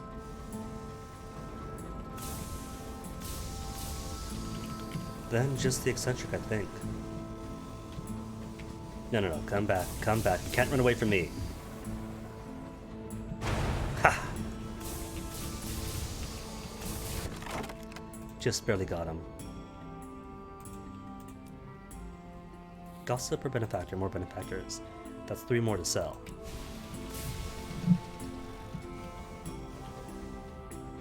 Since I'm keeping at least 4.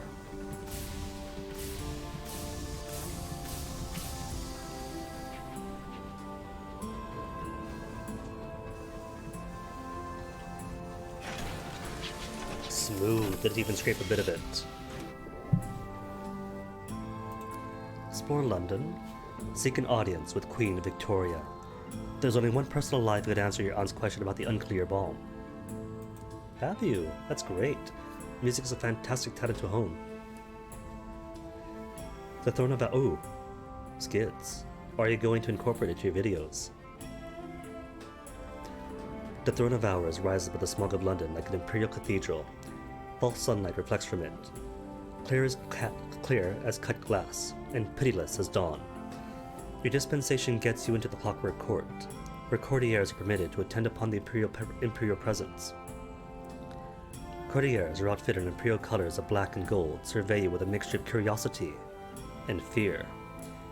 New blood is the engine of change at court, and change is the enemy of security. The royal chamberlain sweeps you through the court and into the throne room itself. Approach, Her Renewed Majesty. Time stills to a hush as the great doors close behind you. Silence falls like a curtain over a stage. Your footfall is too loud on the polished marble. The throne is ahead, towering over you in all its splendid immensity. Its myriad glass surfaces shimmer like falling water. Within, you see yourself reflected as you once were, as you ought to be, and as you never will be. There's a chair at the top of the throne, a much smaller throne. A figure sits on it. Examine the throne. Inscriptions of the correspondence smolder in its base. It is not what you came for, but perhaps it has antiquarian interests. Ascend the throne of hours, first examine it. Crude sigils scintillate across the glass. The imprints flow like spilt wine. Each symbol lights a fire behind your eyes, like the afterglow of a sunset. The last few sigils are isolated, discreet, and each is impacted on the throne like the descent of a comet. You record what you can before your vision is lost to the smoking after images of the language of the stars. Well, you know, even practice is cool to share. Like a who was it who does speed runs. And whenever there's some loading or waiting, pulls up the guitar to practice a few chords. I know Dices has started doing that as well. Not as often, but still. People do like music and do like to see how sausage is made, games or music or otherwise. Ascend to the throne of hours. A wide stair of mirror glass runs the height of the throne, allowing access to Her Renewed Majesty's seat. 15 terrors for seeing the Queen. Eurant is ahead of you, her sensible shoes clattering against the glass as she climbs the vast, banisterless stairs towards the throne of Queen Victoria, Her Renewed Majesty. You'd best hurry if you want to catch her. You reach the apex of the throne. Below you, the fearful machinery of hours. Above, the throne of Victoria. Eurant hesitates, before reaching for your hand. Together, you approach Her Renewed Majesty. Her Renewed Majesty, Empress of Albion, the Reach, London, and the soon-to-be conquered territories. Victoria, Queen of Britannia, surveys you. She raises a hand, flushed with youth, beckoning you forward. Flushed with youth? She should be old by here. Historically, she should be dead. But she wasn't very youthful while she was alive. It has been a long time since anyone's requested the privilege of an answer. Her eyes are like the formation of diamonds. One had thought it had been stricken from all the new books. Eurant allows herself a quick, satisfied smile. Your Majesty, we found the unclear bomb. It is unused. I must surmise that we did not kill Albion's son. Thus, we did not claim Albion by conquest, and owe the revolutionaries no debt. She pauses to catch her breath. Am I correct? Victoria laughs. Her laughter is bright. Oh, well done, yes. We enlisted help, but the situation on the ground turned out to be quite different from what we expected. We've been keeping the bomb hidden, however, for a rainy day. She leans back on her throne. So, now that you know all of that, you will answer a question of one's own. What do you plan to do with the information? Keep it hidden. Albion's secrets are safe with you. No, that is not who we are. After all, we are a professor of literature, a scandalized profession in these new skies that seeks to know the truth despite what the ministry says. Reveal the truth. Albion's glory is built on fiction and falsehood. Her renewed majesty smiles indulgently, as one would at a tame bird mimicking speech. Revolution. How novel. One shan't interfere. She waves a hand, as though to dismiss you, but pauses. We shan't interfere, because we needn't. One sits upon the throne of ours. Do you understand what that means? Do you think our dominion is subject to petty chronology? We are history's empress. Queen Victoria stands. Her face is lost in the rays of the clockwork sun, which spill through the window behind her. Reveal all you like. History is mutable. We are not. You are dismissed. You refuse to keep London secret, and gained a total of 47 terrors. It is time to leave. You have learned all Her Union Majesty will permit. Your aunt needs no encouragement. She offers a hasty curtsy to her monarch, then makes for the monumental glass stair. You follow in her wake, descending the vast and bannister-less stair as fast as you're able. Your aunt's grip is rigid as she marches you from the throne room, her fingers trembling and her pulse racing in her wrist. We'll talk back at the engine, she whispers. We'll do that, but first, Jenner's princess is going to pay handsomely for 3 more cryptic benefactors. Maybe we just got to see her mum after all, so might as well hang out. Cool, back down to 4 and 3,300 sovereigns. Sweet deal. Fire rush for Parliament? Nah, man. Parliament can make do without me. Oops, not those. Kinda need that fuel.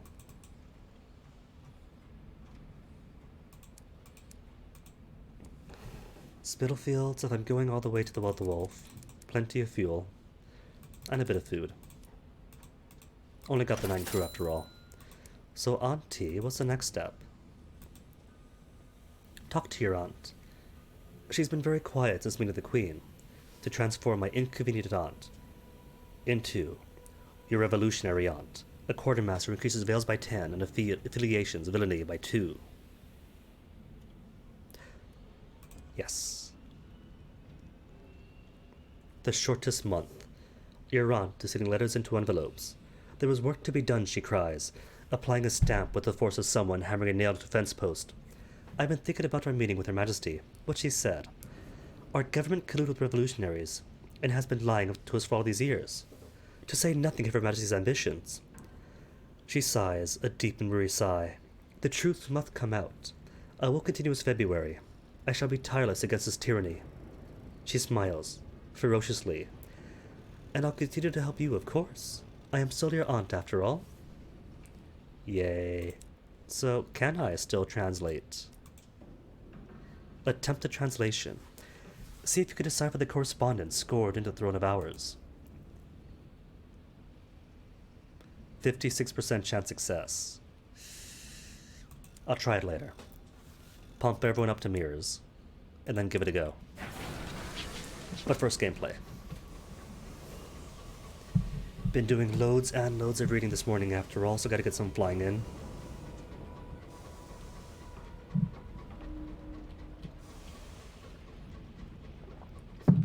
By the way, Queenie,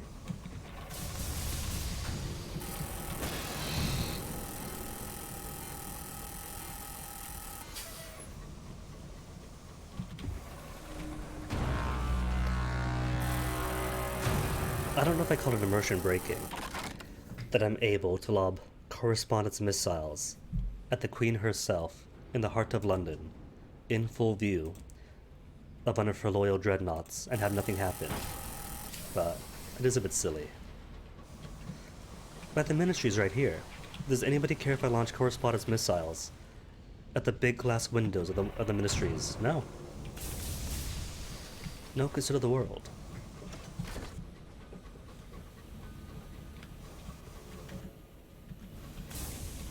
I'm not saying it's a game breaker,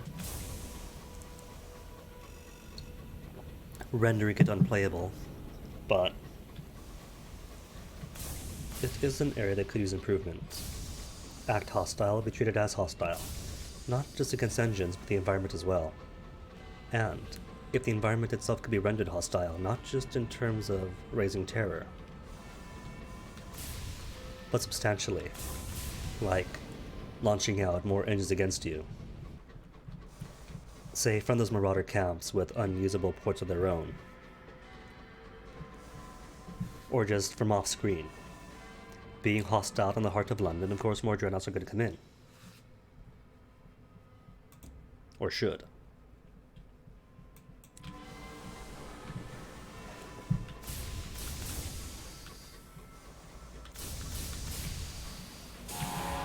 Oh, that's a horrible miss. Alright then, Resurrectionist. Clearly it's not meant to be. I shall permit you to stay among the living then.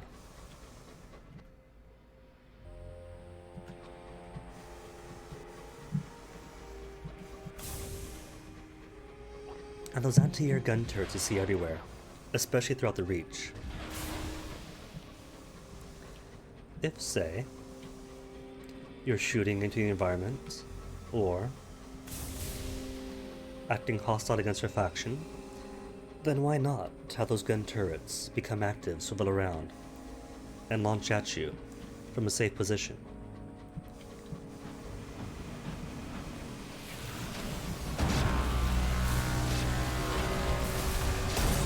Maybe be able to break them, shoot at them for a bit, and eventually could silence the guns. Or maybe have them be unkillable. Like, sure.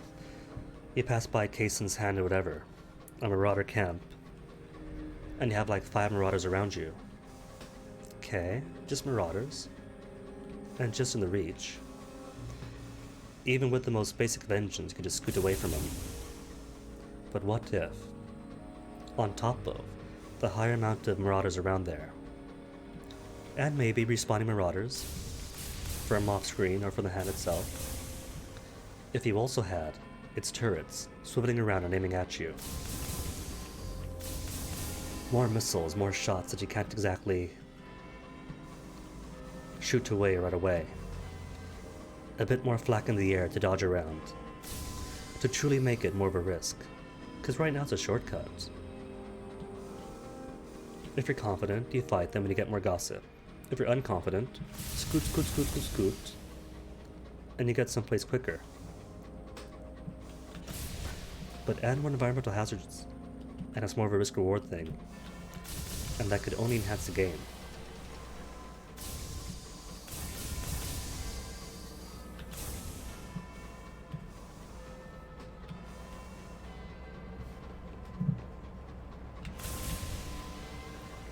Especially late game, because even in your best engines, that's going to be a lot of missiles to dodge, and nobody wants more pockmarks on their engine. Not for just a shortcut.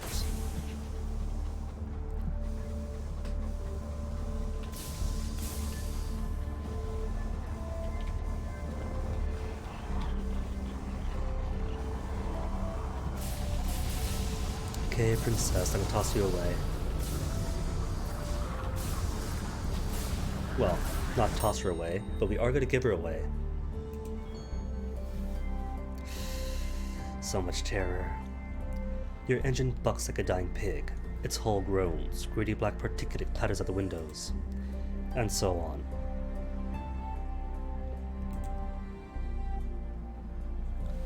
Done the second hymn, but could I redo it?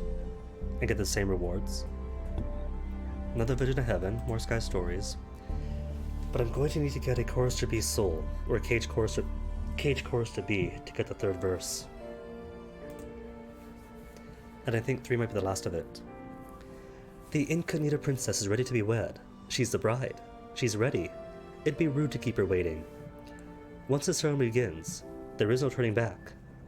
Will he be a model guest, or will he interfere?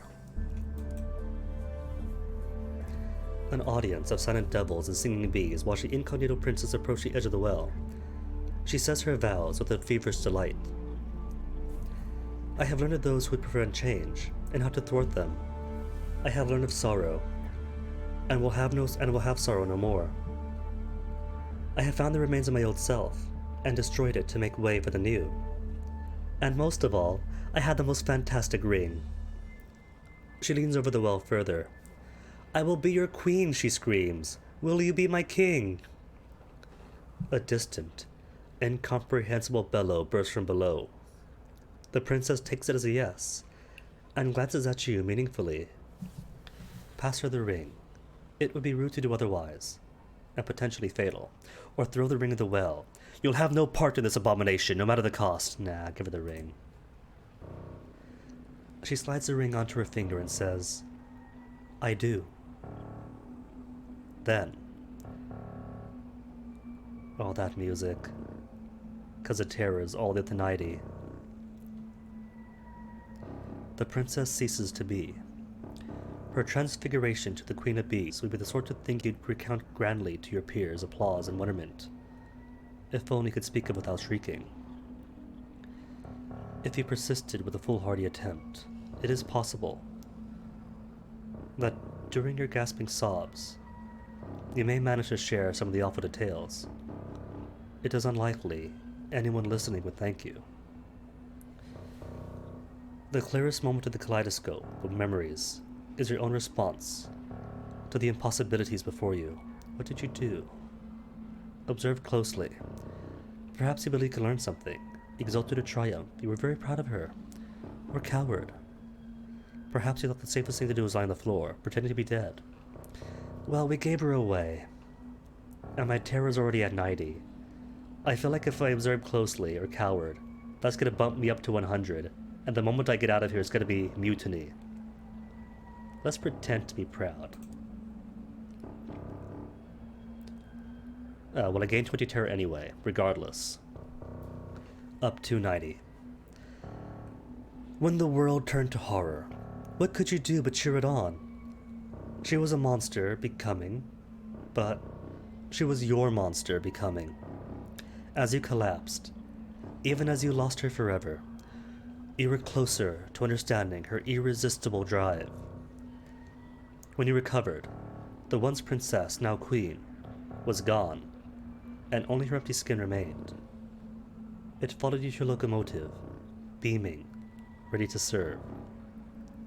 The incognito princess married her beloved, the king of choirs, the devil trapped in the blood of the wolf. What will you do with her skin? Now, interestingly, I was reading the Reddit and some old Reddit posts, and apparently, Queen Victoria's relationship with the Clockwork Sun is that of pseudo-matrimony? Or something vague like that. But of course, her ascended throne of ours does have a... the seat of a judgment has implications. So maybe this whole thing here was intended. Her daughter married off to a devil in the well. Could be one of a political thing, though it sounds like it's eloping, because she just told her father, as if she just found the bee. Oh well. Another story for another time. Leave and hope I get some nightmare dropping event, or nightmare raising event. 91%.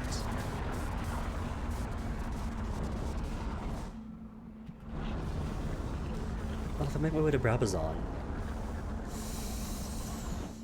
quickly and get in, and there we go. Rumors of mutiny. A pistol has vanished in the armory. Knives are disappearing. The signs of insurrection. Do nothing. What will come will come. You do not punish a crew, or turn one against the other.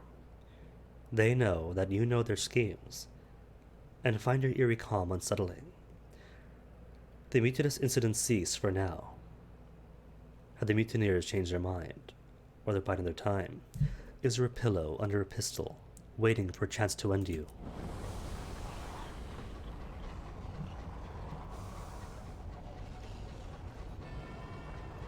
I know what I said, and I'm not going to correct it. I played Hitman. Pillows can be just as fatal.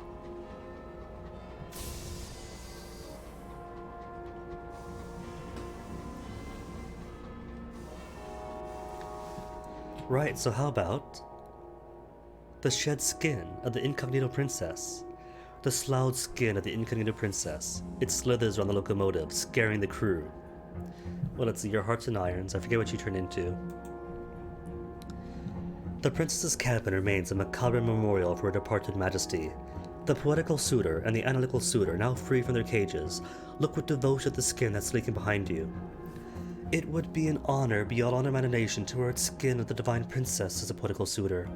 No, argues the analytical suitor, I am the only logical choice. You must pick me, they say simultaneously, frenzied with need. Choose the poetical suitor. If it's passion you appreciate...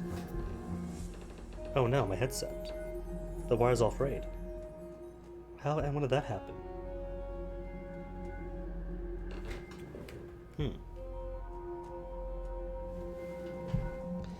He's your only choice.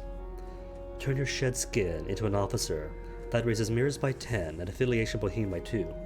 Wait, does she give any stats right now? No stats. The analytical suitor.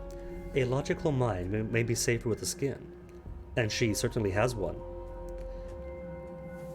An opposite raises mirrors by 10, affiliations academy by 2, or destroy the skin. It is a living, slithering skin suit of a beguiling princess. No, absolutely not. Will not get the officer, but has its own reward. Nah, I think what I'll do. Poetical or analytical? Depending on how you build yourself, getting hearts to 75 could be a little bit difficult. Well, either way, it's mirrors and mirrors. Do you value Boheme or Academy? Nah, I think last time was a poetical princess. This time, out of the analytical princess. Or should I do Boheme? Because apparently there's something if you get Boheme to 10. Who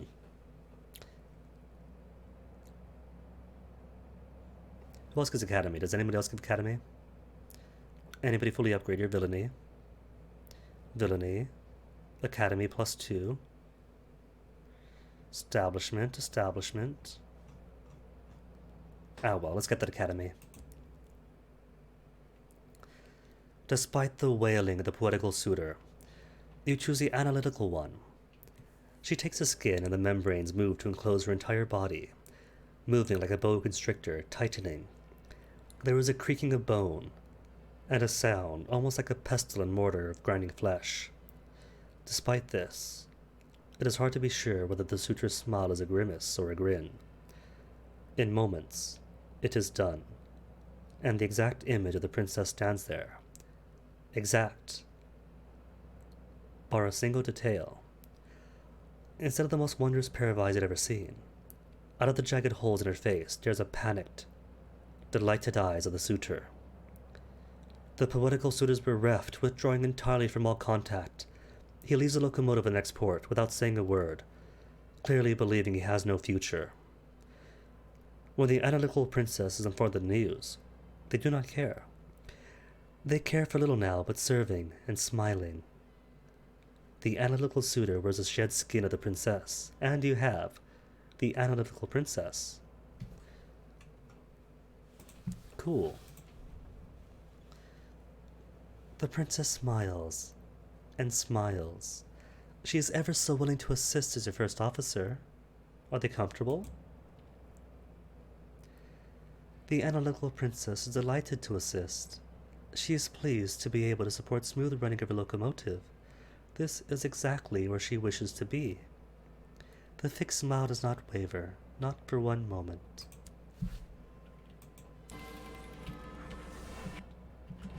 A happy ending for everybody.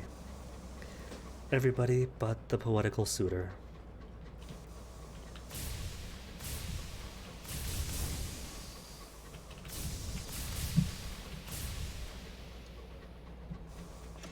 It is a shame, though.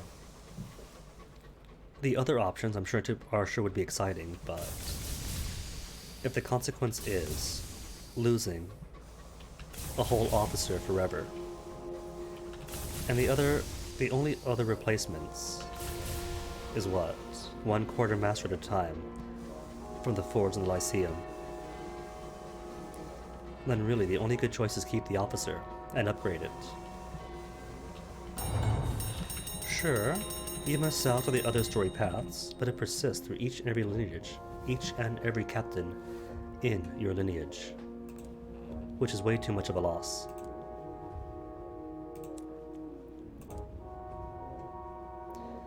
Travel to the Reach, first class, drop terror, and didn't get the Burrowers hate.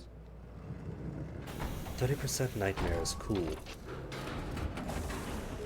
At least in the Reach, opportunities are ample. Back to civilization.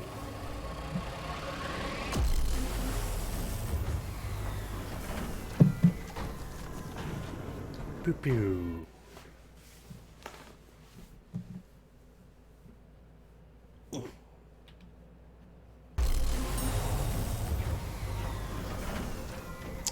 Alright, so where to first? Port Prosper, pick up a settler.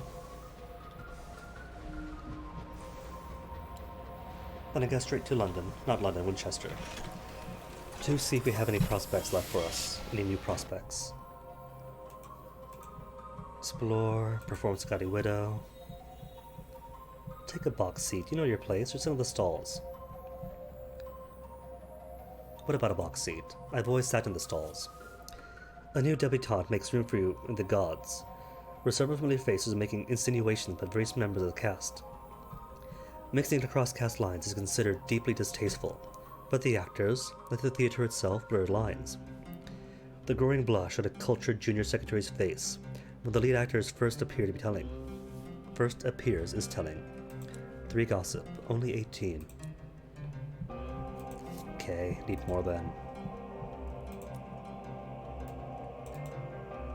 And who wants where? What's the next settler? I'd appreciate it if you took me to Trader's Wood. I'm in the mood for a spot of sport. He breaks a handshake to cough into his sleeve. Forgive me. Yep, he's gonna die. Which is all fine by me, because I got no reason to go to Trader's Wood. Guns. Okay, I'll carry guns now. To Winchester then. Bypassing Mandolines, I don't need it.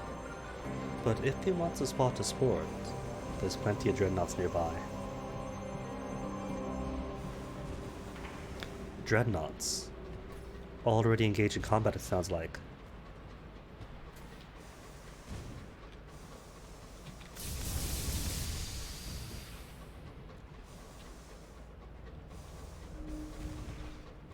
Though I don't see him anywhere.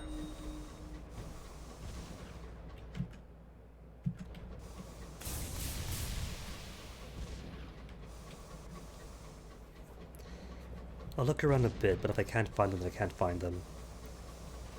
There you are. Although you're just a monitor on the fight.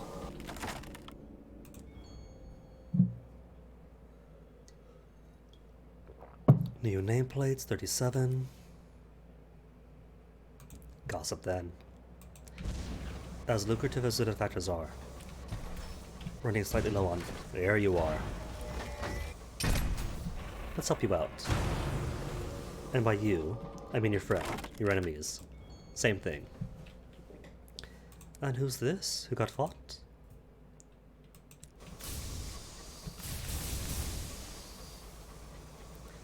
Somebody shot you, then you blew them up. Just a tackety scout? Yeah, just a tackety scout. Fuel and supplies are cargo. Fuel and supplies are cheap, just give me the cargo, even if it's seeds. Chorister nectar? Not as bad. Even if chorister nectar is truly common. At least it pays better. And it has more story uses too.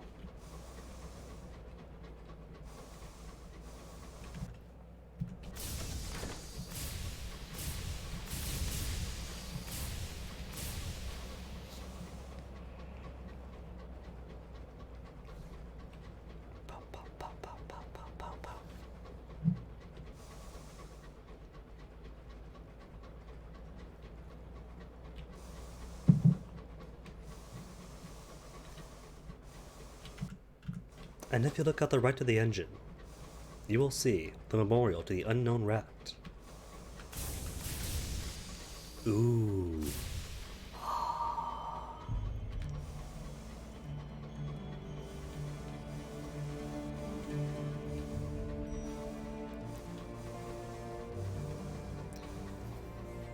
I wonder who has hold of the reach. It might still be balanced, but I've got pockets full of stovepipe nameplates.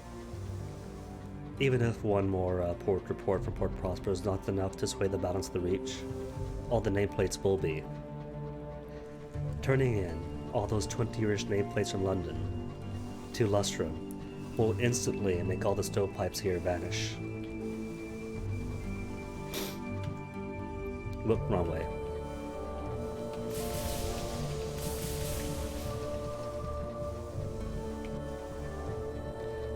If you look out the left of the engine, you will see the exact same rocks you saw on the right the way out. Ooh. Child me was a genius, by the way. Figured out that if you make sure to sit on the same side of the car each and every time, you get a new view, driving out and coming back. Prior to that, sit on the left, sit on the right. Didn't matter. Choose either one, look out the window, then get disappointed it's the exact same view. But then, on figuring out that tiny bit of spatial relationship, Mindhack changed everything.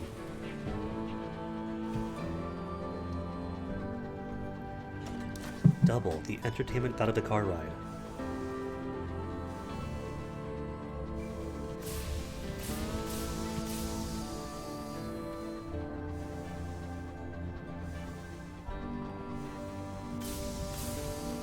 The Rat Brigade's nose twitched with greed. Is a homestead an easy target for food? The homestead is warm and welcoming the wide night. Its windows are good with a lamplight. A sturdy settler beckons you in. Cool, not cannibals. Reduced terror? Sky storage for supplies, or munitions for bronzewood. Alright, I do need 14 bronzewood. The settler assesses the armaments with a seasoned eye, offering several lengths of good, freshly poured heartwood in exchange. Cool. And speaking of bronzewood, my Corruptor's Hoarder only wants to go to Faith's Fall again, but said nothing about bringing crew or bronzewood this time. Ready to conclude its work, it wishes to return to Faith's Fall. Cool. So no materials needed. Just get there and get him done. Since, I'm assuming, conclusion means conclusion. You never know. It could be. Here we are at the conclusion. The final culmination of this quest. If you give me this item that I want you to take to this place, so we can have this prepared and bring to other place to finish it off for real with a small experiment that requires these many bodies, this material, to top it all off back in London. And then done. Hopefully, conclusion is literal. Not that I mind the badge, as I haven't done this stuff before, and want to see where it leads. Unsettled dreams. That night your sleep is peppered with uncomfortable dreams. Sky's a blaze of gold, sees through you. Seed company, 100% chance success. Tea, biscuits. Fundamental human things can help us forget numerous moments like this. By the way, not only must you have at least one crew, but your crew must be mostly crewed by the living. You find some in the galley. They couldn't sleep either. You exchange a bleary greeting, a stiff pot of tea. Oh, thanks. And a conversation about the overflow valves. Already, your dreams seem distant and silly.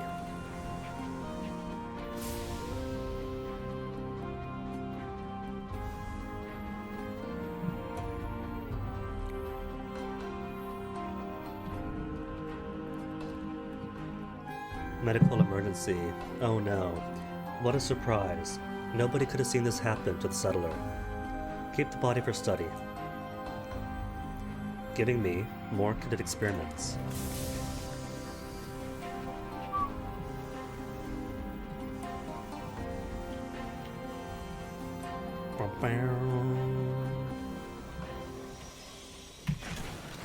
I am glad they kept that song despite the mobile port to Fallen London being so short-lived. Eggmonger for eggs. Excuse me. A down locomotive on Hybris. Well, I think that's because the balance of the reach is balanced. And so if I were... Let's see, how goes the war?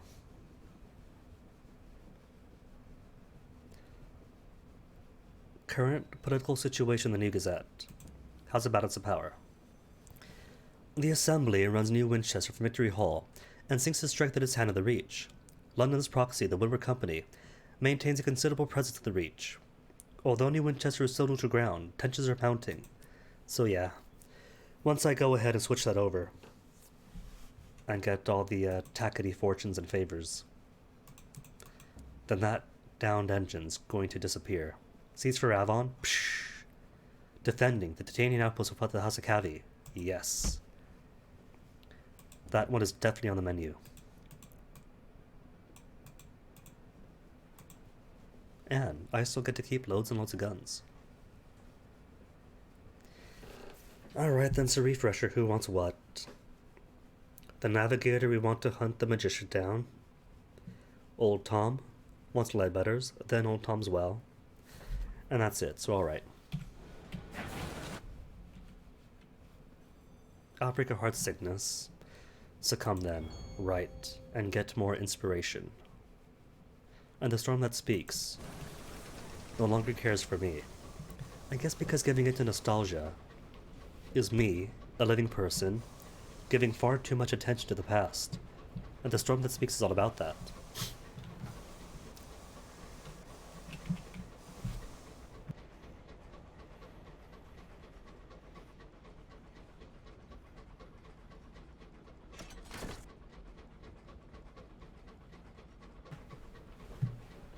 Didn't even scrape the corner.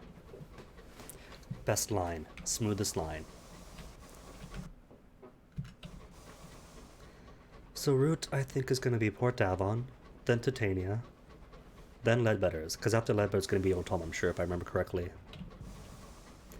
I've only done the Vagabond story once, and that was like last year when it was brand new. Back when the Vagabond update was first released. So I remember the story, but it was ages past.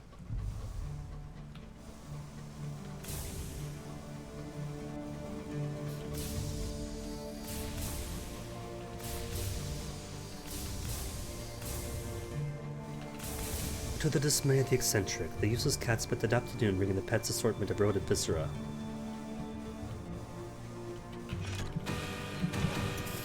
What's the next step for her again?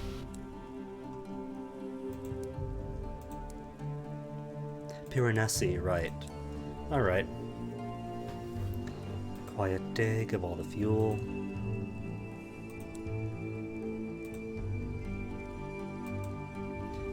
Bow, bow, bow. And bombazine. Alright, I'll bring it. After all, when I drop off the guns at Titania, that's 5 more free hold space.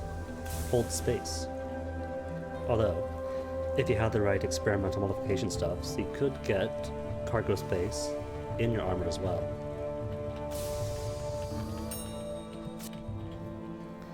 You set down us as a cold, silent homestead. The windows are boarded, the door locked, but the foliage of the garden hasn't grown wild. It was abandoned in a hurry, and recently. The house has already been plundered, but the plunderers missed a patch of turned earth besides the back door. The settlers buried their valuables here, presumably intending to return.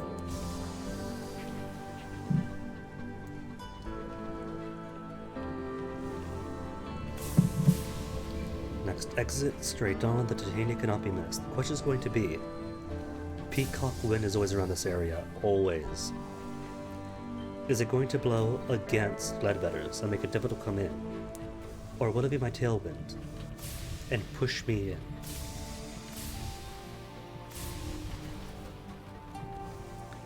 I hear more fight. Could it be? Ooh, I see you.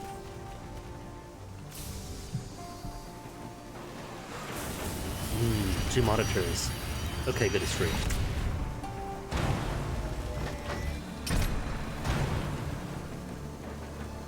There, buddy, we saved ya. How you like that? Permits, cool. Permits, add. Don't mind if I do, honey. Ooh, and I do need my bees at all. One new caged bee. Keeps following me, Cage and tend to the bee. A devil at the Wood of the Wolf has requested a live bee. You may be able to lure it into the trap using a coarser nectar. The last bee crawls clumsily after the nectar, and a brave crewman tugs the trap shut. You heave it on board. The droning song is deafening with the close confines of your engine's corridors. You order it, kept at the opposite end of the locomotive from your cabin.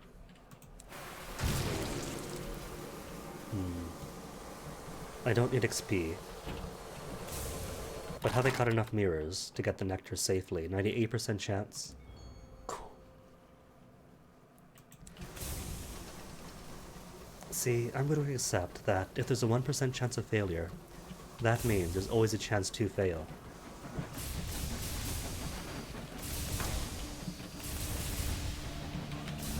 So if it does fail, it's not surprise at all. Seeing as I failed like what, 94%, no 96% chance success yesterday. It's inevitable, really. 40 nameplates. Dude. It's gonna shove the stovepipes right out.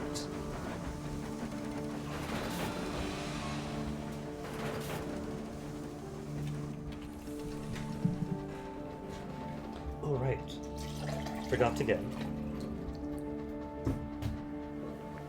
Finally have the bee, so now we get to talk. Show him your chorister bee.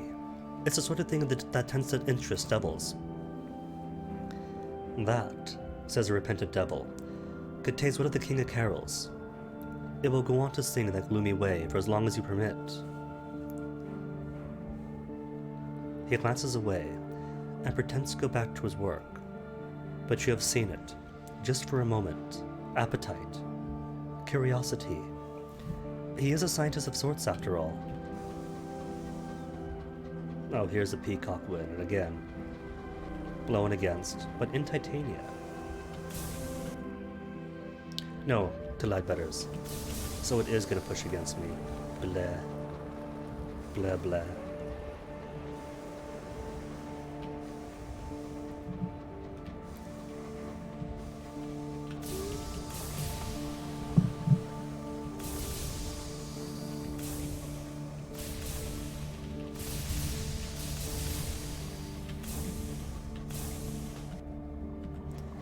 Would be nice if there's a back way from Titania, up and around, to the back side of the Ledbetter Stainrod Reserve.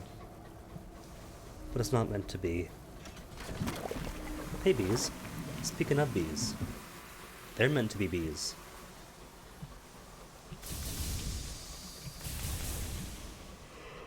Whew.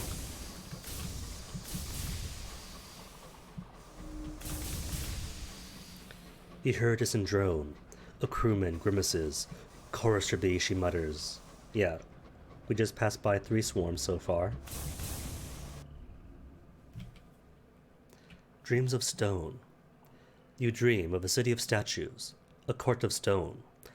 Old frost gleams on corners. A shrieking wind blows. There are spiders. You see the dead shuffle through the streets and line up the courts in an unbroken, unending line. Their faces are masked. You awake with a start. You hear your crew weeping their sleeps. Investigating. You find them shivering from cold and thrashing with fever. The dead are brought before me, one cries. They are dreaming the same dream you were. Rouse them. Wake them. Offer a ration of whiskey to drive away the dream, or return to your dreams of the stone statued courtroom, where the silent dead file before you. You were looking down at them, as if you're very tall. Their faces, behind their porcelain masks, were turned to the floor. We've been there, though. I've been declared still alive. You shake the crew awake and order them to the galley. There, you pour out the whiskey. All exchange the stories of your cold, distant dreams. When they return to the cabins, one crewman finds one of the feline eccentric's cats still sleeping on his bunk. The cat is twitching, deep in a dream. "Get off, Mog," the crewman says, and tries to lift it away. It doesn't move. He tries both hands, and strains until he's red-faced. The cat is cold and heavy as a slab of stone. The cat, Baleth, the narrow black one, wakes, stretches, and wanders away.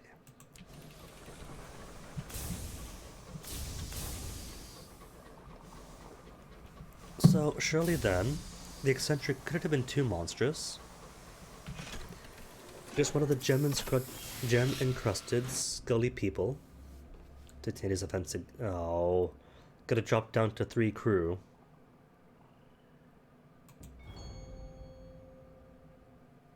And that's winning. Winning loses 3 crew each time.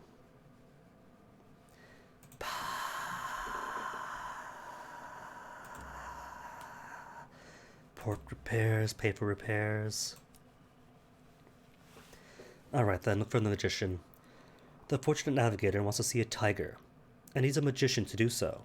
If she isn't afraid of bees, Miss Peppercorn, the travel magician, might be here. Yay, she's here. We can finish off his quest. A near thing.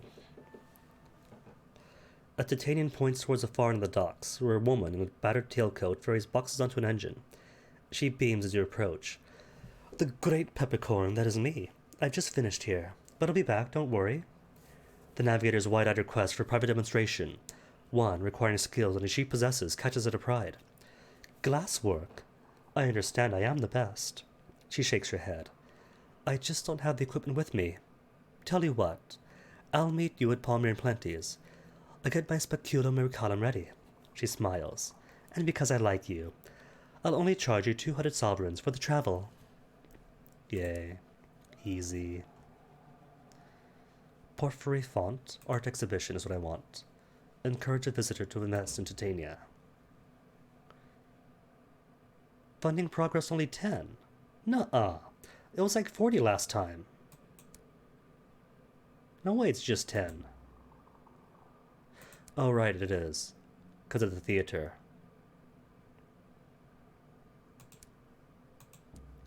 Silly me, I forgot. Defending Titanian outpost with the House of Cavi. Sweet. And more bronze wood, even sweeter.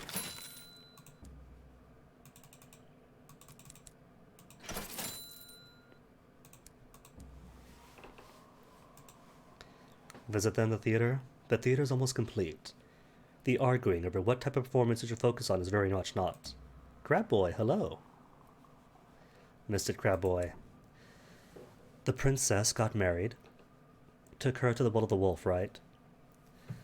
And, she made her vows, tossed the ring in, and her skin sloughed off in some indescribable ceremony. And now her sloughed off skin constricted in one of her old suitors. And now we get to keep her. And the bat is pretty much done. Not almost done with. Gotta go to Faithful for him. The aunt, we went to see the queen. And the queen admits that yes, they never used the unclear bomb. But it does not matter. She is queen. She is immortal. And she shall permit us to do as we wish. And I got my eccentric back. An eccentric giving off rabid dreams to people. The stone-faced sculptor has chosen one of the lower petals to work on. His team have already begun to work on the seats, carved out of the silken petal flesh. Next comes the stage. The all-important decorations are last. Once an official theme is decided. Help choose a muse of the theater. Every theater needs one to find its soul. The nocturnal school name. Oh, real muses. Fortunately, the stone-faced sculptor has narrowed the list down to 3. Pity there's no muse of vaudeville, he mutters, Much funnier than this pretentious stuff. Advocate for Thalia, the muse of comedy to bring laughter and joy. Advocate for Melpomene, the muse of tragedy, to educate and guide the poet's morality. Or Terpsichore, the muse of dance, perhaps with Euterpe to bring the music. I have no idea what the benefits of any of these are. Comedy, tragedy, dance.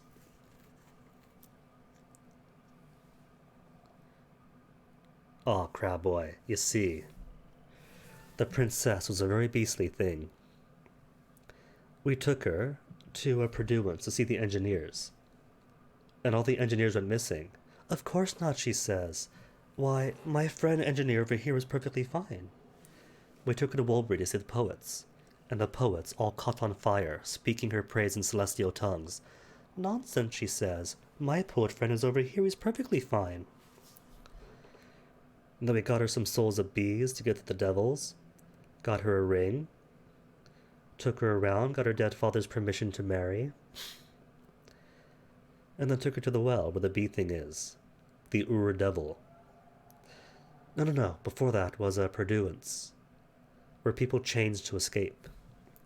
And she brought back a monstrous bit of flesh that used to be her. And yeah, simple wedding ceremony. Made her vows at the well. Something horrific happened. And we ended up with her skin, her living skin. And allowed her skin to form itself around one of her suitors. And so that suitor ceases to be. And effectively it's like she's with us, just, her old skin wrapped around somebody else. But it is her, for all intents and purposes. I think tragedy. Educate and guide the poet's morality. Because education is cool. The stone-faced sculptor shrugs and calls over his apprentices. He'd slipped into work on the suitable statue. Funds Titania, 0% progress. What? Hold on. We just had some donor make 10% progress. Why is it now 0?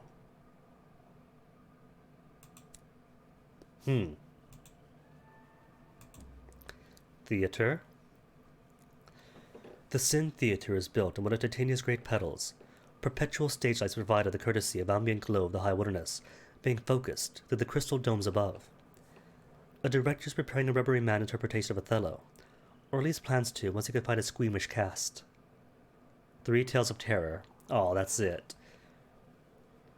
Tonight's play is a classic play of horror and tragedy.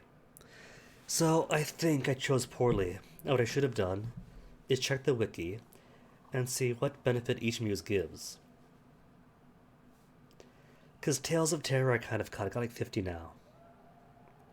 They took it back? What do you mean, Crab Boy? Took what back? As the curtains fall, your crew shamefacedly release each other's clammy hands. You return to the locomotive in silence, your mind aflame. Oh, I guess so. I don't know.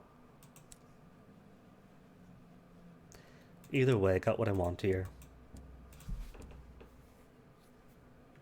Concealed cabins. Needs a VL75.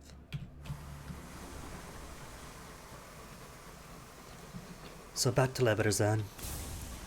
To finish off Old Tom. And right, 6 crew only. You cannot get more crew at Ledbetter's, nor Old Tom's, nor Lustrum. You could, if you had crew left behind at Lustrum to mine. But I got all of my crew back, so that's not a source. Guess what I gotta do is just hope I get lucky. And don't get too many negative events.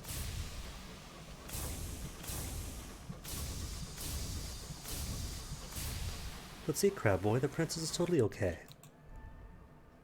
She smiles and smiles, ever so willing to assist your first officer. Are they comfortable?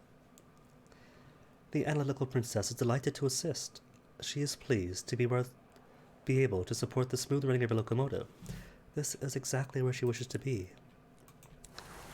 And she's a perfect facsimile of the princess. Only difference is where the eyes should be are the frantic eyes of the other suitor.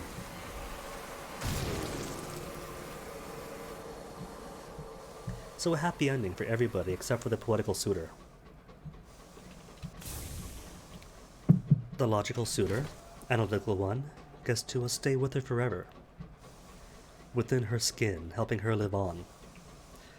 Whereas a poetical one has nothing else to live for, and was dropped off as her at first port.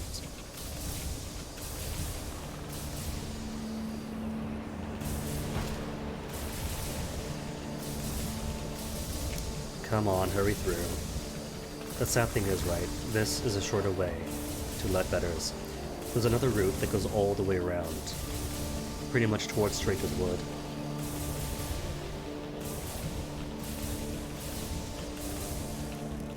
Excuse me.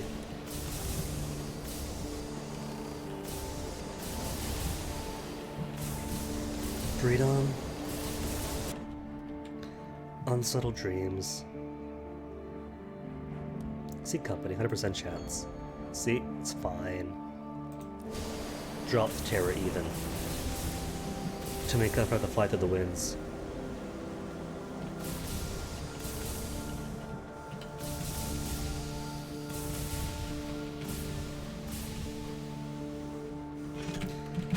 Okay, old Tom, can't forget I'm here for you. Because every time I come by, I forget what I'm here for. Good, they put it right at the front so I can't forget. Hunting party first then. Reduce terror. Cool, thanks. What to buy? Barrels of hours? No.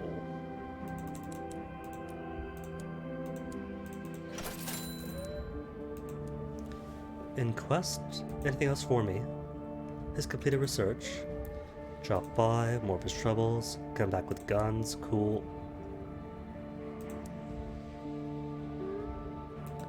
Albert Seidel, give me those. Alright, fine, Tom. Oh. We need seeds.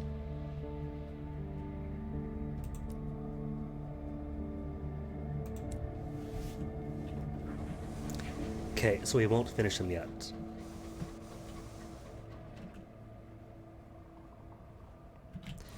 Alright, in that case, Caroline first.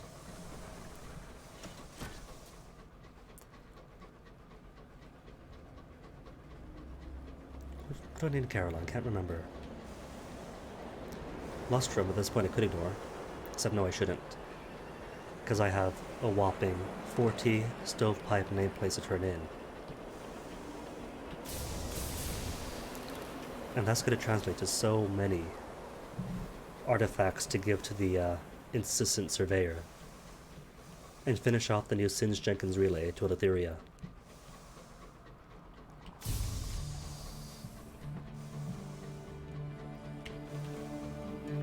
Which is fine though, I'll just finish off the, what's his name? I'll just finish the Vagabond some other time.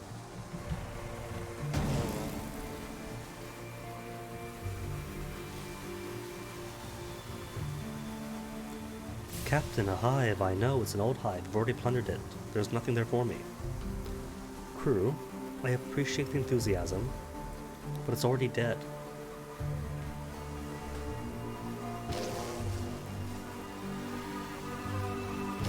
An escort? A V-score just for me? Oh, they're like puppies.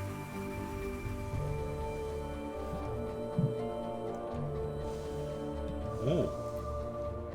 Somebody's fighting. Who could it be? I hear a missile shot, so it could be. Can't quite tell the report.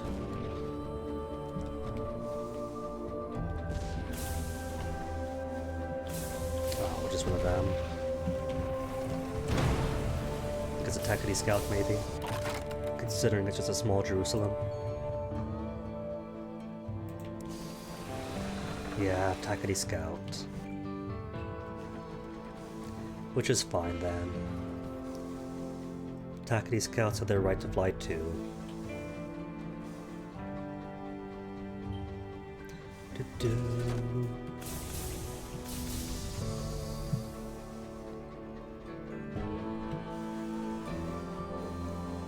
How quiet it is. And what's that smell? See. Bristol fashion. If our light conditions deteriorate, one of two things happen. I lose more crew to infection, or I gain terror from how nasty it gets. Or crew to cleaning duty. To lose fuel. How many fuel? 1 or 2? To lose 1 fuel. Which is okay. Lustrum isn't too far away and I bought an excess of fuel just for that reason.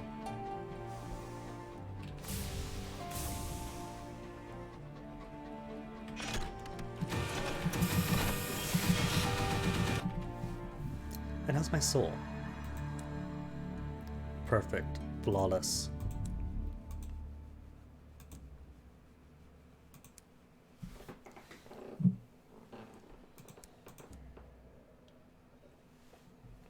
More nectar? I got plenty of it. Not gonna buy any more. Grimoires? Nah, Grimoire's cool. What did I need here then? There was something here I needed. Right, the half glass empty. Deliver the half glass empty. When you explain the empty's predicament, your rescued prisoner attracts a swarm of attention. The presiding deviless descends to meet your rescued prisoner. She taps his glass side with a fingernail. A sun-touched soul, she muses. An eager flash of the tongue at her lips. An eager flash of tongue at her lips. Yes. We could take good care of him. The devils will care for him now. 2 attendants wheel out of bed and gently help the empty climb in. 2 selections of immaculate souls. Cool. Your last words of the empty are awkward and brief. He was never much of a conversationalist. He thanks you, and he seems happy to leave it at that. When you return to your train, you find a nervous young man waiting outside with the Battle of Souls. The deviless told me to deliver these to you, he says. That was a fair trade for such a patient. Cool. Well, goodbye then. Next stop, Lustrum. And, because we have Dilly, there is no longer any need to hunt down all the curator eggs I can. At the very least, they are good money, but I don't have to get away before them. If they're en route, sure. Easy 300 sovereigns, but otherwise, nah. And I don't even need to hunt down curators if I want all the otherworldly artifacts to finish off the Enshookening relay to Etheria. Since turning in all these nameplates are going to give so much gratitude with the Tacites that I should be able to squeeze out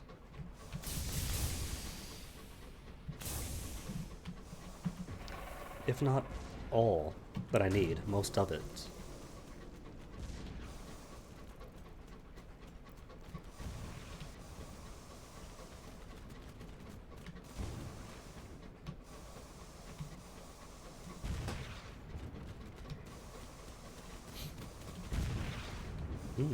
Gunfire getting louder. Thought for sure I was gonna miss it.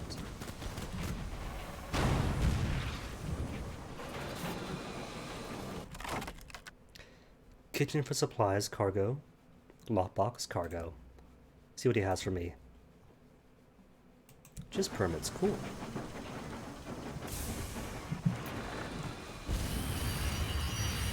Might get up the cost of travel from Albion to here.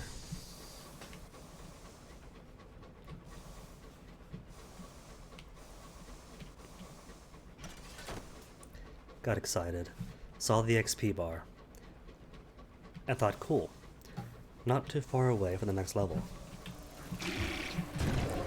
Except there is no next level. Already at max, just want to make sure I get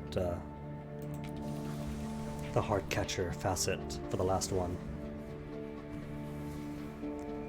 I feel like it's going to be fitting.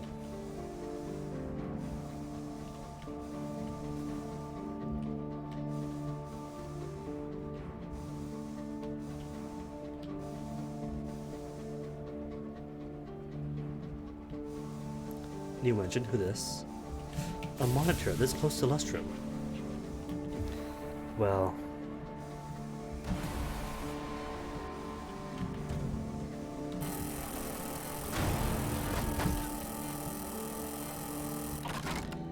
the balance of the reach is still balanced after all.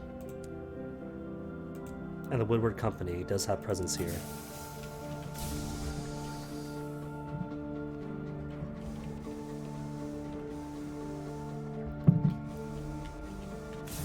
Lustrum, where you could spend all your hours suffering in the hopes of finding more. biting commentary from the eccentric. All the more reason for her to be the best.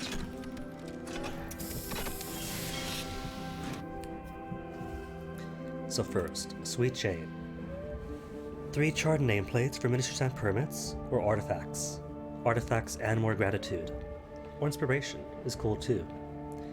So how many for an artifact? 3? Alright, so only most of it. But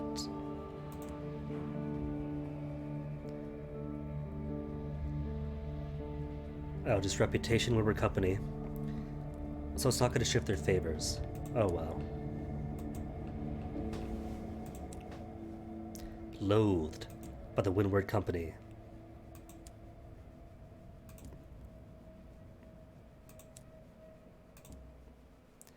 Am I going to get the bounty on my head then? Because I read about that on Reddit, but I don't recall having bounties on me ever. Despite all the dreadnoughts that I kill off. Particularly in the previous lineage. Still loathed. 3 reputation, and loathed remains. 0 loathed. Tacites, 100 beloved.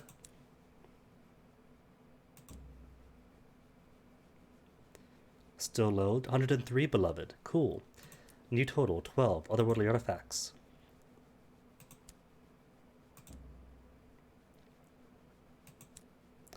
Beloved, 0, and that's it. Explore Lustrum, why not then? Get the port report.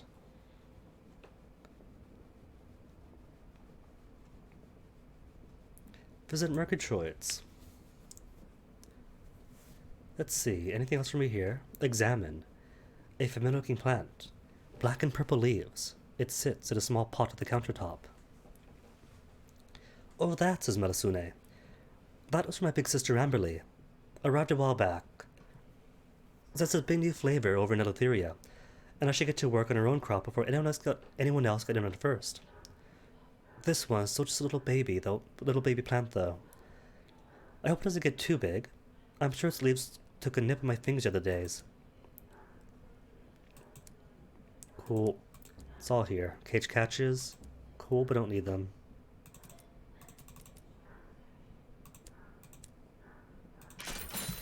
Alright. So, no seeds mean that I can't finish off Old Tom just yet. So gotta go back to New Winchester, get some more crew, drop stuff off at the bank. Then, not gonna go all the way down to the well just yet. I'll save Old Tom for some other time. Maybe tomorrow. When I'm back through and doing my stuff. To get back to Albion. So route from here is going to be to explore this ruin.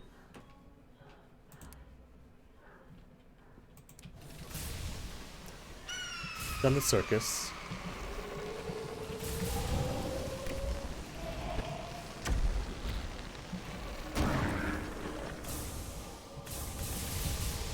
Waste a bit of fuel.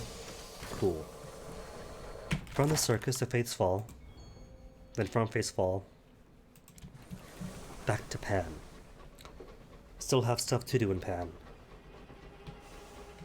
Finish off Mr. Bardicorn, that was just Sovereign's really petty stuff. Finish off the Heart Catchers, maybe, depending on how much money I have. Stop on by and upgrade the Palace to ready myself for retirement.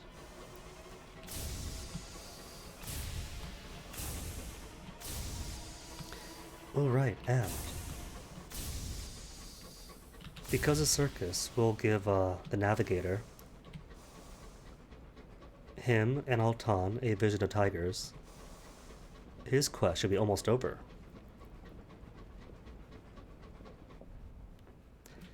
Escaped fumes, do the repairs myself. 77% chance. Order crew to repair it. They will, but lose more crew. Seal off the section. Close the door. Seal the materials. Recover from your supplies. The fumes are pernicious. Unchecked, they would creep through your engine, into the cabins to choke your sleeping crew, and into the galley to spoil supplies. But your seals are thorough, and keep them at bay. Oh, cute. A cantankerary versus a scribe spinster.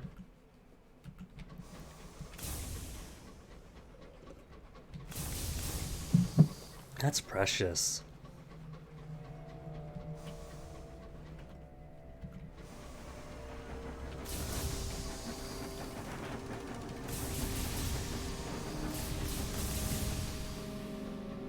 But wait, the Cantankerous hate anything new, and for the Cantankerous that means everything.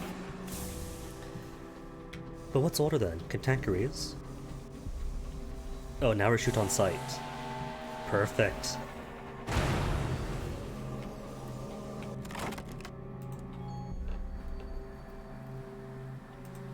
More nameplates, gossip. Definitely do need more gossip.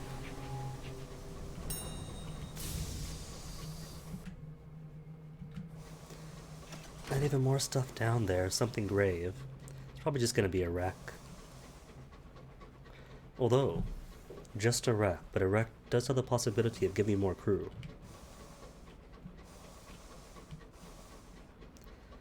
If there's someone on board, and you flash your light, then a match might light up in one of the windows.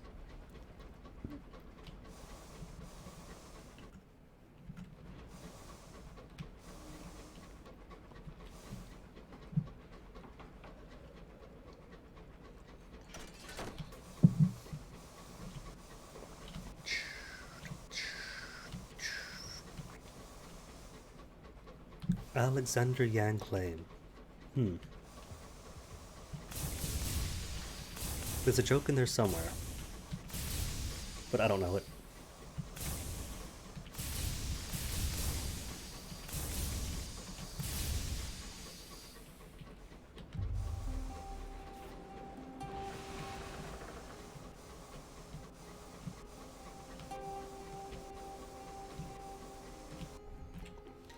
Discontent. Body for burial, and get 3 nightmares. Terrors are a bit high, but it'll be fine. Plan's going to be right. If I drop back at New Winchester, terrors drop by 25, then Circus is going to be more terror drops. Jettison some supplies, give them food then.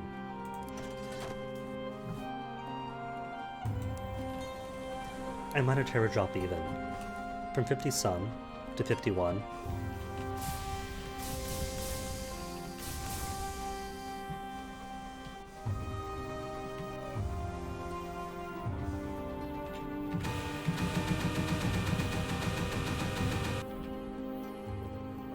Recent news, propaganda Carillon. Give me a second, because I gotta port reports first. 49 gratitude. Favors for otherworldly artifact need 2. 49 divided by 2. It's gonna be what, 24 artifacts? On top of those I already have. Help yourself? Sure, I don't mind helping myself.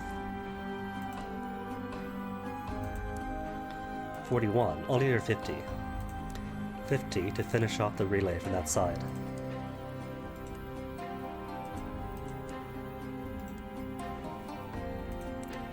Love it when a plan comes together. 31, that's it then. All I need is 31. Oh, that was gratitude. My bad, I got excited. Mix up the gratitude diminishing and the artifacts accumulating.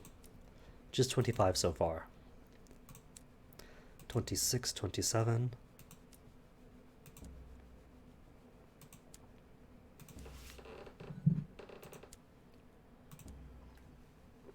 And 30. All I need. All I need.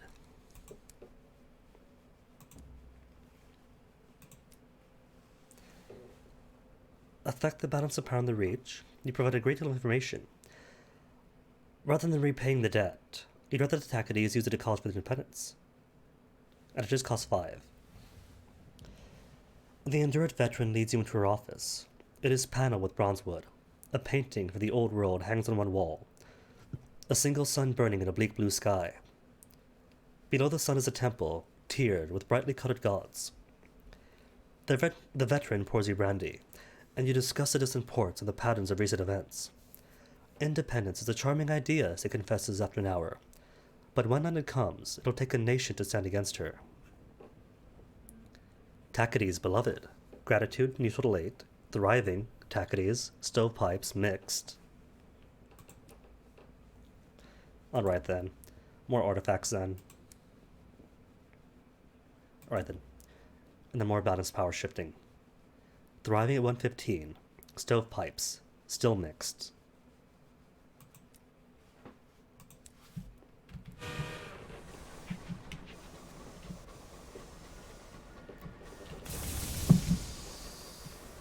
Next up, New Winchester.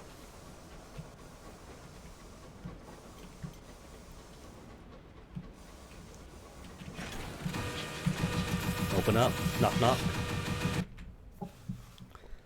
Wolvesy Station. Propaganda at Carillon still. Bad business at Carillon.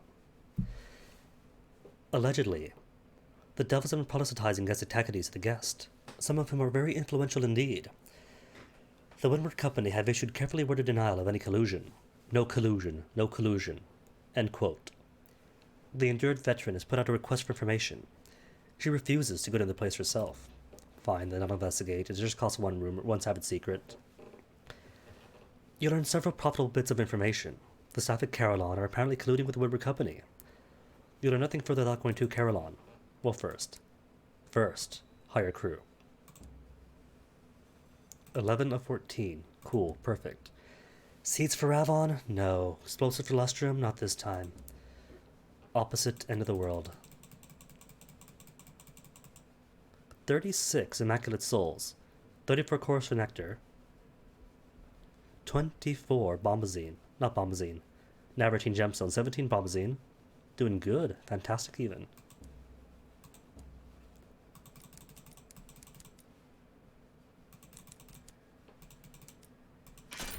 Cool, plenty. And now, that's all I need for the time being. And because it's 4 hours, 20 minutes in, I have got to pee. Could explode here. Give me a second.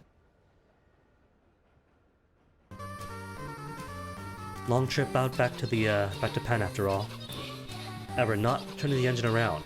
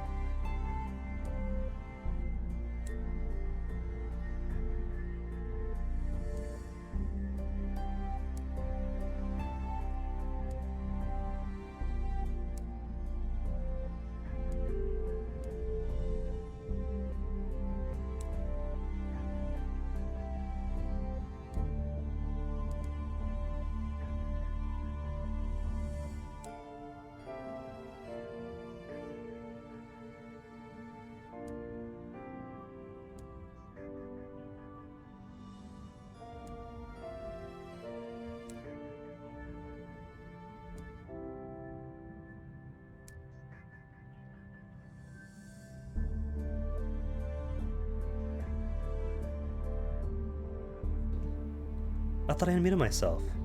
That is weird. And this time you're for serious.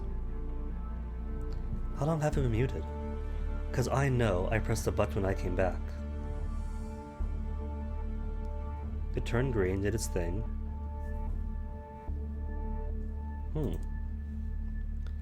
Was it muted long? Popped off for a bit. So I was talking, then it muted, huh?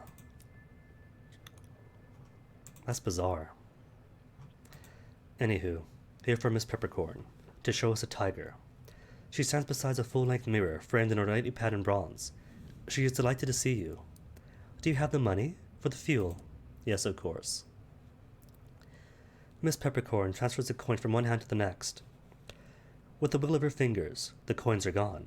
She basks in the navigator's conspicuous delight. You're all right, you are. She nods towards Altan, once more on the navigator's back. And I've had worse audiences than your grey friend. At least he's not throwing anything. I've surpassed my father, you know, and he could fill Mahogany Hall. She pats the navigator's arm. I'm certainly the only person who could do this as cheaply and with as few accoutrements.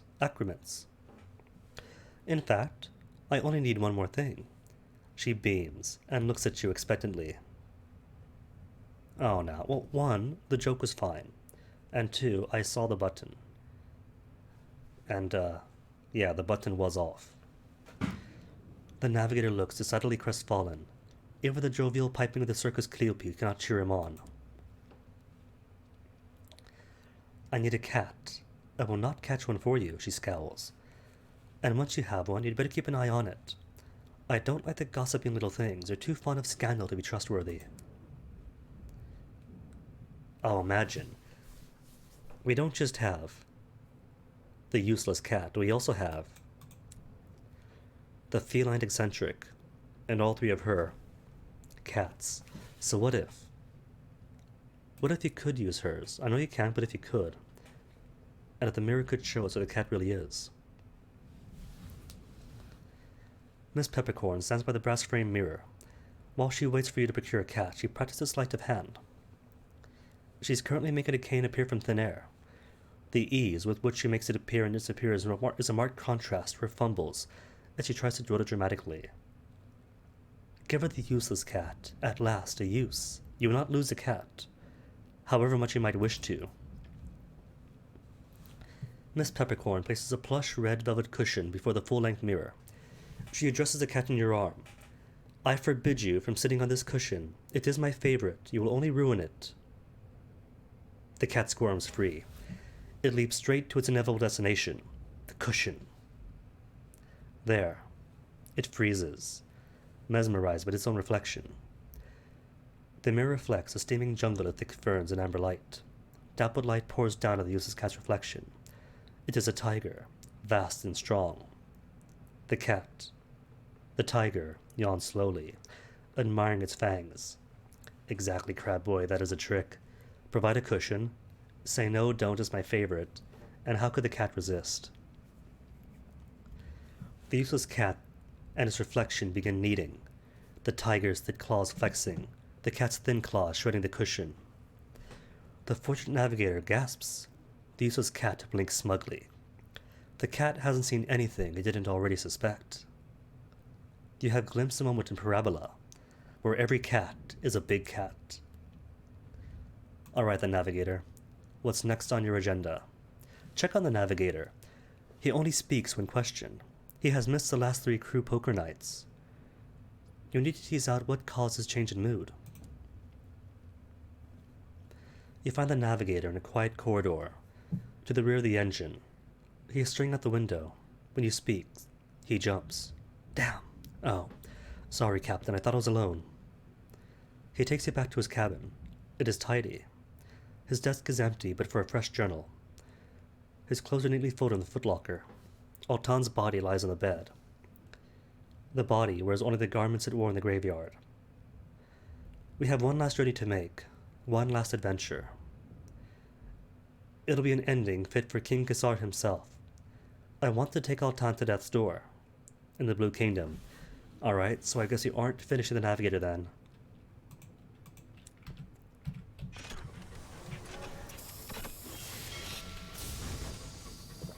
Next stop, Faith's Fall. And he doesn't have to go all the way through Death's Door. Naturally, he'll realize how much of a mistake it is, and have you turn around. But again, more what ifs. What if? No.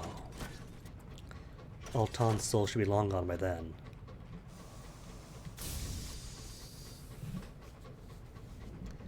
But how is the useless cat after that endeavor? The cat sleeps in the hold, in the engine room, in the galley. It is often found asleep. Never seen expending energy moving from one place of repose to another. Today, it is sleeping on your desk. Stroke the cat. Perhaps it will be relaxing. It was not relaxing. For something so lethargic, it has a remarkable turn of speed. Its soft, white belly was a trap. Your useless cat yawns theatrically, as if to emphasize exactly how little it cares for the blood oozing from your forearm. It stands, stretches, knocking a pot of ink on the floor, then curls up once more. The ink pools lazily. You'll need to mop that up before it reaches the rug.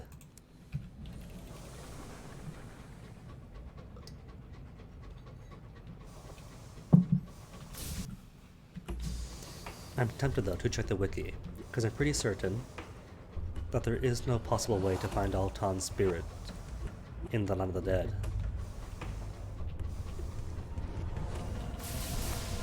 Exactly, Catboy.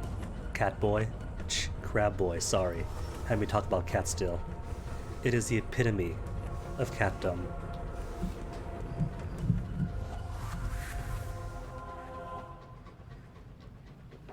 And now we get to see, hopefully, the end of the Corruptus Hoarder's questline. Sorry, Crab Boy. I've seen this before, and the effects are irreversible. Once somebody has been declared Catboy, then Catboy they shall forever be. None are immune. The only escape is to be declared some other animal first.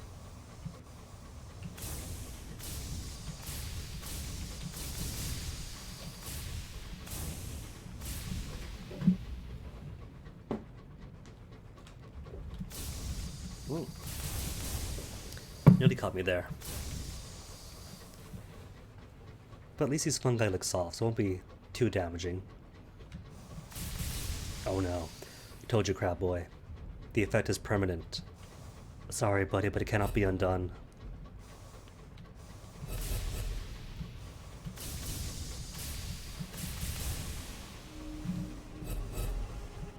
Where's the guest? Oh, well, no matter. Watch as a Corruptus Hoarder completes its task. Endings are holy. Best be silent as this one unwraps. Oh, okay, guess I won't read anything. No, I'm kidding. The Corruptus Hoarder leads you to a smokehouse. A light is placed stained, sainted with salt and smoke. One day, the universe will be just like this again, it whispers, eager.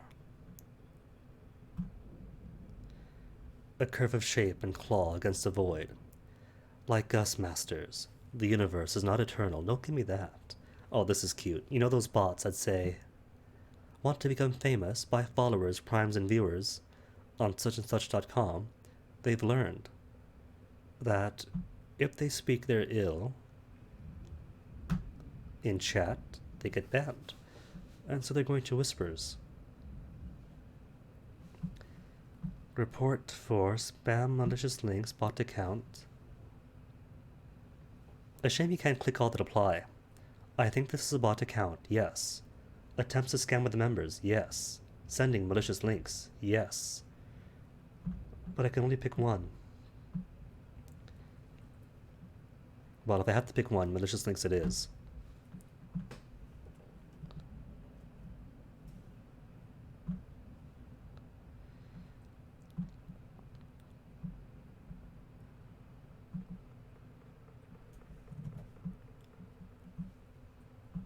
Where's my report?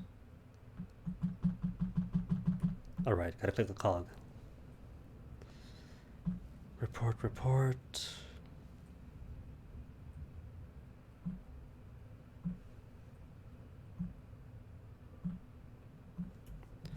Cool. Done with.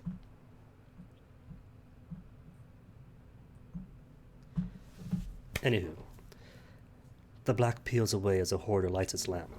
Then it places its prize to the mausoleum, into a vat of clear oils, and you both watch as the oils bleed from contact, as the room becomes mummified with smoke. Yes, it will work now. It will work now, or the cosmos will regret failing me. And it will be better than love, don't you think? Better than anything. It will be as eternal as my collection, its best specimen, its warden forever. He has written a mixture. What is he speaking of?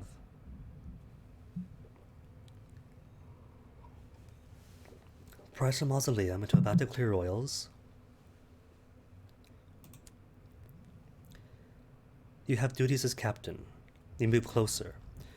The Corruptor's hoarder gazes down upon you, taller than ever, raptorial in his pose. It blinks at you. There are galaxies that lambent gaze. Universes, lonely and alien. What? Warn the hoarder from its goal. You recall what happened in its early experiments. You cannot bear to see it hurt. Wish the Corruptor's hoarder good fortune. You are only here as a witness. You come this far, you gotta see. Proud, the Corruptor's hoarder draws itself tall, wings unfurled, and for a moment it is magnificent, a thing fit to hunt among the stars. My collection shall be unmatched. I myself shall be its centerpiece. I will stand as proof of what eternity can bring, endless potential to grow what one desires. You have said all you can. It is time. Every component is present, every variable accounted for.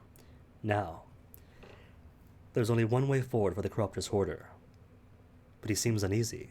It rests a hand on its belly, working one-handed as it prepares the necessary ingredients. Propinquity with the Curator 4, need 3, has begun an experiment. The Corruptor's hoarder salts itself, bathes itself in the deduction black as lacquer. The mixture tints its fur with bichromatic shadows, reds and indigos, as though the meat and the vein of a heart. As you watch, the hoarder seems first to shrivel, then to swell outwards, the consistency of its skin altering with every step. The moisture leaches from its hide, bleeds black and dripping rivitules from its fur. Shivering, the Corruptor's hoarder hunches into its wings, and begins to stagger forward, away from the end of its story. Bid your officer a temporary farewell. Better be temporary. The Corruptor's hoarder has one final thing it must do. Enter a small casket within the smokehouse. Though it seems too large to fit, the Corruptor's hoarder enters a lightless box without effort, improbably folding itself into the container. Hours pass. You leave, return, trade vigils with fellow crew members. Yet still, there is no sign of the Corruptor's hoarder.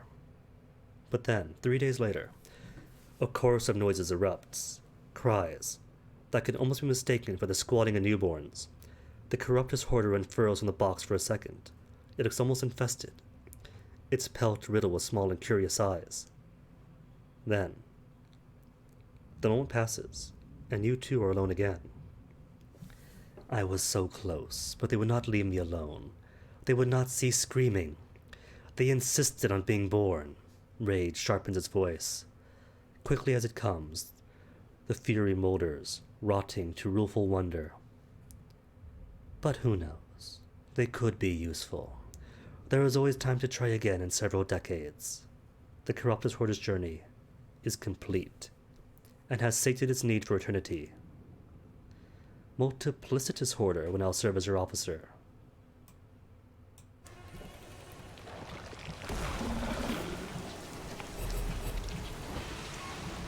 Oh, missed.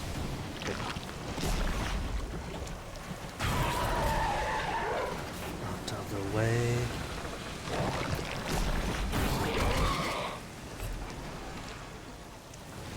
Direct hit. Oh, at least it's bleeding.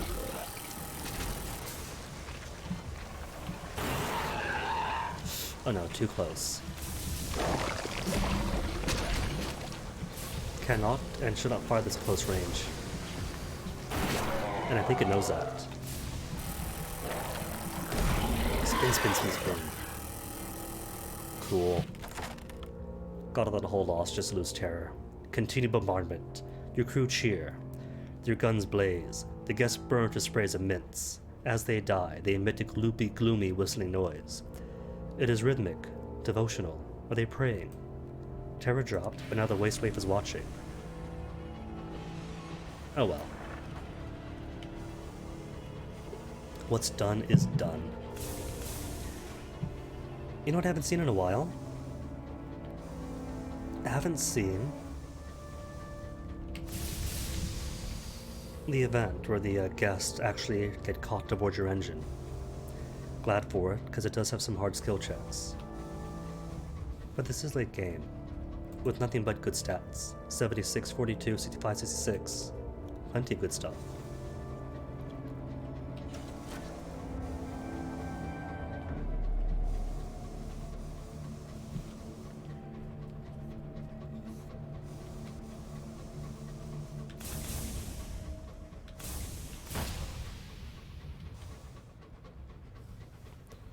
And what's going to be at high risk? Seeds. Now and now only. I'm willing to accept seeds. Nah, just books, but books is okay too. Shore leave? Sure, why not?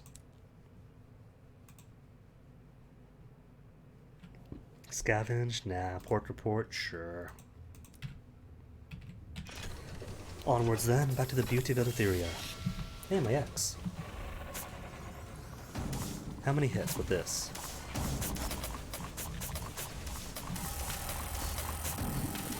Redirect hits. Okay. Quarter pairs? Nah then.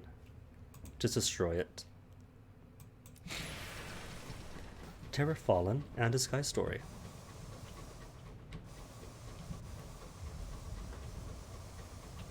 And no beauties for me here. No bronzewood. No bronzewood, crinolines, rocks to mine. Just one more X. Oh well, I don't need her.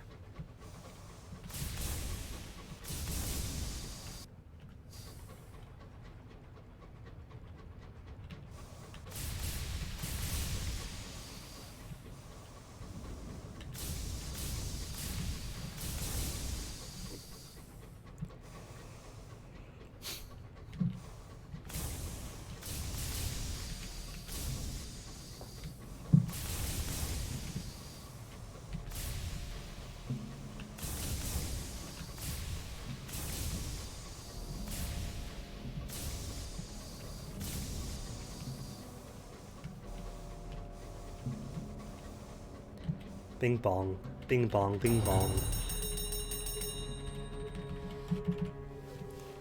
Present to customs, nothing to declare. And what small terror I have, some percent. Boo, gone. Briefly without terror. Just by a virtue passing through. And already 14 December 1908. There have been a few things that bumped up the clock a few days. Or weeks. In particular, that's right, Langley Hall. We picked up. That's right, how could I forget? Found Lord Langley. He wants his lover, who was beautiful and arrogant, but scattered in such a way that he doesn't really exist. And who fits that description better than the hosts and Magdalenes? So maybe Langley Hall first, and they do sell fuel and supplies. Then Pan. Nah, Pan first, so I can finish all the hard catcher thing. And then, the reunion I've been waiting for.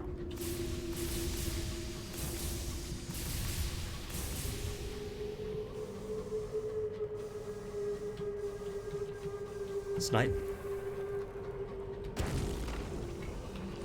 Kobe. Dude, 3 for 3. Heavens or experience and inspiration, sure then.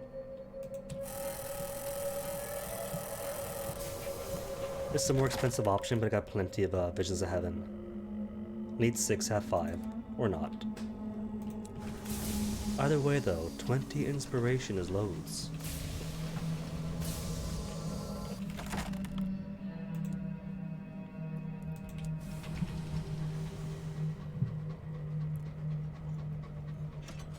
Next up, Heartcatcher Gardens. To properly become one of them, gain their trust, and then, quite possibly lose my head.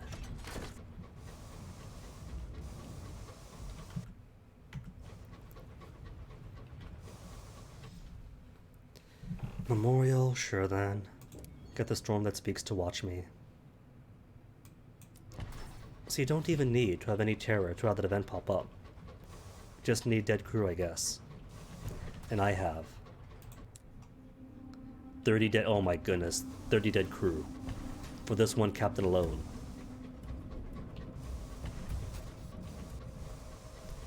And who's fighting? I hear somebody.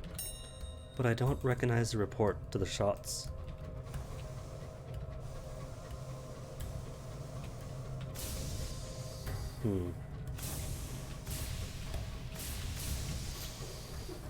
Alright, quick recap. I need Heartcatcher's Gardens. The, oh. Just Dousers? Oh well. I need Heartcatchers. The Immutable Host needs Langley Hall. What else do we need here? That could be it.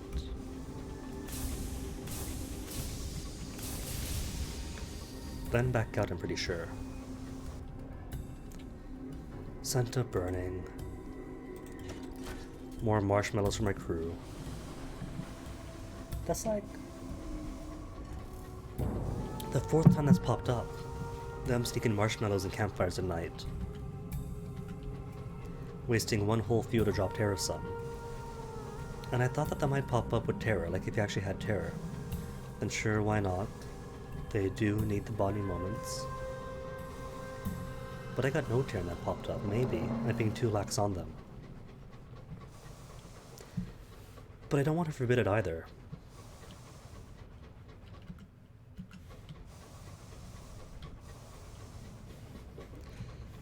I guess it comes down to circumstance then. For the time being, I could permit it because I got spare fuel. And my crew are short-lived, so gotta take care of them as you can. But if they pull that, when we're coming back from some long expedition, with barely enough fuel to get back, they want to burn all of it to roast marshmallows, and sure, banned on the spot.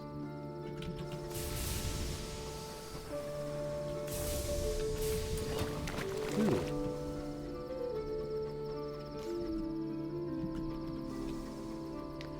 Captain, there's good eating on a partner reel. What if? What if we never bought supplies and simply scavenged cantankerous guts and partner reels? And the game won't reflect that. Every time we gotta ish out the brandy, the whiskey, it's gonna be brandy and whiskey. And biscuits with chocolates on them.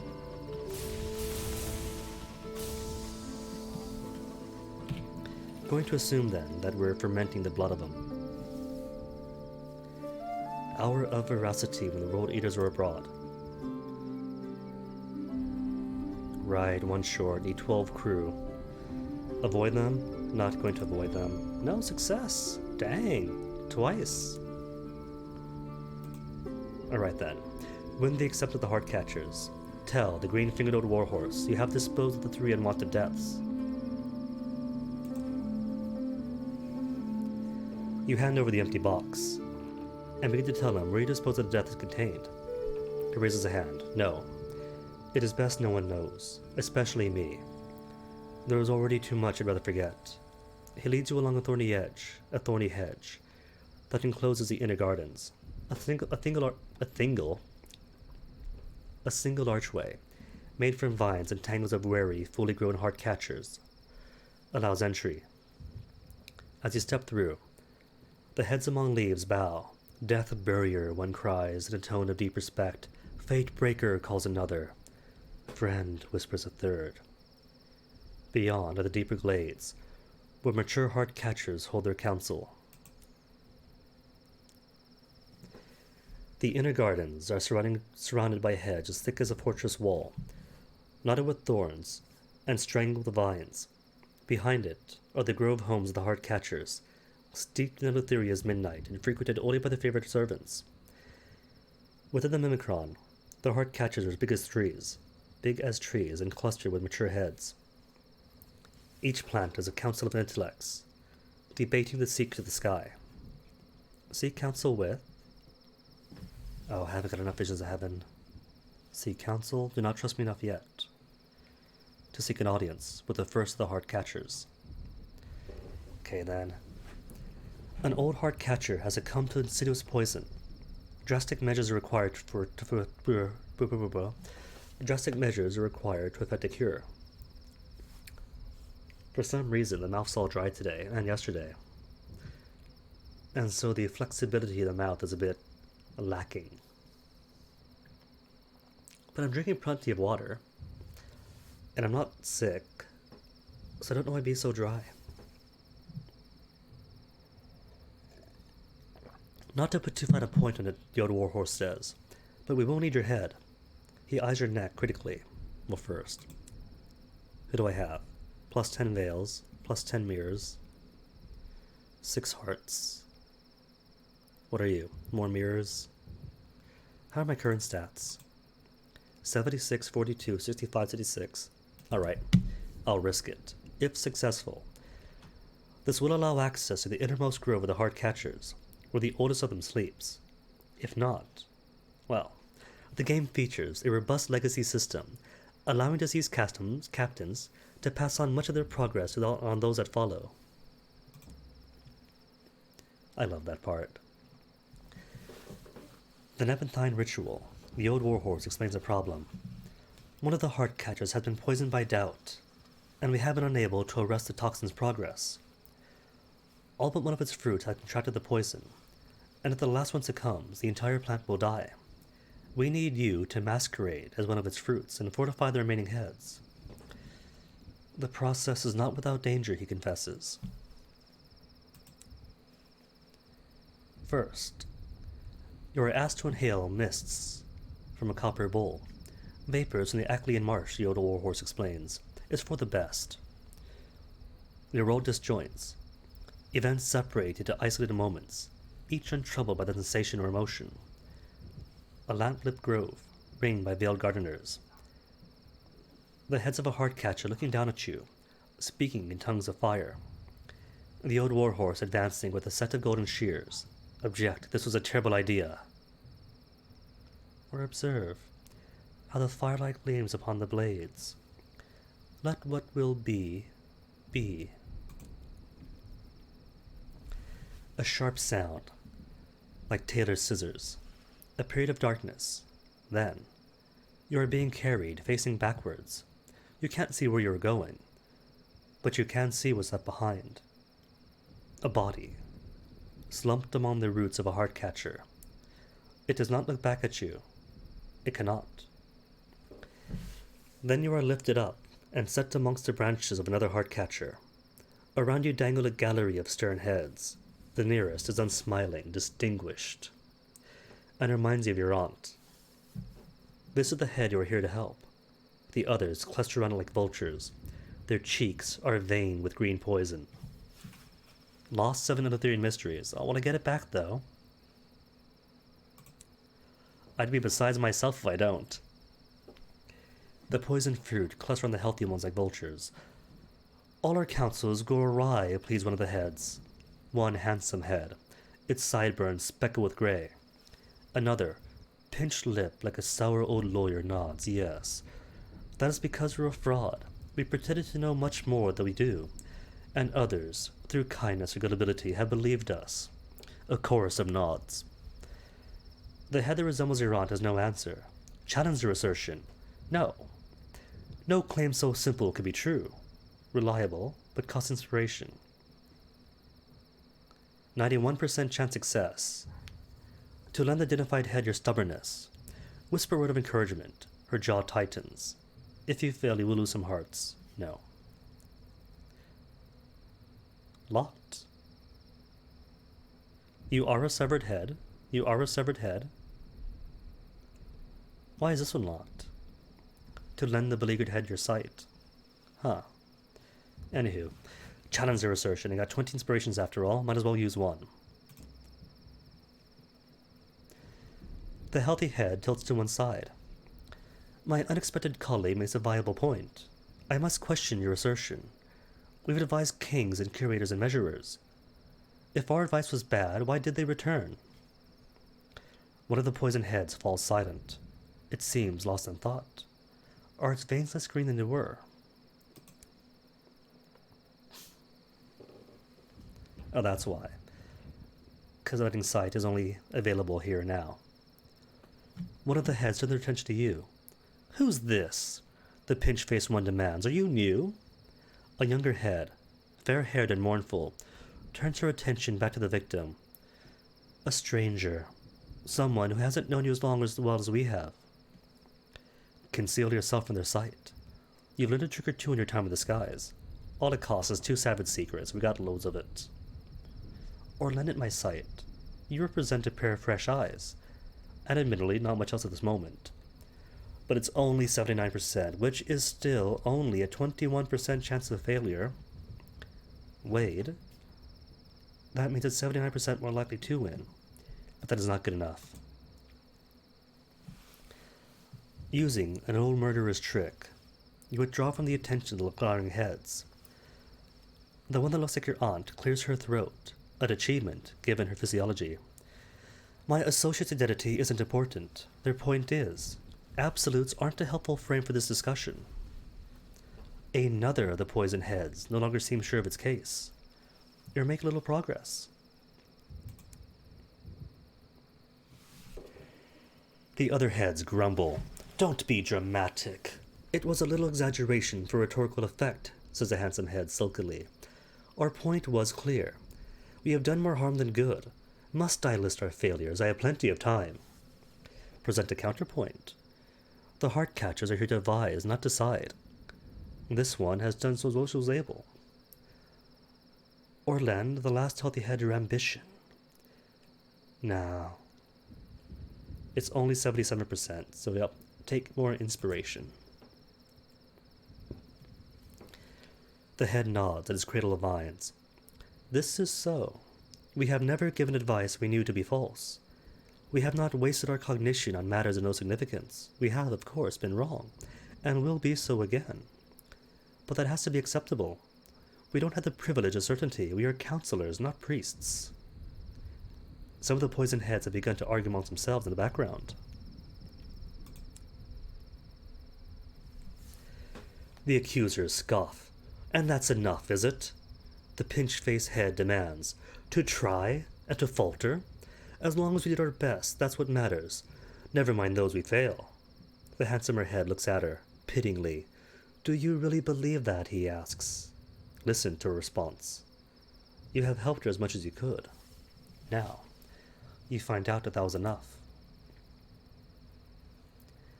I believe it. More than I don't, she answers. Marginally.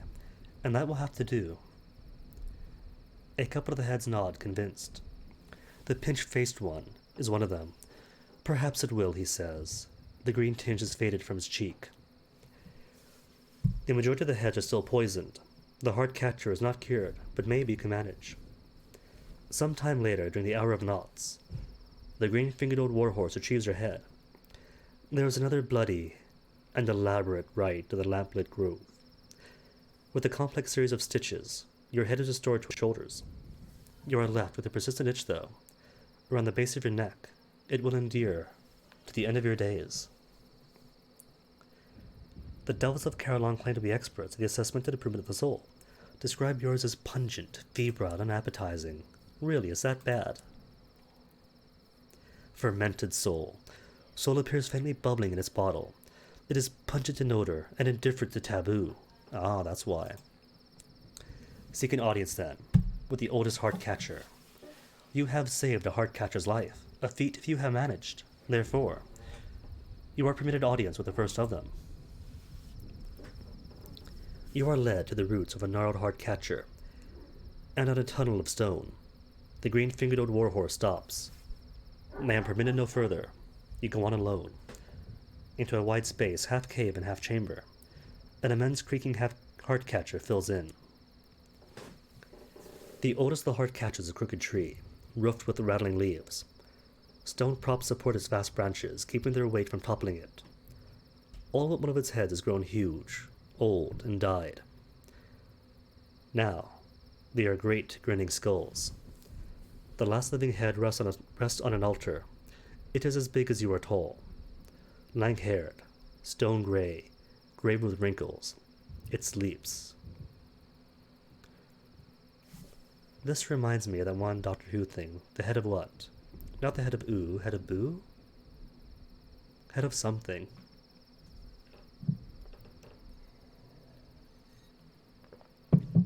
Drink from the bitter waters. Periodically, the last head has woken and wept. The tears have scoured his face, cut grooves in the altars, and run away the floor to make a silver pool.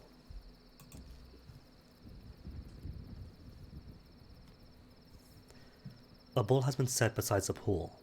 You drink. The waters are cold and sharp with salt. A melancholy floods you, and you slump at the pool's edge. The bowl falls from your hands. You dream. You see a blazing golden sun, so close it fills the sky. It shudders. It dims. You watch as it draws its fires into itself, becoming sullen crimson coals. Its surface cools, scabbing over with black crust. Shadows flood this region of the sky. When you wake, the head's eyes, gray as ghosts, are watching you. The story you tell might not be the one that others hear, it says. Its eyes close again. Seek another audience with the first heart catchers. I could, and eavesdrop with its slumbers. Sometimes, the last head mutters in his sleep. Spends 3 out of 3 in mysteries. Did I get the 7 back? I can't remember. Oh well, no matter. Got plenty left over.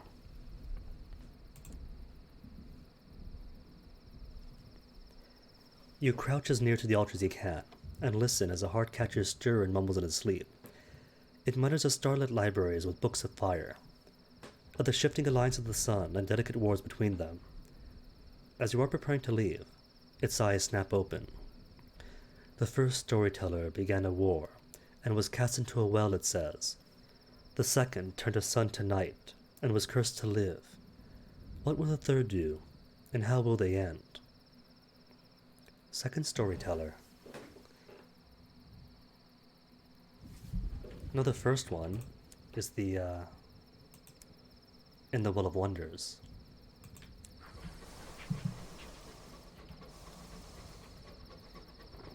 But who was the second storyteller cursed to live?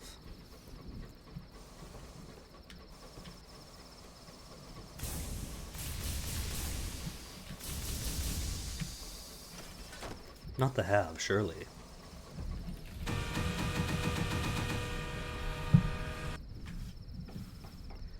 Visit the king.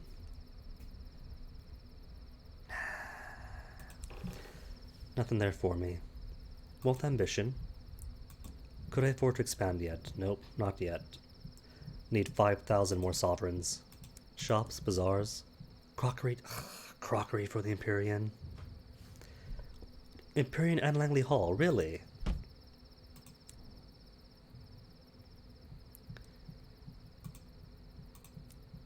Everybody wants crockery. What is this nonsense?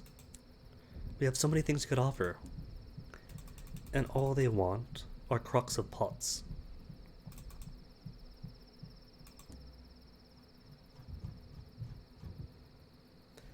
Oh, and I cannot afford the Tisiphone.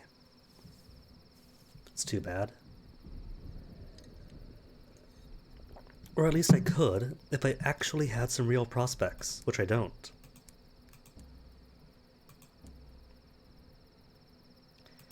Alright then, final prospect, or final facet. The witnesses. You served the heart catchers. You drank with the tears of the second storyteller. Oh, you was a second storyteller. Alright, that makes sense. And he saw his son turn into night. It is said that those who bear witness of the treachery of the sun are thereafter either afflicted with poetry or the profane. Which should you receive? Poetry. What recourse is left, after seeing the impossible and the unthinkable? What the mind cannot encompass, the poet makes palatable. Or profanity, nothing is sacred, nothing abides. There is no law that cannot be broken, no house that cannot be brought to ruin, no promise that cannot be a lie. Nah, poetry. 79, 42, 65, 71. Decent. So, my eccentric wants pure Nessie, but Langley Hall is going to have to be first. Because I do need to see what the end of this journey is. And watch as, now that I don't need any more of the, any crossroads, I'm going to get 15 on one span.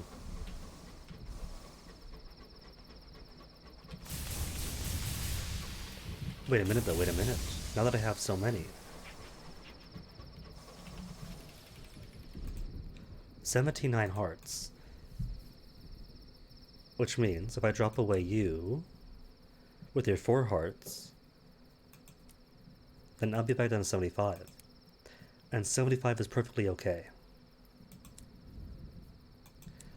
So switch you around to 2. To who, I mean? Somebody else who offers veils or mirrors.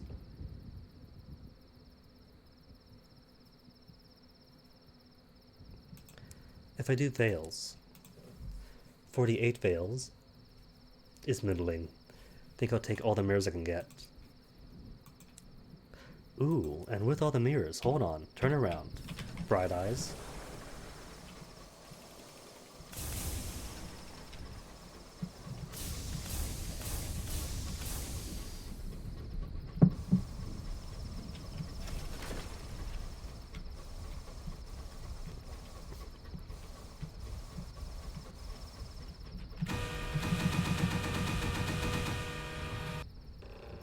Back to my bank, because now you can use the Osiris Patented Divider.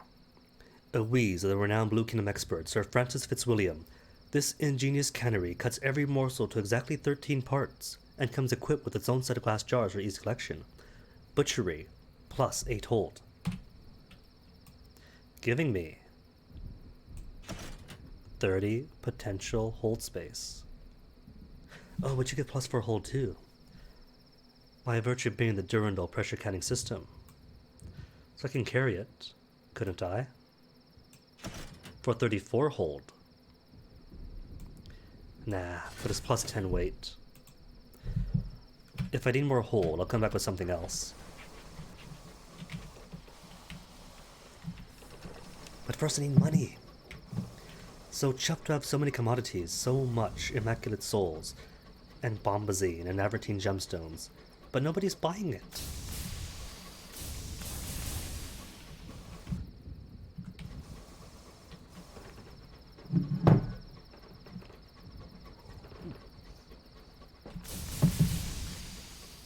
Apparently, in such a huff over that I've got to drink tea.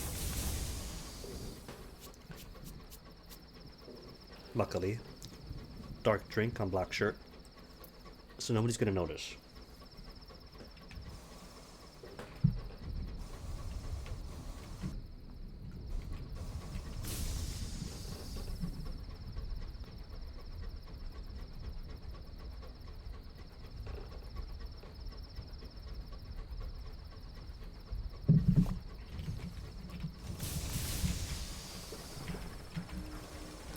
Distant shriek of the scribe spinster. The crew shudders. We shouldn't have disturbed their library. My crew's so weak-willed, had they forgotten that we have this beauty right here? They have not to worry about.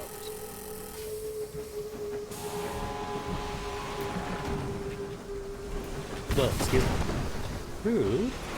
And that's a huge chunk taken out. Just for that. And no spin anyway. Horrible.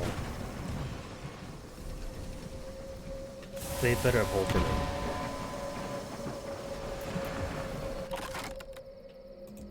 Gain hull and terror. Fine, whatever.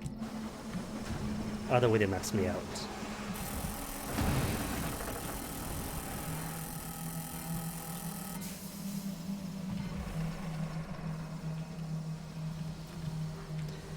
And sadly, there's max level. That's 20 out of 20. So, barring officers, that's as high as it gets. 75, 38, 65, 81.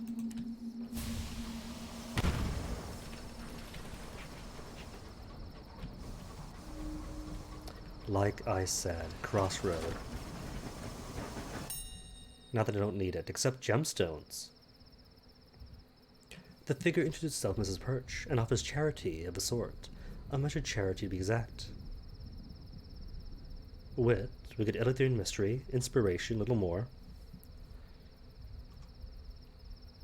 Supplies, mystery, little more. Alright, sure. I'll accept the gemstones. Free gemstones, after all. Well, I see she's already extracted her price, hasn't she?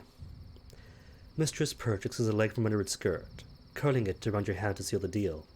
I have taken your measure. Repay me when I demand, or I will take more. It disappears. Behind a crossroad post, leaving no trace. As you return to locomotive, the quarter is a little quieter. Several faces not where they should be. The messenger has taken a down payment. Down payment? 3 crew for 4 casks is a down payment? That's the whole MSRP right there. In your own cabin, you find a box placed lovingly upon your pillow. Within, a wealth of Namertine gemstones, blood red in the candlelight. They are yours now.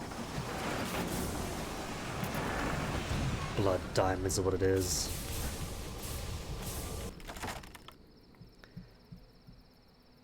Nah, just leave. Oh no. Where is he? No, wrong way, wrong way.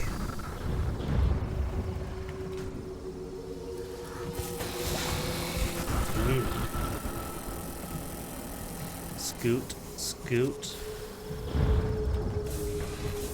Don't get caught up. Killed him. Annoying too, but still. Just close enough. Let me loot. Thank you. An undeparted, defeated. Is it dead? How is it not dead before, with its tatters of flesh and its bared bones? There is, admittedly, where that left it now.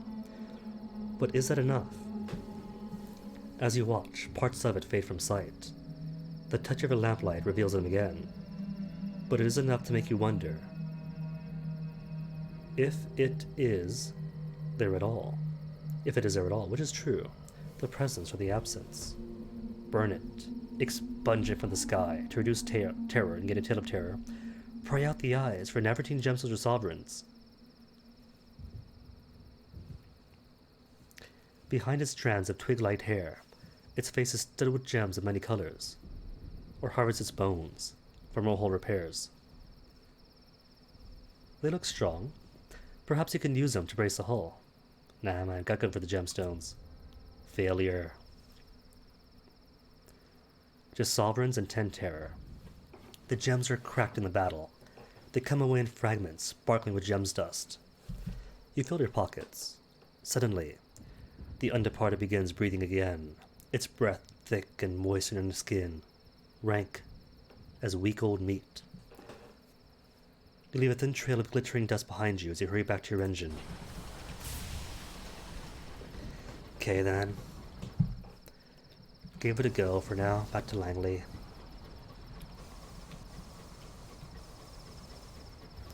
I do wonder, because all this captain needs is money, then he could retire, she could retire.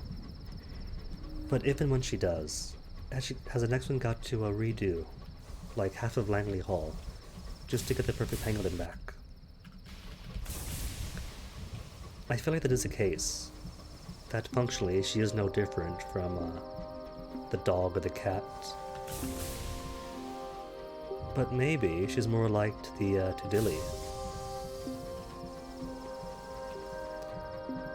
Small, weird thing to find her. And once she's there, she's permanent. Dilly, for instance, persists across all captains.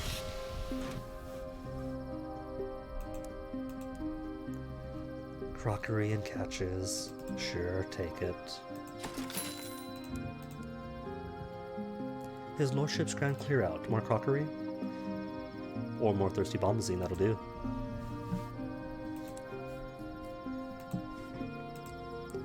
Turn to Langley Hall. Now where is... Leave? Not yet. Port report? Sure. But first... Kitchen, little lounge, drawing room. Where's this? Dance room. Ballroom, here it is. Lord Langley awaits. White tinted gaslights cast an eerie pallor of the polished glass and shrouded furniture of the vast, sepulchral ballroom. Lord Langley sits at his piano, his thin fingers dancing across the keys. When he looks up, he avoids meeting her eyes. Introduce him to the amenable host. Perhaps he is Langley's lost love. Lord Langley looks up from his piano. His fingers tremble over the keys. His mouth drops open. But he is perfect. The amenable host steps forward, his cloak swishing through the dust. He surveys his surroundings with an expression of distaste. That expression does not extend to Lord Langley himself. So, you are my long-lost love, the toff. The amenable host moves to stand over the piano. What separated us? An accident of the Forge of Souls, the spite of the traitor Empress, the very wrath of heaven. I'll settle for nothing less than that. Lord Langley forces himself to look away from the host. Are you sure, he asks you? His eyes imploring you to say yes. Yes, there is a connection here that cannot be denied. Or no. You have no proof other than mutual attraction, which is not the exclusive domain of star-crossed lovers. But still, who else fits the bill? There's a host, and pretty much a host is perfect. And I can't think of anybody else.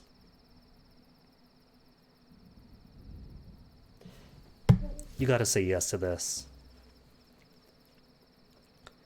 Lord Langley smiles genuinely for the first time. He extends a shaking hand to the amenable host, who presses it to his lips. My love, Langley whispers. Why have you stayed away so long? The host leans in to whisper something in his ear. Perhaps he'll come downstairs in time. For now, Lord Langley leaves you with the directions to the upper landing, where a valuable token of his gratitude awaits. Lord Langley has taken the amenable host as his love, and the amenable host has left your company for more salubrious clients. 1,000 sovereigns, enigmas, experience I don't need. Leave then, we are done here.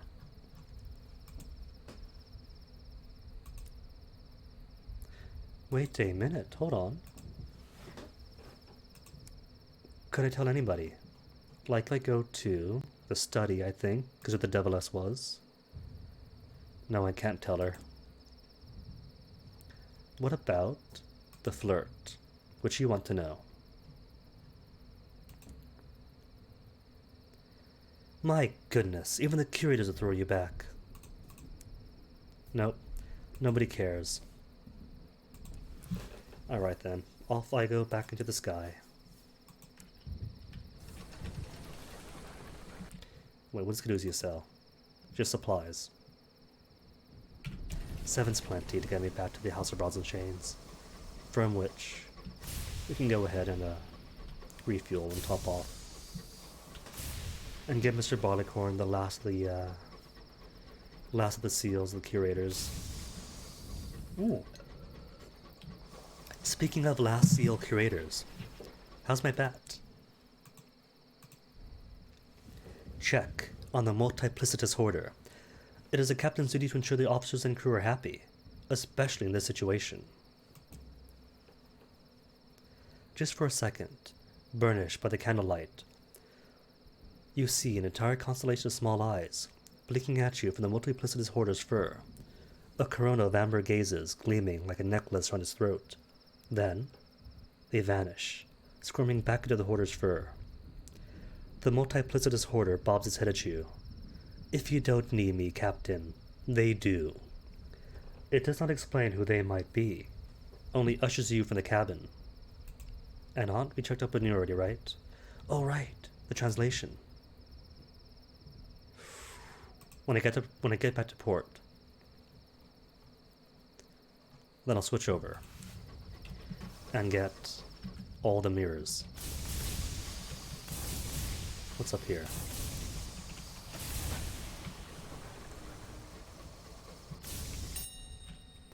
A celestial ruin, a pale palace, or perhaps a temple of old Eleutheria. Leave, then. Excavation costs food. Terror fallen is fine enough.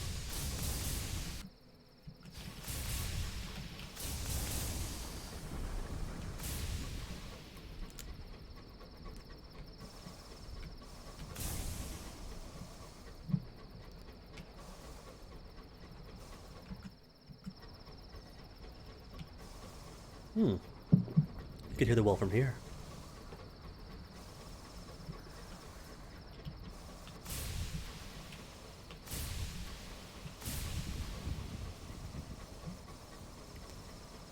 And what are you, Diamond think? Bronze wood. Much thanks. I've got enough bronze wood to satisfy the transit relay from the Albion side. But more is always better. Means that, if I need to sell, then I won't be out. Sell or to use. Scornfluke, hello! Hit? Oh, too far away.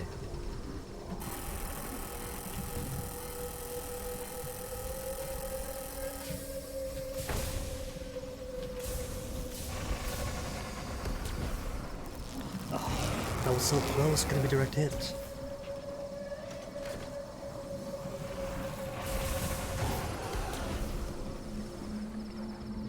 At least the indirect hits are doing something. Bleeding out now.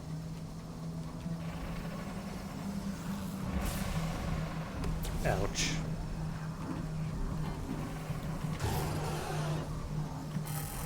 Hit. Oh, sweet. Mutual hit though. Killed him as he got me.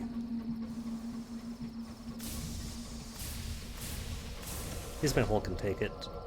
52 to 91. Create a Wrath of Heaven. I do have 4 Enigmas. And 2 Nightmares. Gonna do it. Like I said, that's 1,000 Sovereigns in port.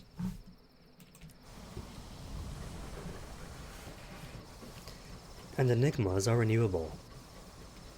So if I face, say, 2 or 3 more Scorn Flukes, could spin all of them.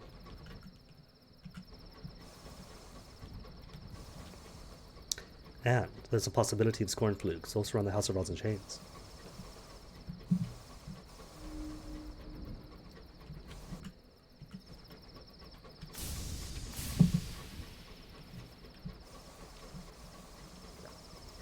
Alright. And I've also got the Cage B now, finally, after a year of playing. So What of the Wolf is soon going to have its 3rd hymn. And there has to be at least 4 hymns, because I haven't yet gotten the Patchwork Devil from Mulberry Juxtamare over to the Will of the Wolf yet. Got to remember, next I'm in Mulberry, get as much Bohemian affiliation as I can. To visit the gallery, then chase the artist over to the off-season, then provide hope and salvation for the Patchwork Devil.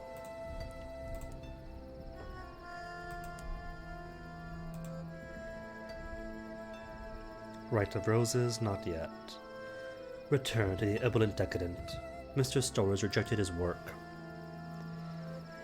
The Ebullient Decadent receives the pages of his poem with evident delight.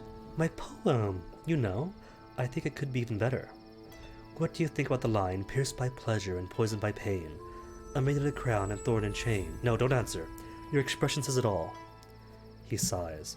But I have exhausted this place. My poem's complete, but not good enough. I must seek my muse elsewhere. He hands you a bag heavy with sovereigns. I can afford to be liberal with my gratitude now.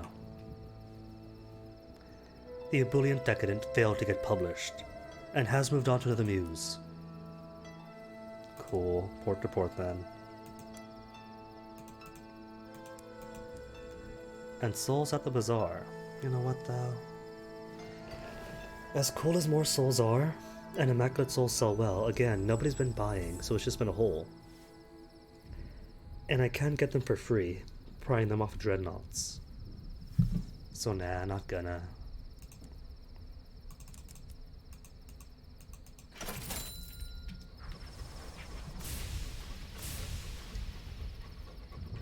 Even if it's a bargain, you know?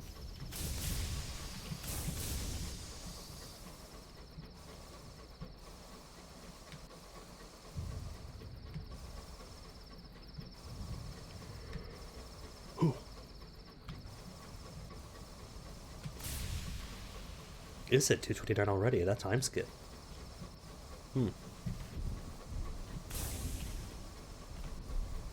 That's fine though, at least progress is being made. Just got a few more things here. Piranesi say. Piranesi and what else? I think that's pretty much it. I got the hard catcher stuff, and then outside of that it's just making money. And because prospects are garbage here, there is no money to be made.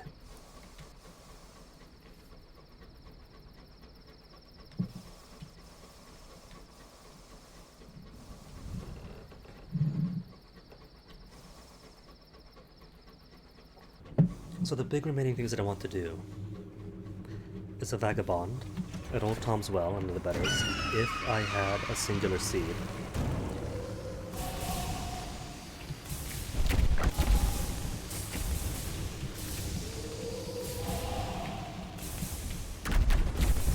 And the Transferred Relay in London, or south of. This is sad, isn't it? Most of the cool stuff I have left to do are in London. Oh no. Too little hole.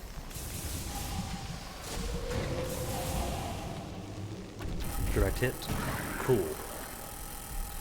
Oh no, just remembered. That here.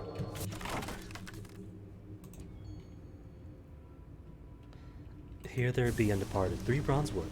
Dang, loads of bronzewood.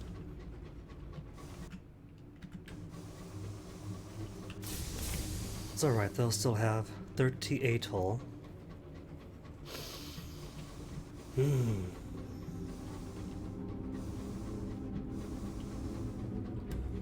It'll be fine, of course.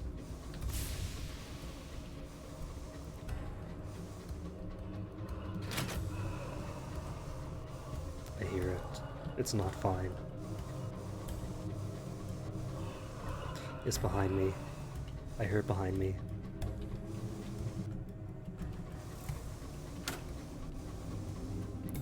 Okay, close enough now to the House of Rods and Chains. If it does pop up, I'll just sail right into port, and all be well.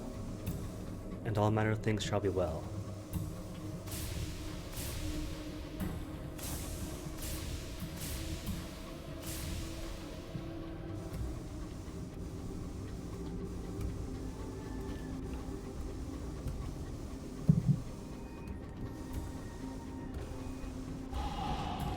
Gunshot out here. I guess it could be a scribe spinster, going by the noise alone. Commingling. Trade, a spectrum of amber for something. Since I do have 1 chunk of blue amber, 1 green, 1 red, their offer is impossible to understand, but they sound eager. Oh, just an artifact, that's it. The rubbery men take your amber. One of them fishes into a sack and produces a small, faceted idol, the color of bone. They seem pleased with the trade, but I don't. Okay then, Mr. Barleycorn. The last of the seals. The seal in this menagerie. I confess, I am amazed it survived. My master's not tolerant of its various weaknesses, its single-mindedness, its cleaving to antiquated custom, how it chafed at its chains. Mr. Barleycorn dips the seal in ink and presses it to paper. Still, I am glad it has found new purpose. I am pleased to hear it is doing well. And that's it. He's done. He's gonna be mad until we get all 7, but there is no 7, just a 4. So back down we go to the carapace. Cage catches, that's it? Nah.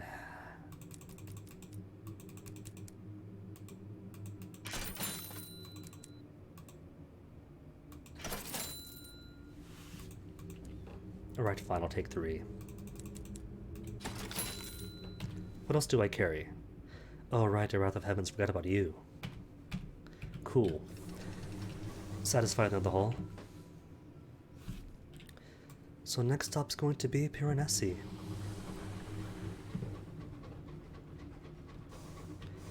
Could have stopped in and should have. Listened to the lament of something. And get a small terror drop.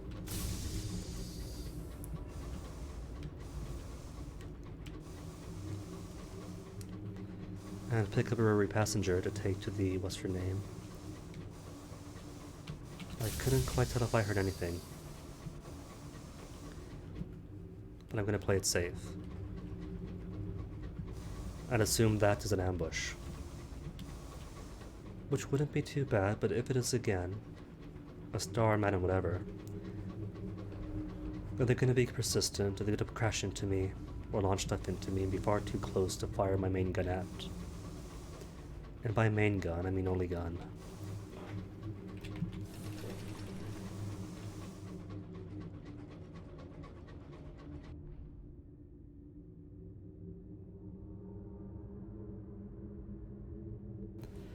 The price of charity. A sound of chittering fills your cabin.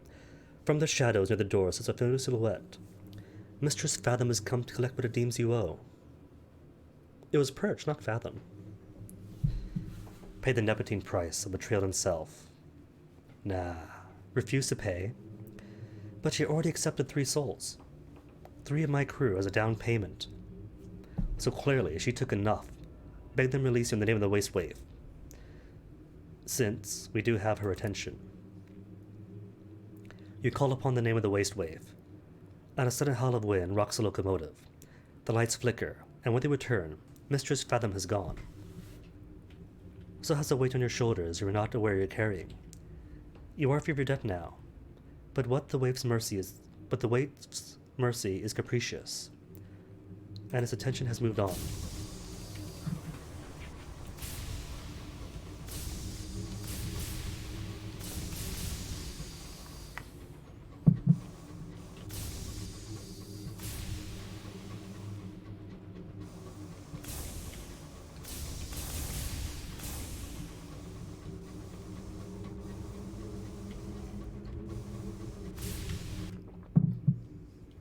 Almost there.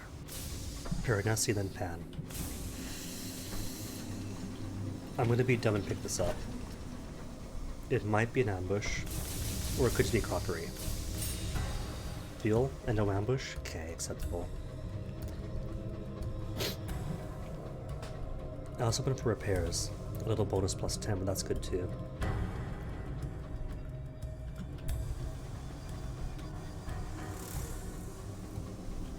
And this place really creeps me out. I keep thinking that I'm hearing the low, growly breathing of the undeparted.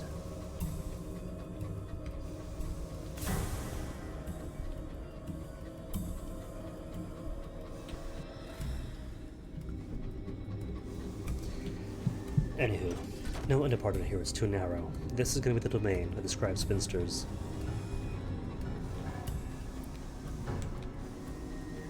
And if it's just scribe spinsters, I'll count that as safe.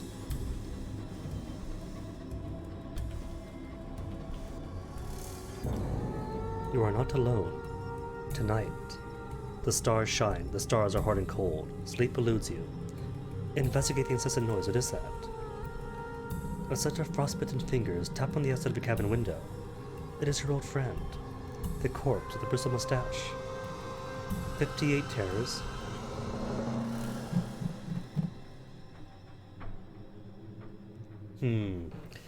Dare I ignore him? What I wanted is good at Piranesi. You know what? Lucidity terror gain nightmares. The conversation is glacial and imperfect, but you manage. Over the course of the night, you learn of his home, and the regrettable events that led to his death. You've barely had a wink of sleep when it's time for your shift. You have trouble concentrating today. Your thoughts are sluggish, and icy and sad.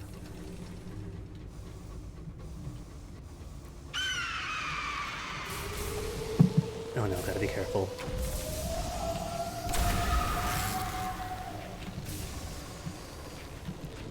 How did that miss? Fine, that'll just take the long way.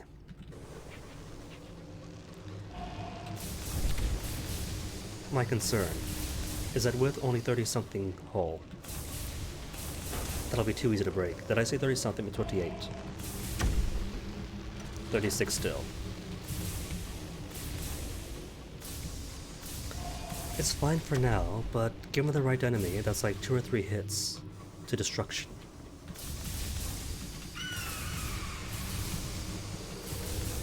And this guy's persistent.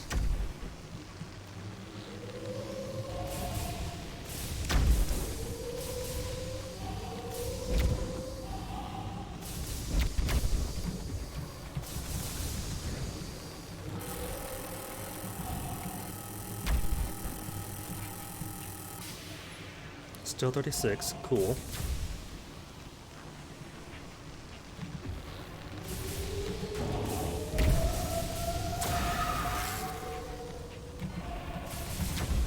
Oh, not close enough.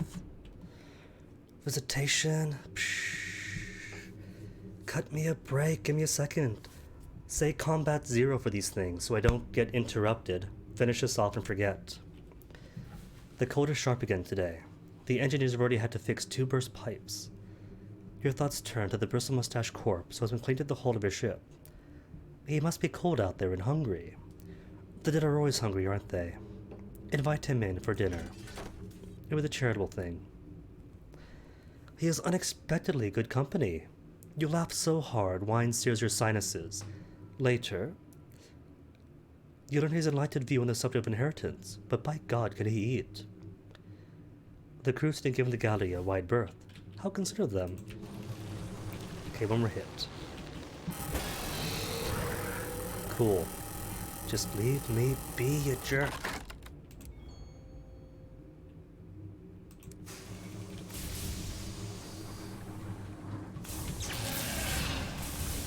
Really?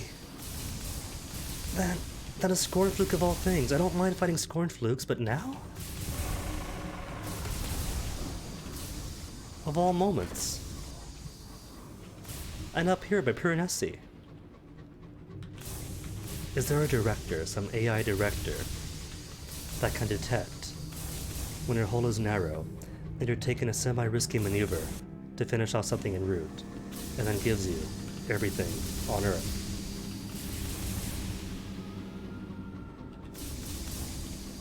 I'm not complaining. It's just amazing. But if I wasn't at 32 hull, then I would engage it to get myself a second, well, technically third, Wrath of Heavens to sell.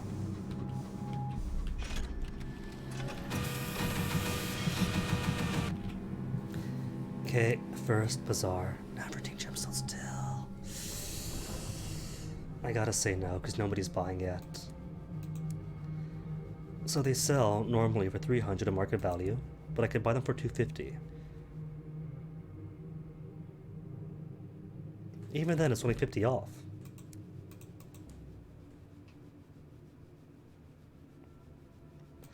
Explore the gardens, drop some terror. Neat.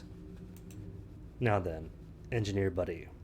Accompany the feline eccentric to the gardens.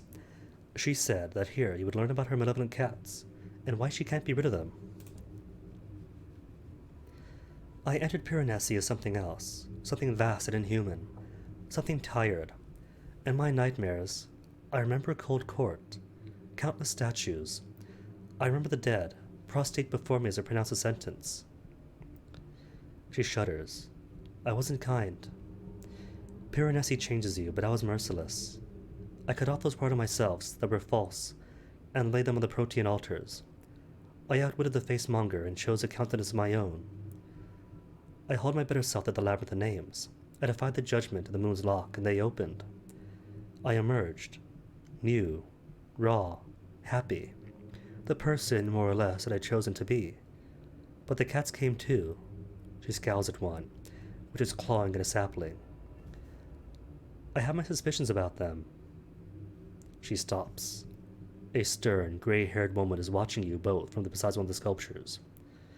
We don't get many return visitors, the woman remarks. Tea? So idea.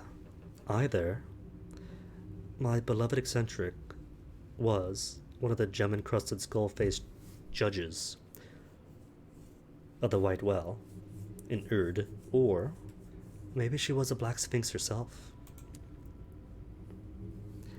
The conformer is stern and brusque, but fascinated by the eccentric and her cats. She brews you strong, dark tea, and peppers your officer with questions. Ask about getting rid of the eccentric's cats. Is it really impossible, as the eccentric claims? Oh, yes. You can't cast them aside any more than you could cast aside your shadow. They are vestiges of that version of you that entered Piranesi long ago. Vestiges you chose not to keep. For some reason, they followed you out. Perhaps the old you was not cast deep enough into Piranesi. He was notably stubborn. You see, says the eccentric, I'm stuck with them. Of course, the conformer says, slurping her tea loudly. They could choose to leave you. Wait, what? The eccentric's head whips right to face her. Why didn't you bloody say so? Inquiry by convincing. The conformer said the cats could choose to leave the eccentric. Perhaps they could be encouraged to do so. This is an unusual case, the conformer says defensively. But these vestiges are, in essence, aspects of the being who entered Piranesi and emerged as you. They have opinions and preferences, as do we all. If you find somewhere they like, they may stay there. Or, you could do something they hate. They may leave. Carrot or stick. The eccentric frowns at the cats. How do we know what they like and hate? The conformer shrugs. No one knows them better than you. The tea is finished. You return to your engines. I need to think, says the eccentric. Alright, so. Step 1. Oh, I can't speak to her.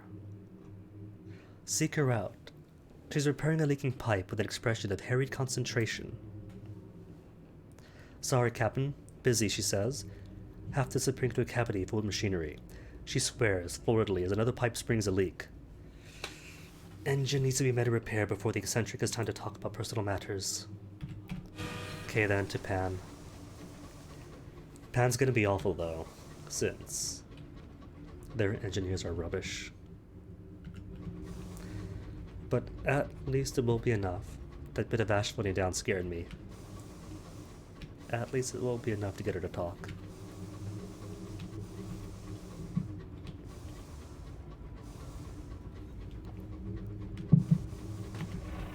Direct hit. Cool. 2 direct hits. Excellent. Nobody messes with Guinea the Second.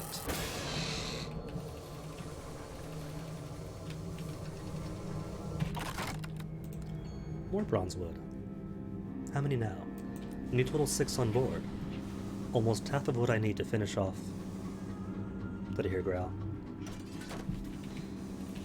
No, of course not. No growls here.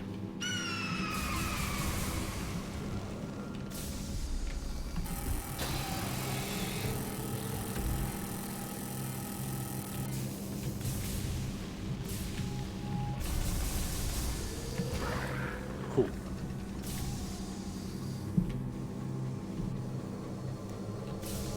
If there's an environment to use it. And that is half now.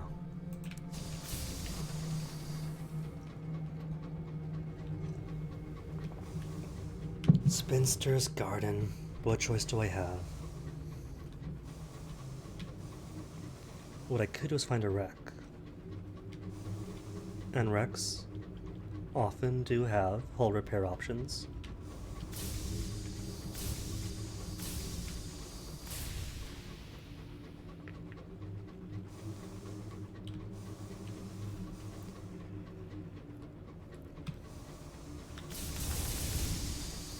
And Cantankerous.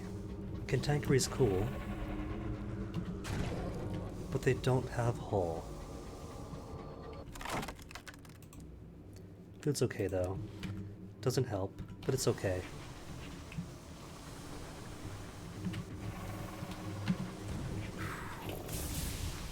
The big yeet.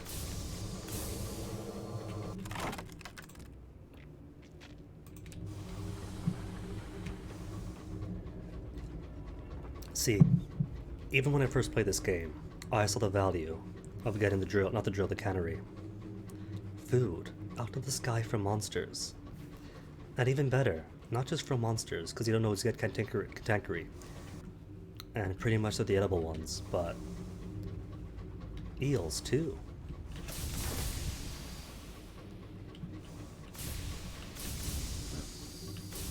My thought was, be cheap. Harvest from the sky as much as you could, and that's money saved on supplies, and thus get rich faster.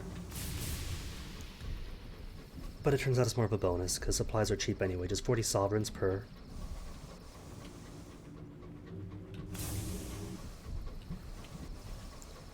All about prospects. Building up commodities, selling commodities.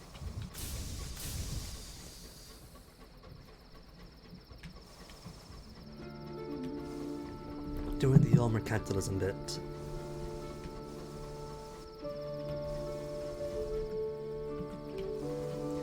And what dower now? Veracity? Leaving maybe? Could do leaving, considering could use more crew. Or is it going to be the rare enigmatic hour of full hull repairs? When what few engineers are at Pan have a sudden spark of inspiration and choose to be good at their job.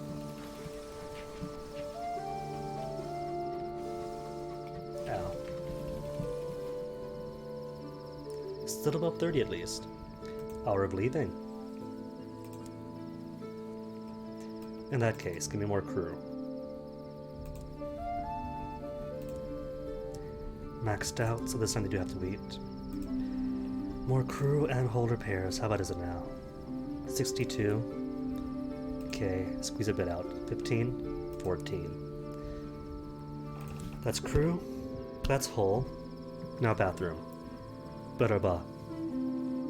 Hey. Hold on. Gonna wait 25 more seconds before properly to the bathroom break. Because that'll make 5 minutes. 5 hours. 55 minutes. And in 5 seconds. 5, 55, 55. Now bathroom break.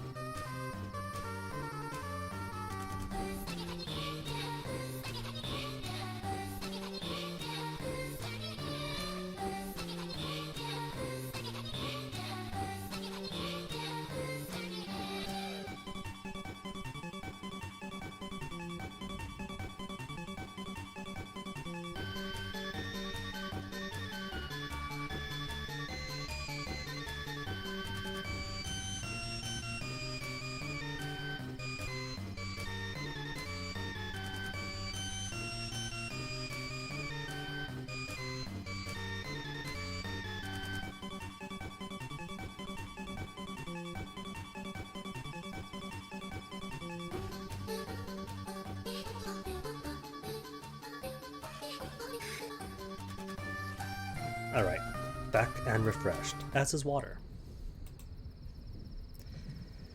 So then. Whole? Good. Now we speak. Consider the secrets you've learned, and how to rid her of Asmodee. Asmodee is a saggy ginger cat, his face scarred from countless fights. When you approach him, he hisses at you, his ears flat back. The eccentric shows you her ankle, livid with a lattice of claw marks. Asmodee is a ball of anger. As if on cue, there's a hiss from under the galley table, and Asmodee attacks her knee. You fed him off. He climbs onto a shelf, his fur bristling. There's somewhere he might fit at home, the eccentric says, reluctantly. But it's not somewhere I want to go. The White Well, the Blue Kingdom. The things that were cast into it rage against her fate. Alternatively, you could drive him away by dampening his fury. The attendants of Magdalene's, it is said, can soothe the wildest souls. Okay then. Last time, I went full-on carrot. Gave them the things they might like so they might leave on their own. But this time I'm going to go full stick. Soothe his tempers at Magdalene's, and he attacked and harmed our favorite eccentric. Not going to reward that. News on Tales of the Sky and discuss how to rid her of Paimon. Paimon, an aloof, flat-faced grey. Paimon, then, gives you a baleful look. He has climbed into a cranny under the ceiling, and won't let anyone near her. Paimon is very governed, the eccentric observes. The grey cat watches you stiffly out of reach. He never plays. And he doesn't like it when well, watch this. She approaches, she comes and sits next to you. Immediately, Paimon jumps up, pries you apart, and sits primly between you. He is aloof and restrained. Perhaps he would enjoy Carillon, where penitents submit themselves to stern punishments and endure them without complaint. Or, to drive him away, I've heard that Achilles, one could by substances make fools, even of kings and bishops. Well, Paimon doesn't seem too bad so far. A bit too much of a, of a chaperone. But beyond that, isn't doing active harm. But wait, wasn't he one of the ones that was like sitting on her chest and smothering her in her sleep? Alright, full on stick. Scour your charts and discuss how to be rid of her Beleth. My one last chart for this effort. Beleth is a gaunt, black cat, always pushing himself to the front of the feeding time, always sitting where people need to be. Beleth barges past you in the corridor. He has heard two stokers arguing. When he finds them, he watches, rapt, with the air of an ancient philosopher king. He is fascinated by their red faces, their bristling mustaches, their pointing fingers and clenched fists. The eccentric joins you. Beleth admires force, she whispers. He would fit in at the floating parliament, where MPs pushed their beliefs into law using words as swords, and procedure as nooses. Yes, the eccentric muses. I think he'd like that. And I know he'd find intolerable. Dreams. Those dreams, where the rules all change and his strength is useless. The roses of Caduceus could help. Cool then. Excellent.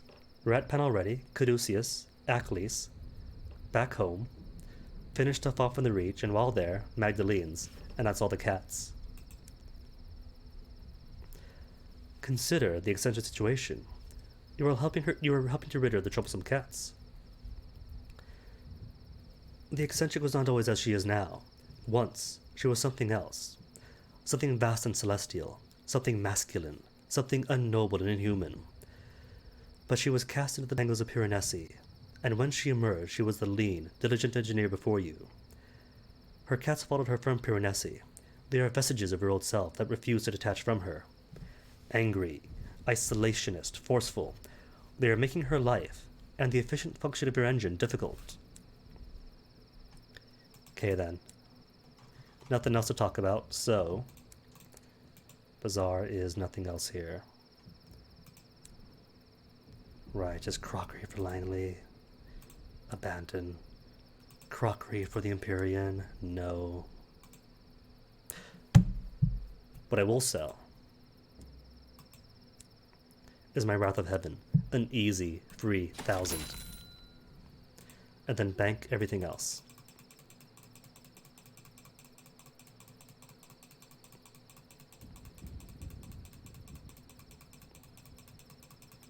Cool. 4,800, almost an upgrade. Okay, then I'd market then.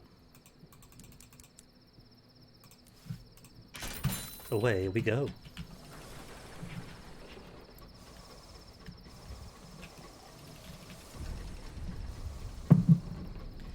So route's gonna be Caduceus, Aclis, Empyrean.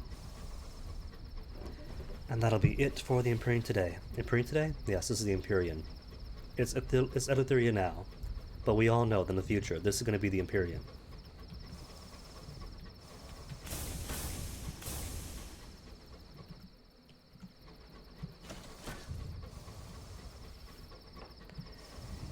And if by chance the Scornfluke now chose to pop up, hull's topped off just about, so I wouldn't mind facing it again, if it so chose.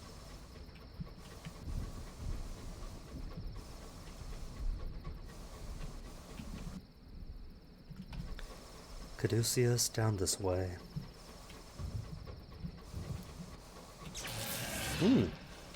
That is the sound of a Scornfluke. Where are you? I couldn't quite tell what that sound was. It sounds like over this way, but the initial growl sounded that way. And now it sounds down here. I might need better headphones. There you are. Double Scornfluke action. See, friend, we helped. You are not alone in the skies. See? Taste my correspondence. We speak the same language.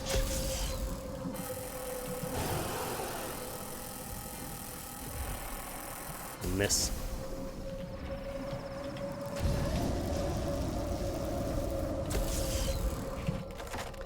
More Wraths of Heaven.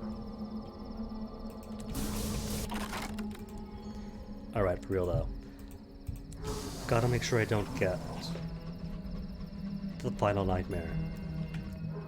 I haven't yet had 4 full nightmares, and if I get it, that is an achievement. But I'm so close to retirement, I can't do it now.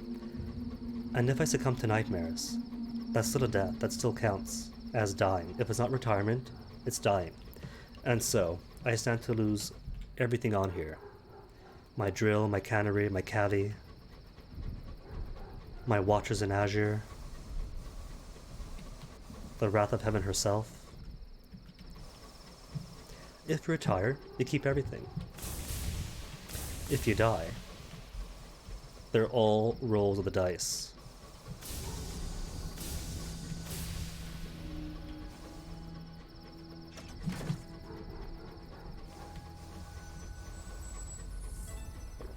Crab boy, hello.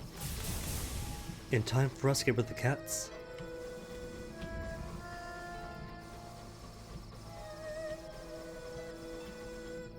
Oops, wrong way.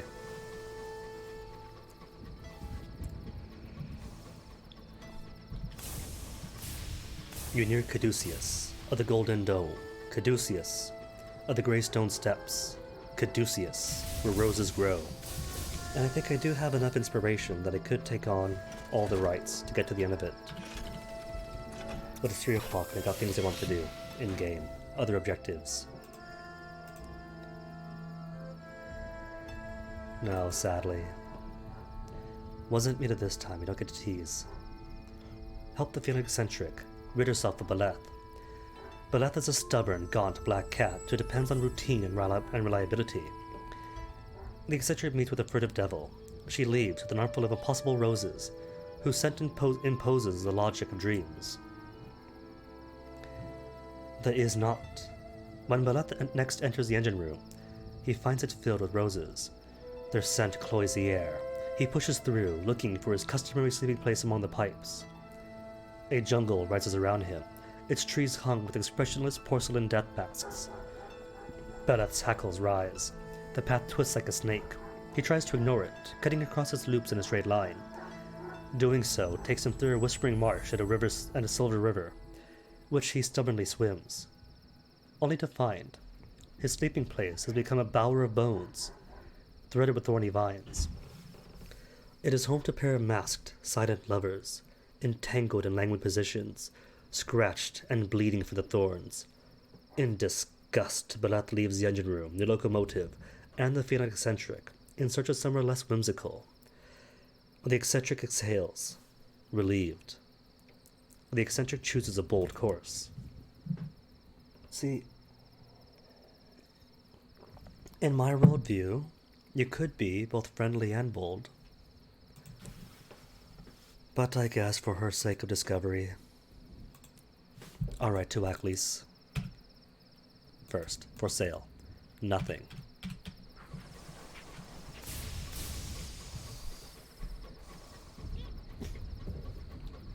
Aklis, then on the way out. Magdalene's isn't too far away from the transit relay, on the reach side. So I'll pop by there first, drop off the last of her cats. Hermit? Yeah, just a hermit. Less terrors, not more terrors. I don't want to discover what 4 Nightmares is about. At the very least, if I do max out my nightmares, I want it to be for a cool nightmare. The bristly mustache corpse is cool, in the sense that he's frozen solid, and he's a chill guy. Maybe, if I do achieve 4 nightmares, I want it at the end of the one nightmare group, where you start clawing off your skin, and you're not sure you are who you say you are, and the person in the mirror is somebody else. An argument breaks out between 2 crewmen. One owes the other money, but they cannot repay it. Unfortunately, the debt owed was sworn on the name of the Burr below, a roving god of deep skies and a keeper of compacts.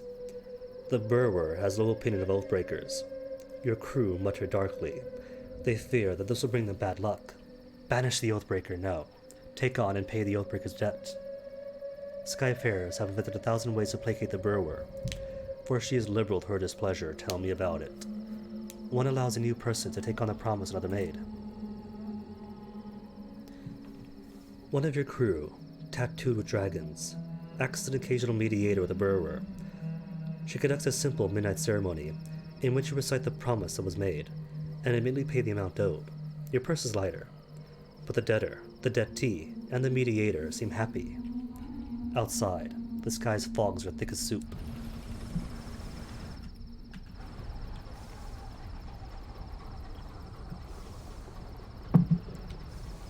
Who's this? Just an Empyrean? They'll live then. But if the game wants to spawn a few more scorned flukes, I wouldn't be unhappy. That's not a scorned fluke. That's a Katankery. Do we eat? Oh, got the eat.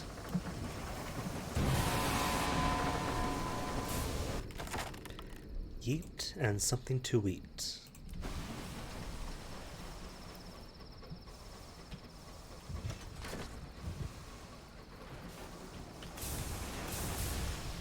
And more spinsters, 1 second then.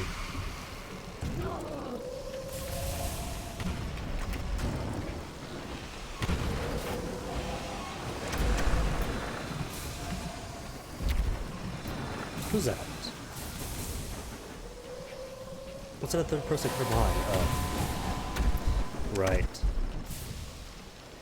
Because apparently now there's one explorer, there's gonna be like 2 or 3. No, not so close. Can't shoot if he's too close. Spin? Oh, not dead yet. How now? Oh, that's beautiful.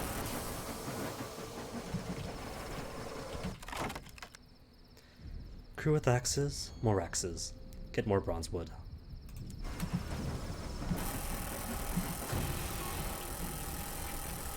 That's right, run off, you coward.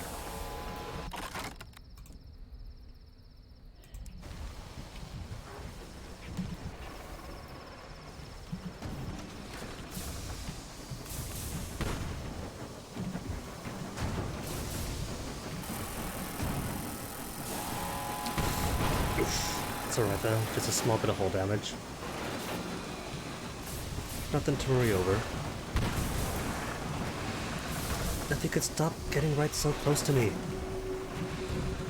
Doesn't he realize that if he's too close, I get hurt? Well, clearly then he's not concerned about my feelings, so forget him. Nope. Sorry, Explorer, you had your chance. If he won't be considerate, we're not going to dance.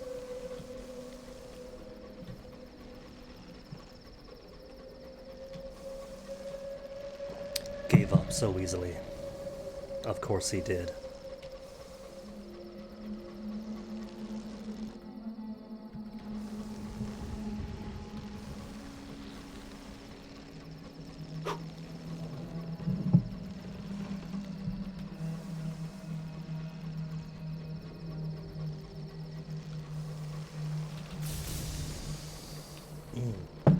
Good bitter tea. I don't mind. Milk and sugar and tea, it tastes alright. But dark and bitter is where it's at.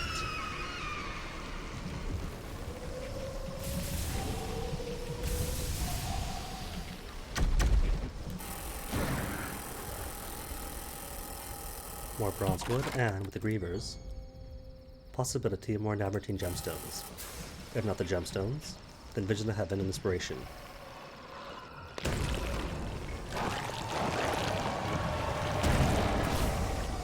Boop. Bit more distance, please, thank you. And still one living up ahead. Gemstones, yay or nay? 90% chance success. Cool.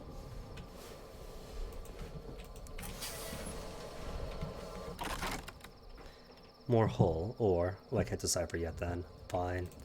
Hull repairs.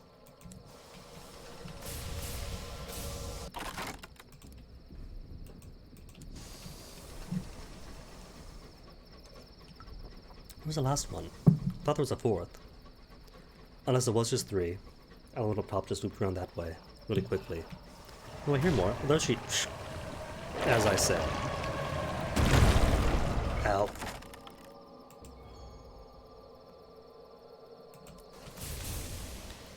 Eccentric's not gonna be too happy now.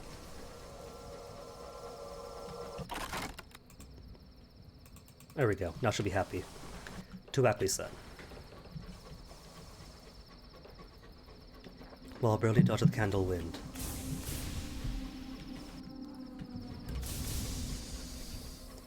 And sadly, too far north to get the curator. I think it was down here. In the Tatarian roots, where the curators tend to be.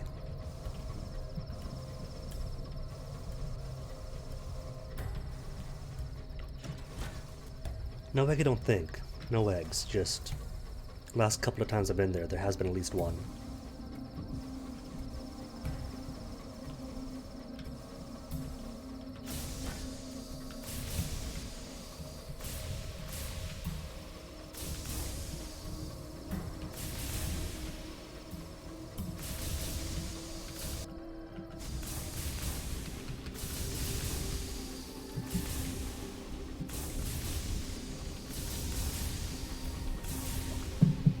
And I'll bet 10 sovereigns that when we get there, is going to be more fights between Abigail's men and the urchins. Always is.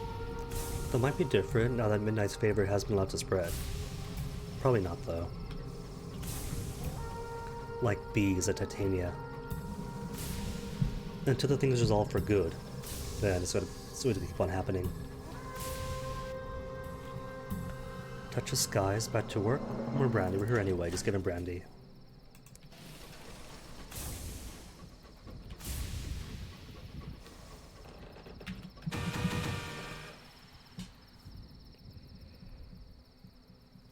What a surprise. More fights between the clay men of Amberley. Amberley, not Abigail. Success. Sigurd throws you a spear. Funny different. And he joined the urchins in battle. The hired goons have no problem fighting small children. And unfortunately for them, the opposite is just as true. With your help, the Ringbreakers easily send them flying off the wooden walkway to the foul marsh below. Soon enough, Sigrid has her spear pressed against Amberley Murgatroyd's throat. Call him off, she snaps. Amberley has no choice.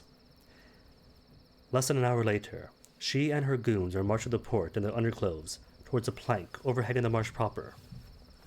Below are untamed carnivorous plants, spores of madmen, and water said to replace thirst with insanity. The Rainbreakers cheer as each in turn is prodded off to the end off the end to the land face first, in the foul mud below. Petrified veins, so on and so on and so on, for the monastery return to the market. Accompany the Finland eccentric to the spice and smoke stalls. She intends to make a catnip of irresistible potency, to rid herself of Paimon. You've heard the floating markets of Ackley sell substances that can make a fool of kings and bishops. Together, you scour the markets, a pinch of this to remove inhibition, a grind of that for fascinating scent, a sprig of something lilac to remind the imbiber of hot-blooded youth, and a handful of these moon-colored petals that sharpen the senses. The eccentric mixes all together, and wraps it in a ball of muslin. Feed Paimon the catnip on board your locomotive by talking to the eccentric. Sure, why don't we? Feed Paimon the Ackleyan catnip. For a cat of prim aloofness and cast iron dignity, succumbing to kittenish delight might be the most severe embarrassment. The eccentric places the catnip on the floor for Paimon. He ignores her studiously.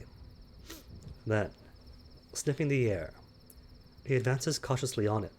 His whiskers splay. His eyes grow wide. He pounces, springing on the muslin ball. He sinks his teeth into it, raking at it in a frenzy with his rear claws. It escapes him. He leaps after it. He realizes you are watching. He stops, knowing he has disgraced himself. A prim wash and not restore to dignity is squandered. He must leave. The next time you're on station, he slinks from a locomotive, never to be seen again. The eccentric straightens, as if a burden has been lifted. Cool. So then, tea of spices first. Tea and spices.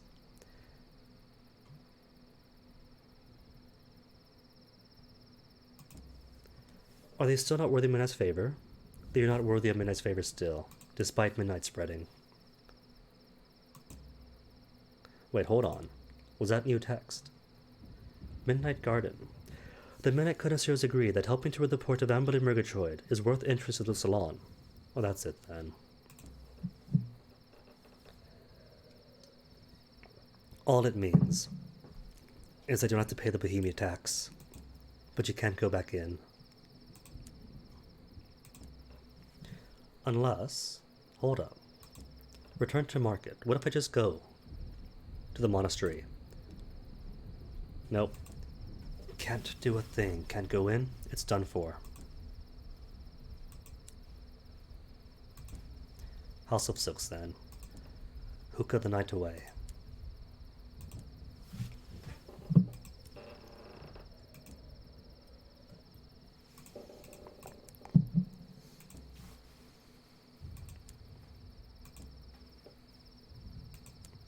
Terror Fallen. 5 left, 3 left. I'll keep the 3 then. Return to market, put up with the Nightingale. Might what's her name, Sigrid, have anything new to say? Train with Captain's Cabin. Nothing new. War of Midnight. Sigrid and her ring breakers don't seem to be basking the victory. Eternal vigilance in it, Sigrid sits back in her chair, fingers steepled. For just a moment, her face breaks into a childish giggle. But did you see old Murgy's face when she fell in the mud? Classic. Okay, you're done for. Done to done, return to market. Just has books here. Poems of the Cypress King. Alright, I'll bring some.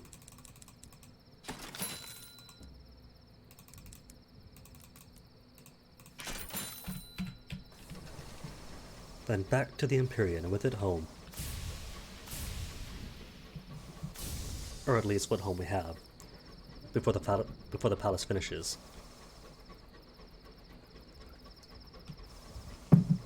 Then, once that's done, Pan shall be home.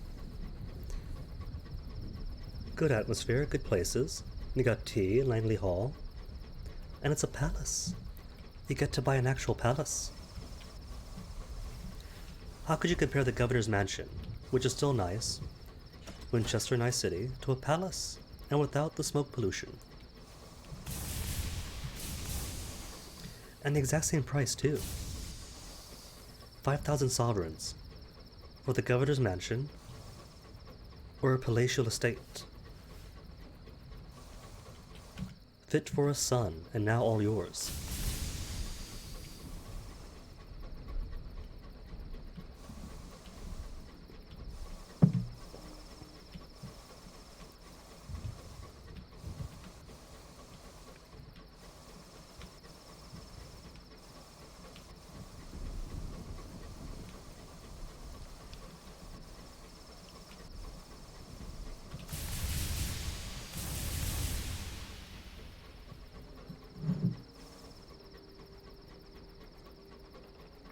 Good Eltheria.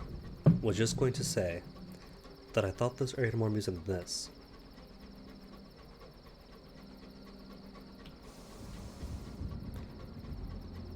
Then as if ordered, music again.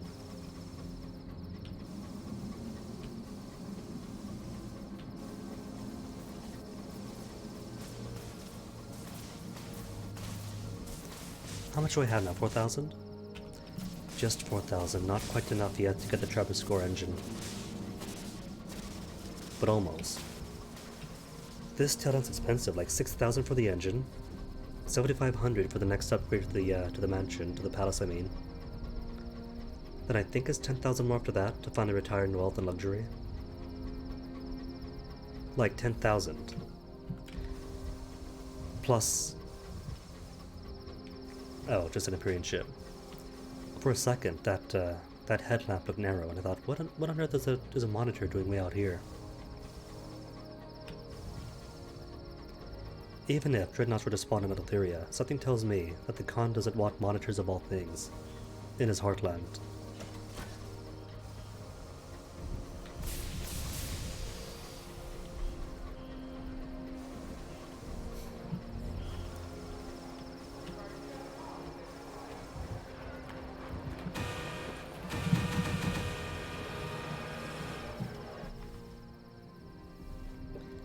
Official, what do you want?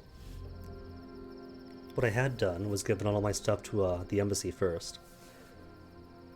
Just to see what happens if you do the contemporary races, but it's minor.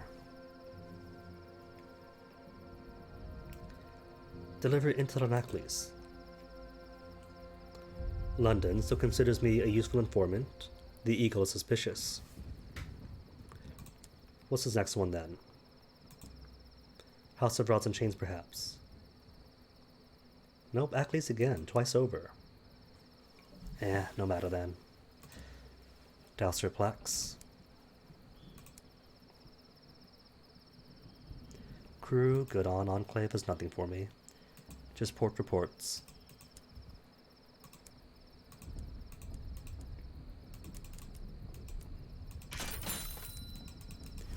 Okay then, to the Empyrean.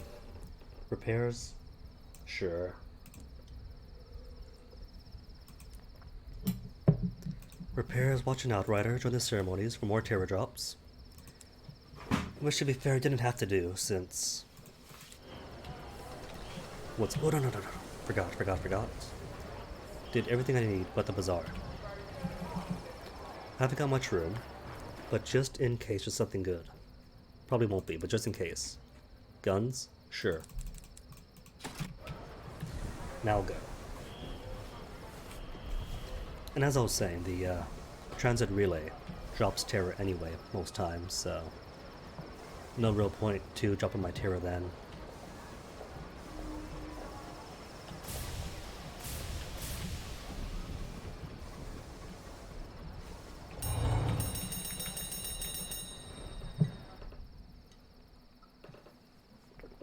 Back through, nothing to declare.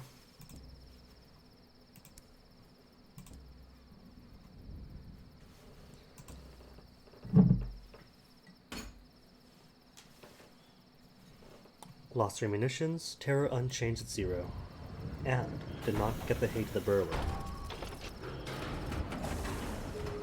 As a nice bonus.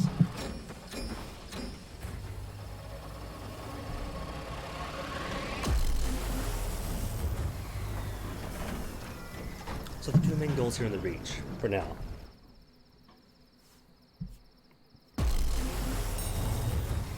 Is going to be Magdalene's, to rid the eccentric of her cats. Extra already. Then that better to finish off old Tom. Excuse me.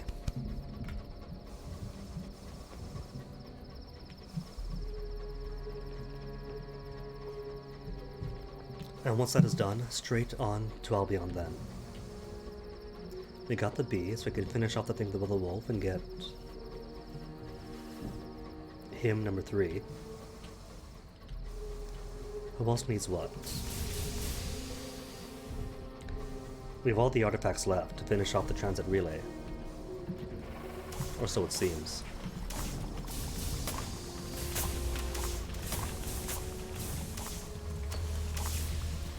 But I thought there was something else. What else needs Albion? Mulberry's done with. What else is there?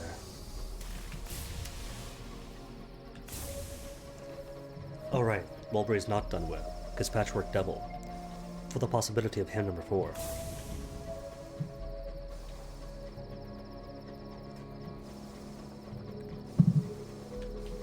Cool. Walla Wolf, Mulberry, and Transit Relay.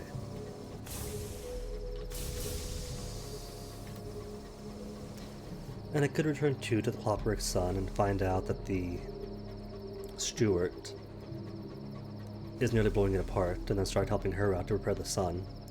But who wants to do that? A future captain more aligned to the Empire can try it.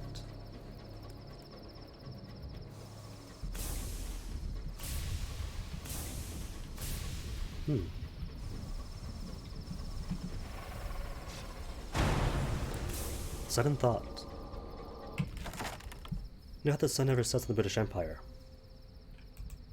Or so the saying goes. In this instance, Victoria is the sun, isn't she? Having usurped the throne of ours, and replacing Albion's son. Then technically, you could say the sun is a British Empire.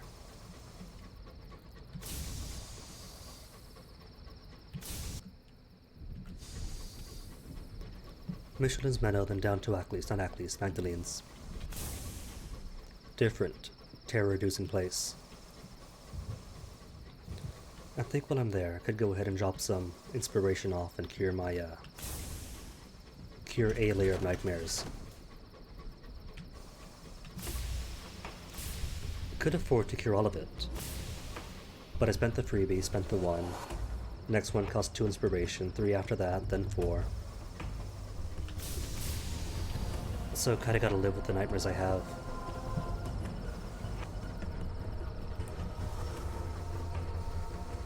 And just not overindulge my crew in terrors. which might be difficult if I go to the Blue Kingdom for any length of time.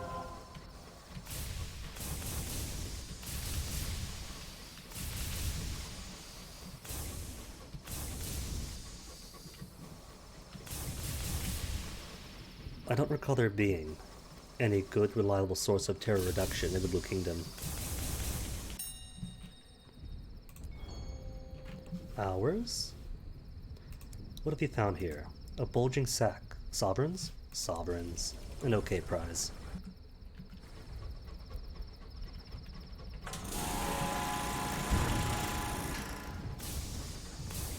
UCE Canteri. More like a tankery popping out for mining. Fitting name.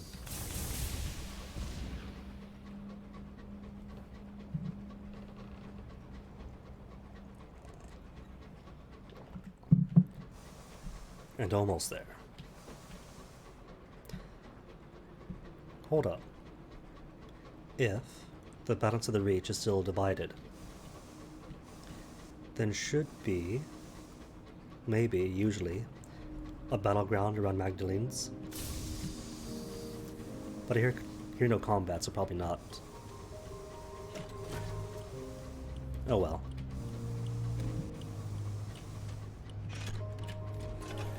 Where's that sun?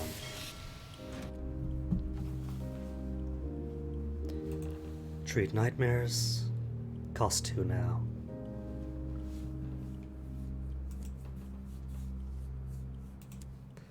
Nightmares now 2. Awful.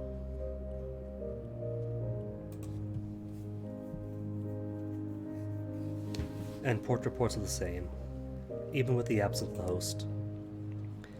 Is there any text here that mentions a host? You are known by the host, permitted to socialize, sure. No mention of him.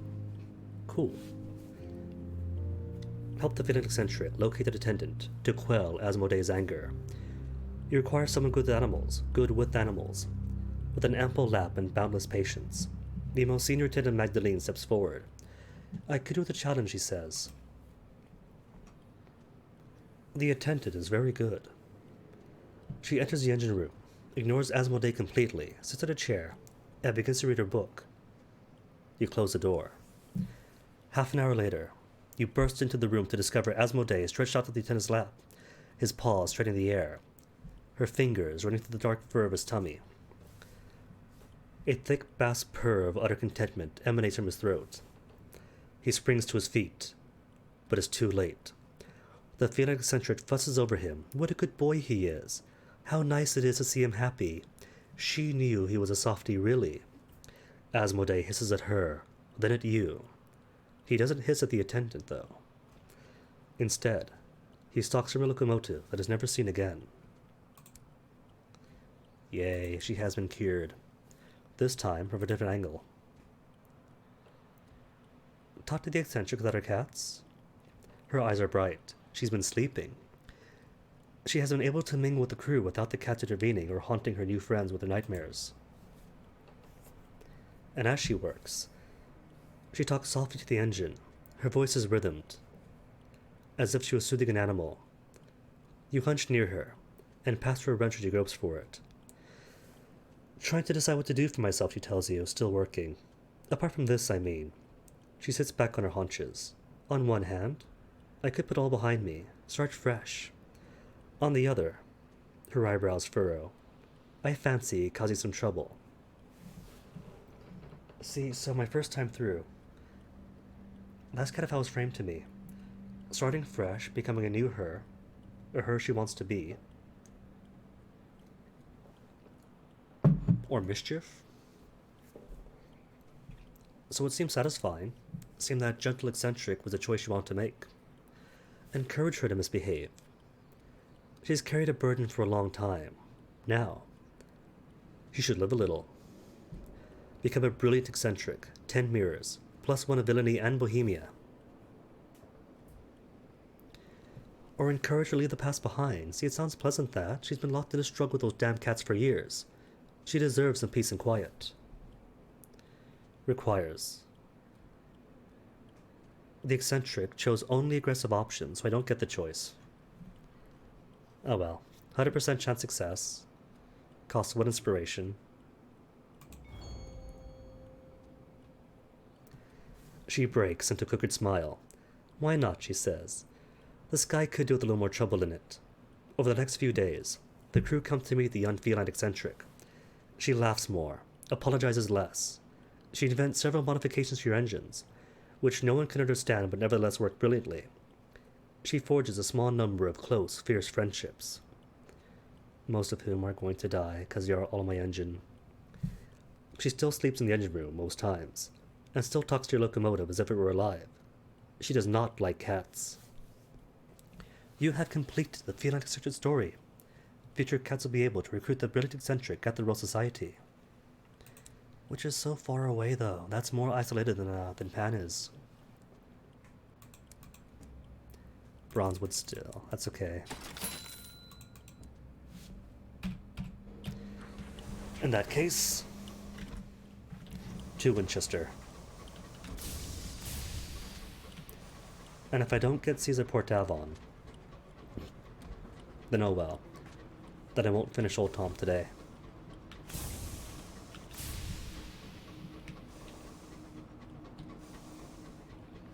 What do we get? New dialogue options. Still has her cat, though.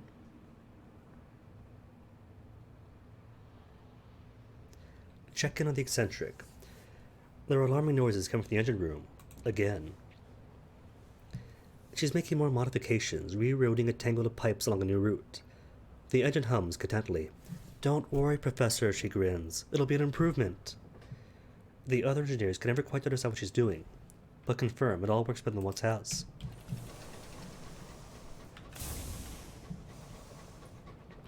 Cool. And stat-wise, do I switch to her? Could. What would I lose? Currently on him, who gives irons. So 55 irons for 91 mirrors. Maybe. Never had mirrors that high before.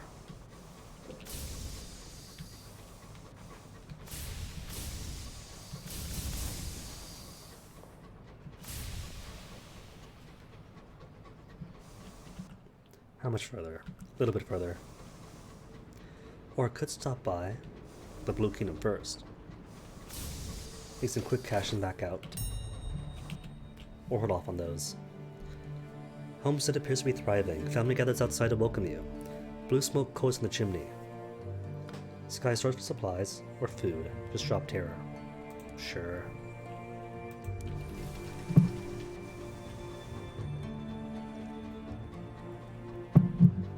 At this point in the game, half nightmares is all I need. Which is still enough that if I do come across a Scorn Fluke, could grab another 3,000 ghost sovereigns in the shape of more Wraths of Heavens. But won't put me like right at the edge of dying from nightmares. I assume you die from nightmares, never been there yet.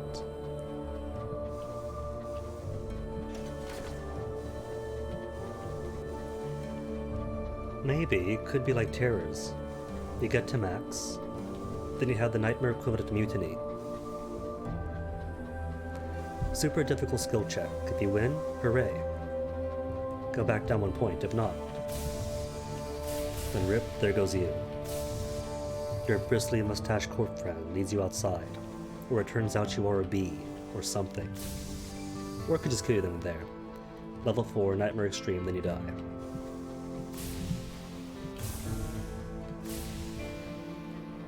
Never know, never seen it, so all I have is speculation.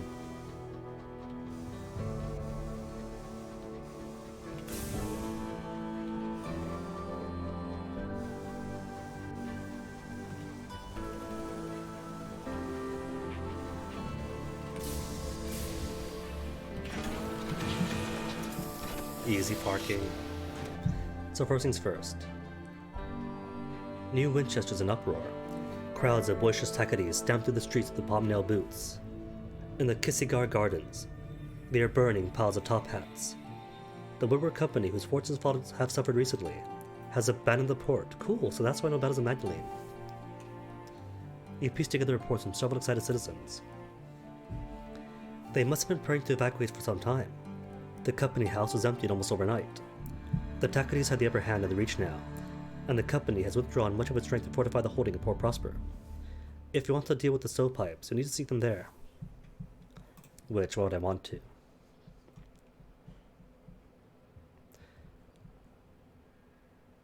Propaganda at Caroline again. Didn't I just say? Did I just take that before I left? Bronzewood for Prosper. Sure. And for Port Davon. Alright, I'll take Bronzewood with me. 7 for Port Prosper. Alright, might come back for it. Oops, wrong one. Kinda need food. And the Bronzewood. You know what? Make it 50. 50 in the store.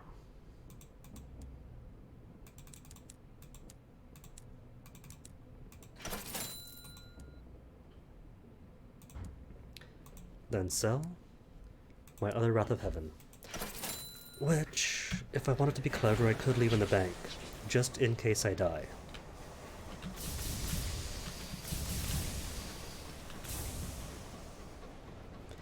Because if I die, there's a chance that I might lose a Wrath of Heaven. So it would be safer if one was in the bank. Oh, I forgot again to check with the... That's okay. When I'm done here, Winchester, get the 7 Bronzewood for Port Prosper. Then I'll check the newspapers. Always something missing, so absent-minded.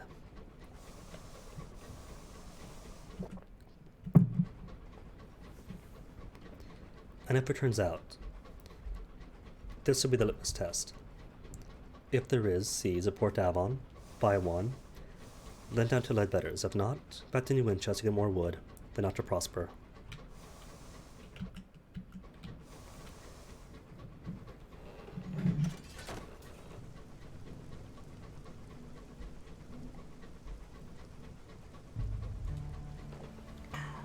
Lovely.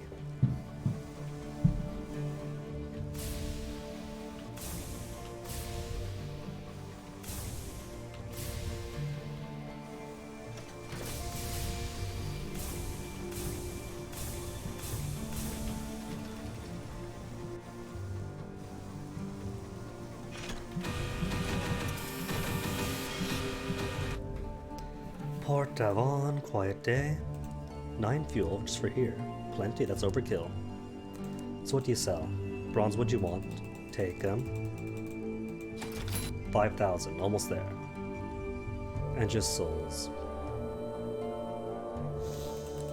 Alright, I'll take the bargain. But then, just souls still. Even here they sell nothing. What about at Ledbetter's? They sell seeds.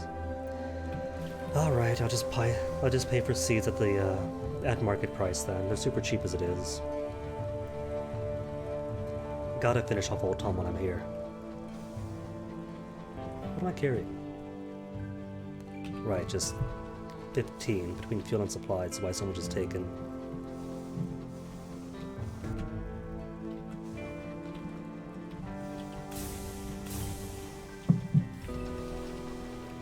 And spoilers, for those who weren't here last year and might not have seen, but it turns out that Old Tom wants to kill us. His sister is perfectly fine. They're both twisted, but he's the one who made the deal. And wants to sacrifice more souls to keep his own life alive.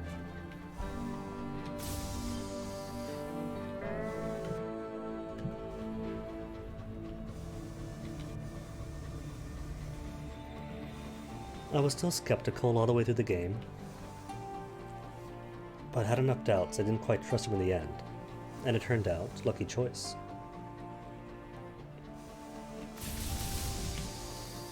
Couldn't completely trust him, not with how much, what was her name, Ratgut or whatever? Was so put off by him.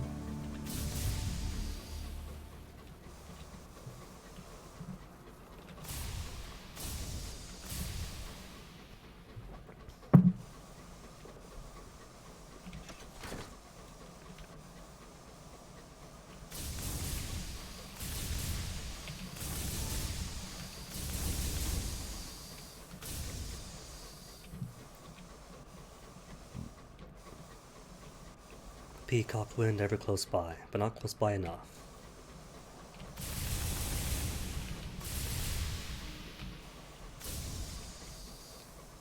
Flotsam.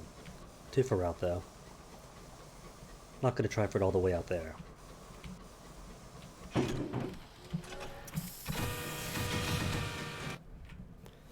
So then what do you sell here? More books. Dang. Everyone here loves reading now. Do too. My affiliation academy too. Okay then. One cheap seed. Strike out into the wilderness. Do you have what we need? The vagabond stares at you. Then nods. Yes, you're ready. You hike until you reach a ring of sharp stones. The vagabond builds a fire and spreads leaves over the flames. Its smoke is intoxicating. He presses a thimble of something oozing and red into your palm. It tastes sweetly foul. Squatted over a cauldron, he begins simmering a stew of chopped toadstools and slimy carcasses. When you next look down, your arms are gnarled tree branches. They sprout glistening fruit. The vagabond plucks one and adds it to his mixture. Suspish. You blink. The sky changes color.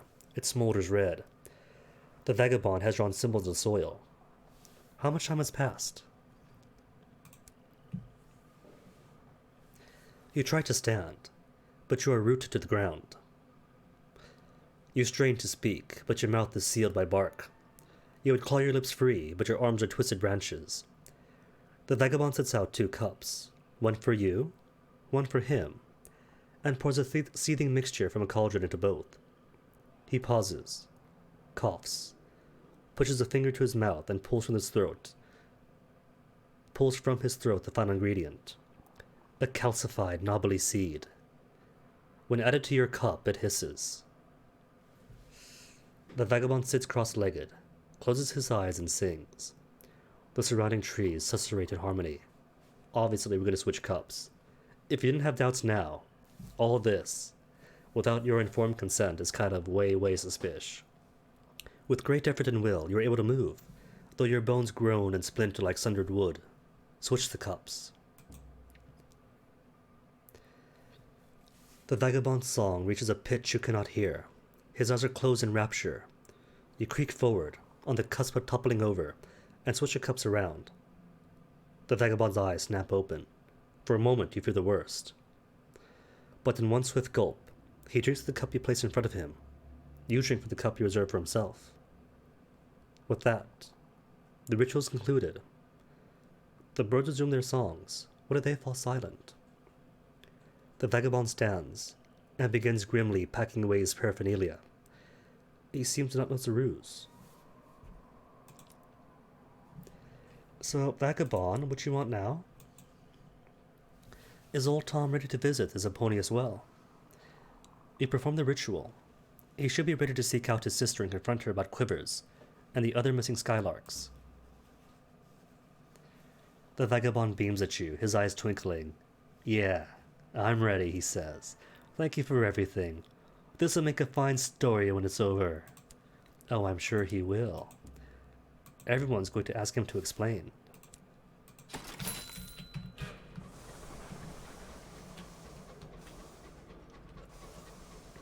Next up, old Tom's well. Confront the sister. Have a bit of engagement on the edge of the well. Maybe fail a skill check and die.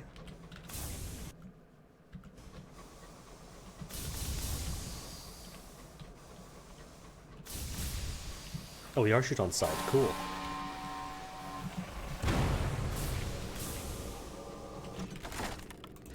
Search for secrets. Thank you very much. Literally, secrets.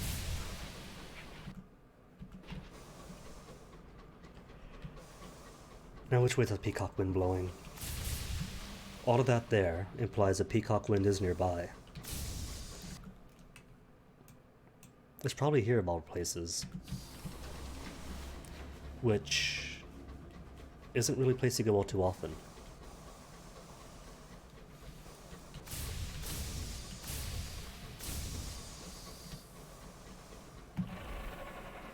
Hit.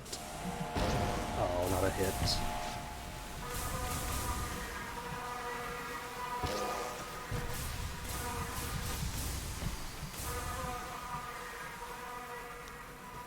Would be great if this place wasn't so far away.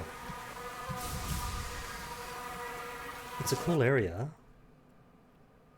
So many things at the Jeticus Hives, and the Apiodian Gardens all the way up there. But there's almost no reason to come here.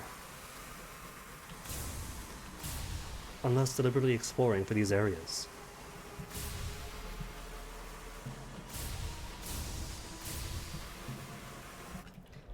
The region out here by Port Prosper, around Man Mercy's claim, is much the same. Even on the previous map orientation of previous lineage.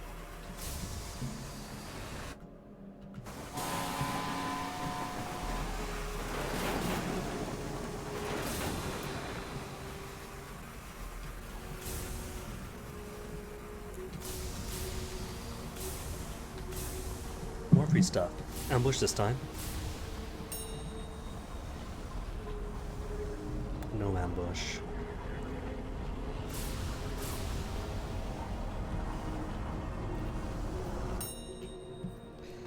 And descend to finish this off once and for all. And get myself a cool new officer. Journey to the wall's edge with Old Tom.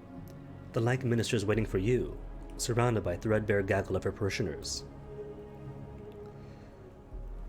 The whirlwinds whip at your garments. The vagabond's beard and coat flap wildly as he strides towards his pale, gaunt sister. Greetings, brother, says the Lank Minister with unconcealed contempt. Sister, booms the vagabond, with an exaggerated bow. Aren't you going to thank me? I brought your master another gift. Minister?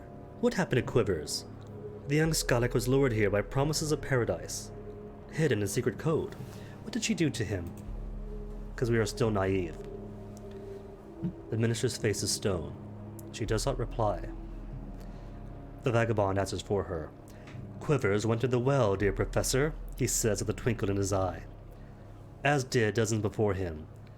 I made a pact, you see, with the bitter old thing that lingers here. It granted me riches. I pledge my life. He smiles, delighted by his own cleverness. But I offered some sinister folk a lot of money, and they helped me ferret out a ritual that would create a scapegoat. Ever since, I've been paying my debt with the lives of the less interesting. The less interesting. Tsh, pah. Old Tom grips your shoulder and marches you off to the well's edge. Fathomless darkness hungers below. The Lank Minister and her followers have dropped in supplication, their faces pressed with the coal black ice. Here's another one, mutters Old Tom, staring down intently. Their soul is bound to mine. You follow his gaze, and, for a moment, you can see almost to the well's depths. A glisten of fetid gold, a cluster of pale, grasping trees. But, Tom, by the way, we switched cups. Thanks to your trick, he's made himself his own scapegoat. You did what?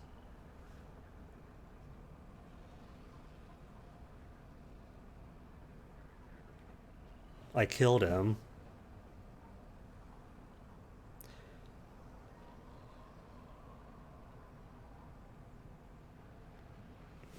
But that means I'm down one officer. Could I skip it? If I leave now... I don't want to be down one officer the entire game for the whole lineage. End task. It probably saved it. He's probably dead.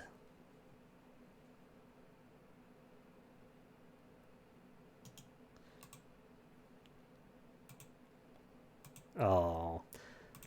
Gonna be down one officer forever, aren't I? That's annoying. 2 captains in, 2 weeks in. Is it 2.5 now even? It is 2.5 now.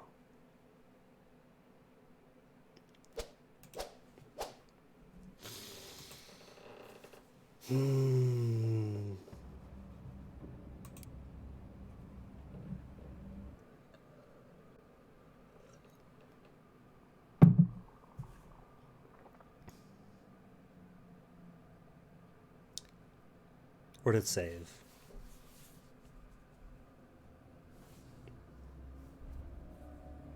Good. LNS loading bay. What have we done? Play a tune.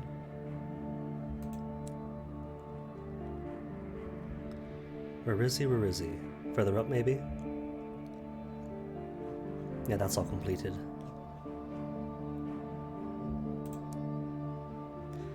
Old Tom's Well. Nope, not gonna do it. Okay, so switching cups gets him dead. Now we know. Peacock Wind, do you have to?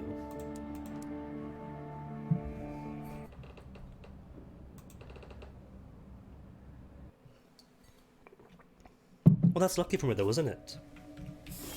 Not losing him.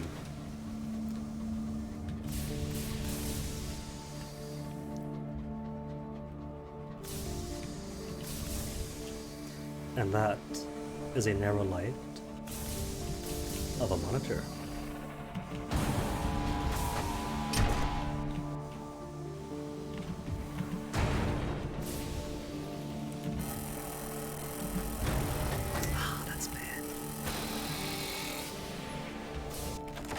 Like a miniature party just for me. Alright then, now we know. So to Winchester. To Winchester. Get out of the Bronzewood for Port Prosper, then out.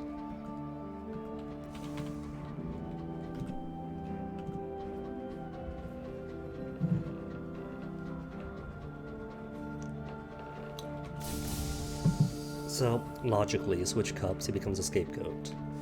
It makes sense. Just, you don't have that knowledge at that time.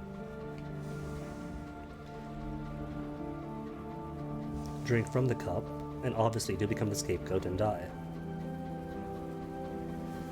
So what about... just don't drink. Was that an option? Knock it over, let it spill out. No scapegoat for you, no scapegoat for him. Was that the play last time? No scapegoat. And thus, no bound souls. And he's at the well. So he's grabbed and falls in. Giving you the chance to save him.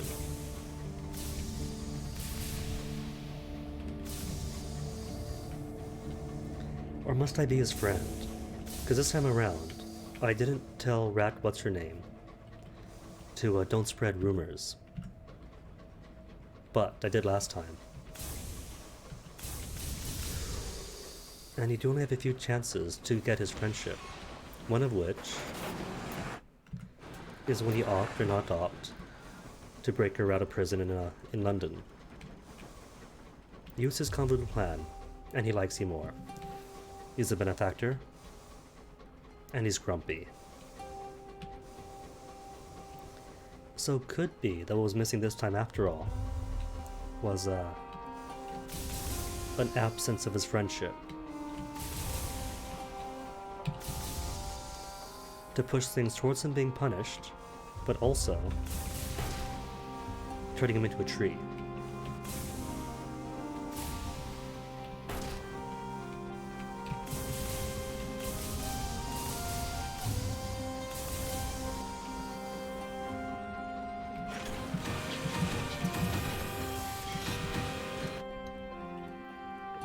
Wolsey Station.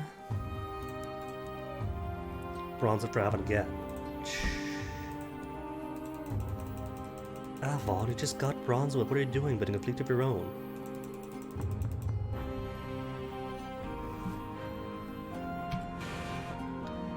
Can see, right?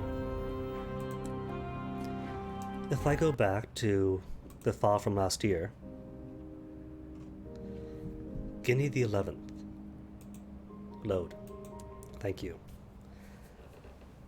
From September 17th, 2019.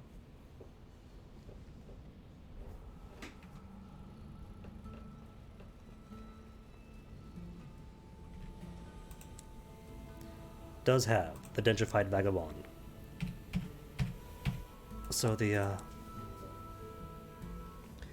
big picture, the gist, I get it. Don't delete. That's such a precarious thing. You press load, it goes down, and your mouse hovers over delete. It's frightening.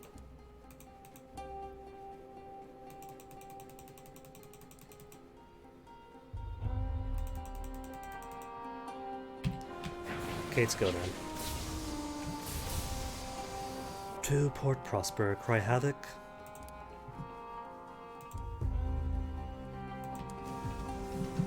Good doggy, but it's not like conductor, so it's inferior. That was yesterday's, wasn't it?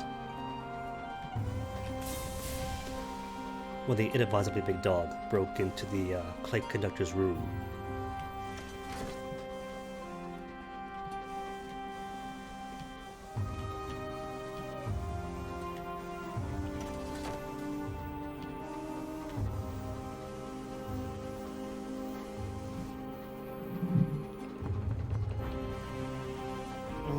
Forgot again about the newspapers in New Winchester. That's okay though.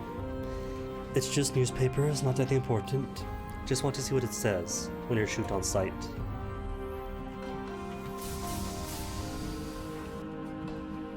Which is fine though, because the Dreadnoughts will shoot on site too. It is mutual. They shoot me for preservation of their own lives. I shoot them because they got loads of fat loot.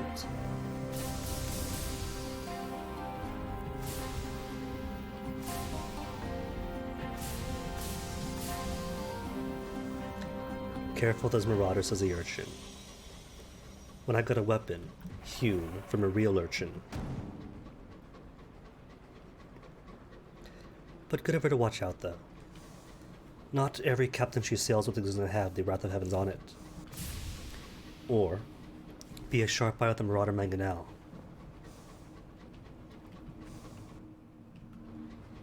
It's a shame, though. The mangonel doesn't go for much, despite being the second best weapon of the game.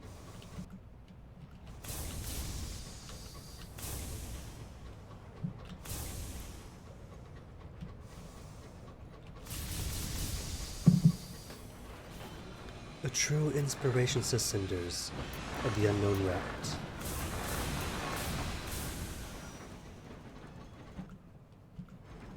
Almost a Prosper. What's gonna be en route? A couple of dreadnoughts, a couple of monitors, or some distant fight I'm not gonna find.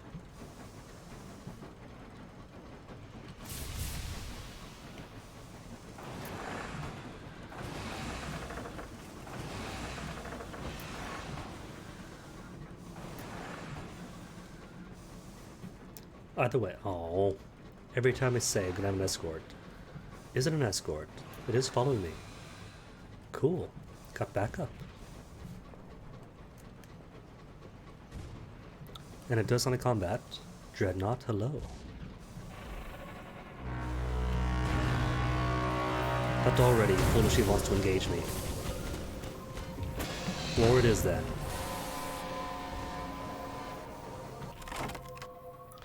Supplies, lockbox, cargo, lockbox this time.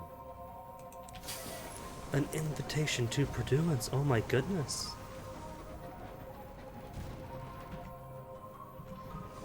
Despite being totally done with it. Alright, escort, let's go.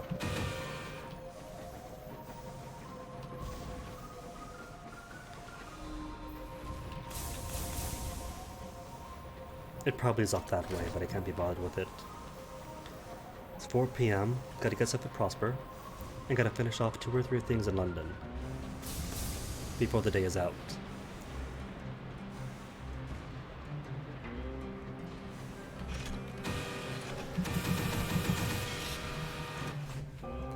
Queen's Cross Station. New clock tower, right, haven't done that yet. 7 Brunswick for you though, 2,000 sovereigns. So could afford the Trepidcore, whatever it is. Trepidcore engine. Or, with a few sovereigns more. Stained glass. Definitely. Who wants stained glass? Somebody did. For Wolbury, 1 more to complete.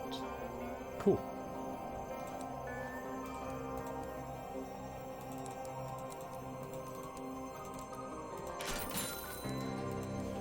But before I go, gonna take the last bathroom break of the night. Last one, I promise. Then to finish this hard. 1 second.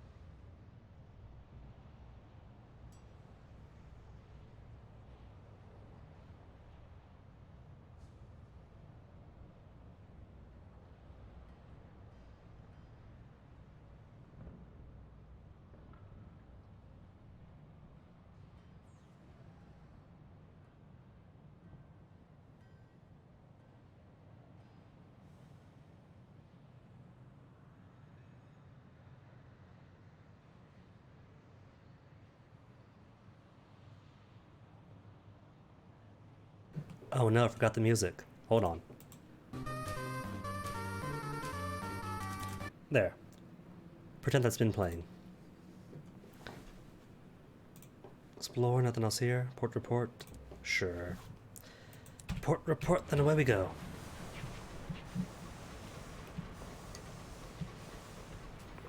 First stop, Will of the Wolf, then None for Top Off, then Wolbury.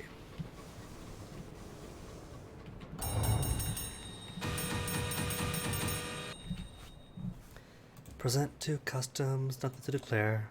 They're busy, were they? It's a shame they're not smuggling.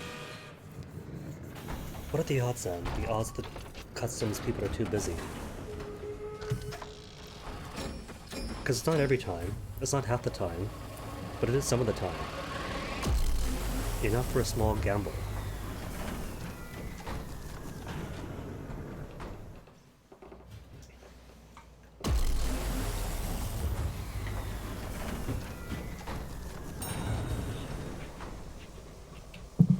Quick.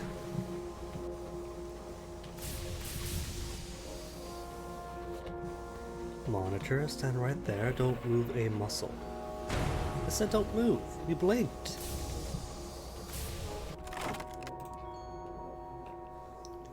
Further success, cool. Permits. How many permits now? 37. Dang.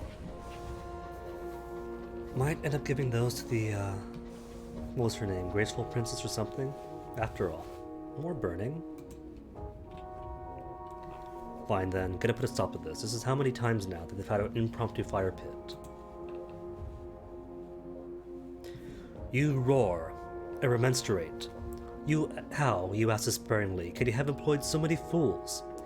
How many has it to take to run an engine adrift in an uncaring sky? This many. No one meets your gaze. The first 4 or 5 times, sure. They could use the comforts. But again and again... Free weapon.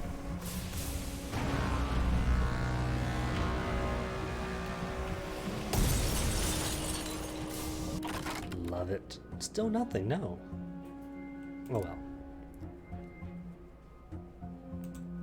Work fast to lose 1 crew. And at least got glass for it. How many crews lost now? Like 33? 34. I was close. Awfully. Oh, wrong way. Explains everything.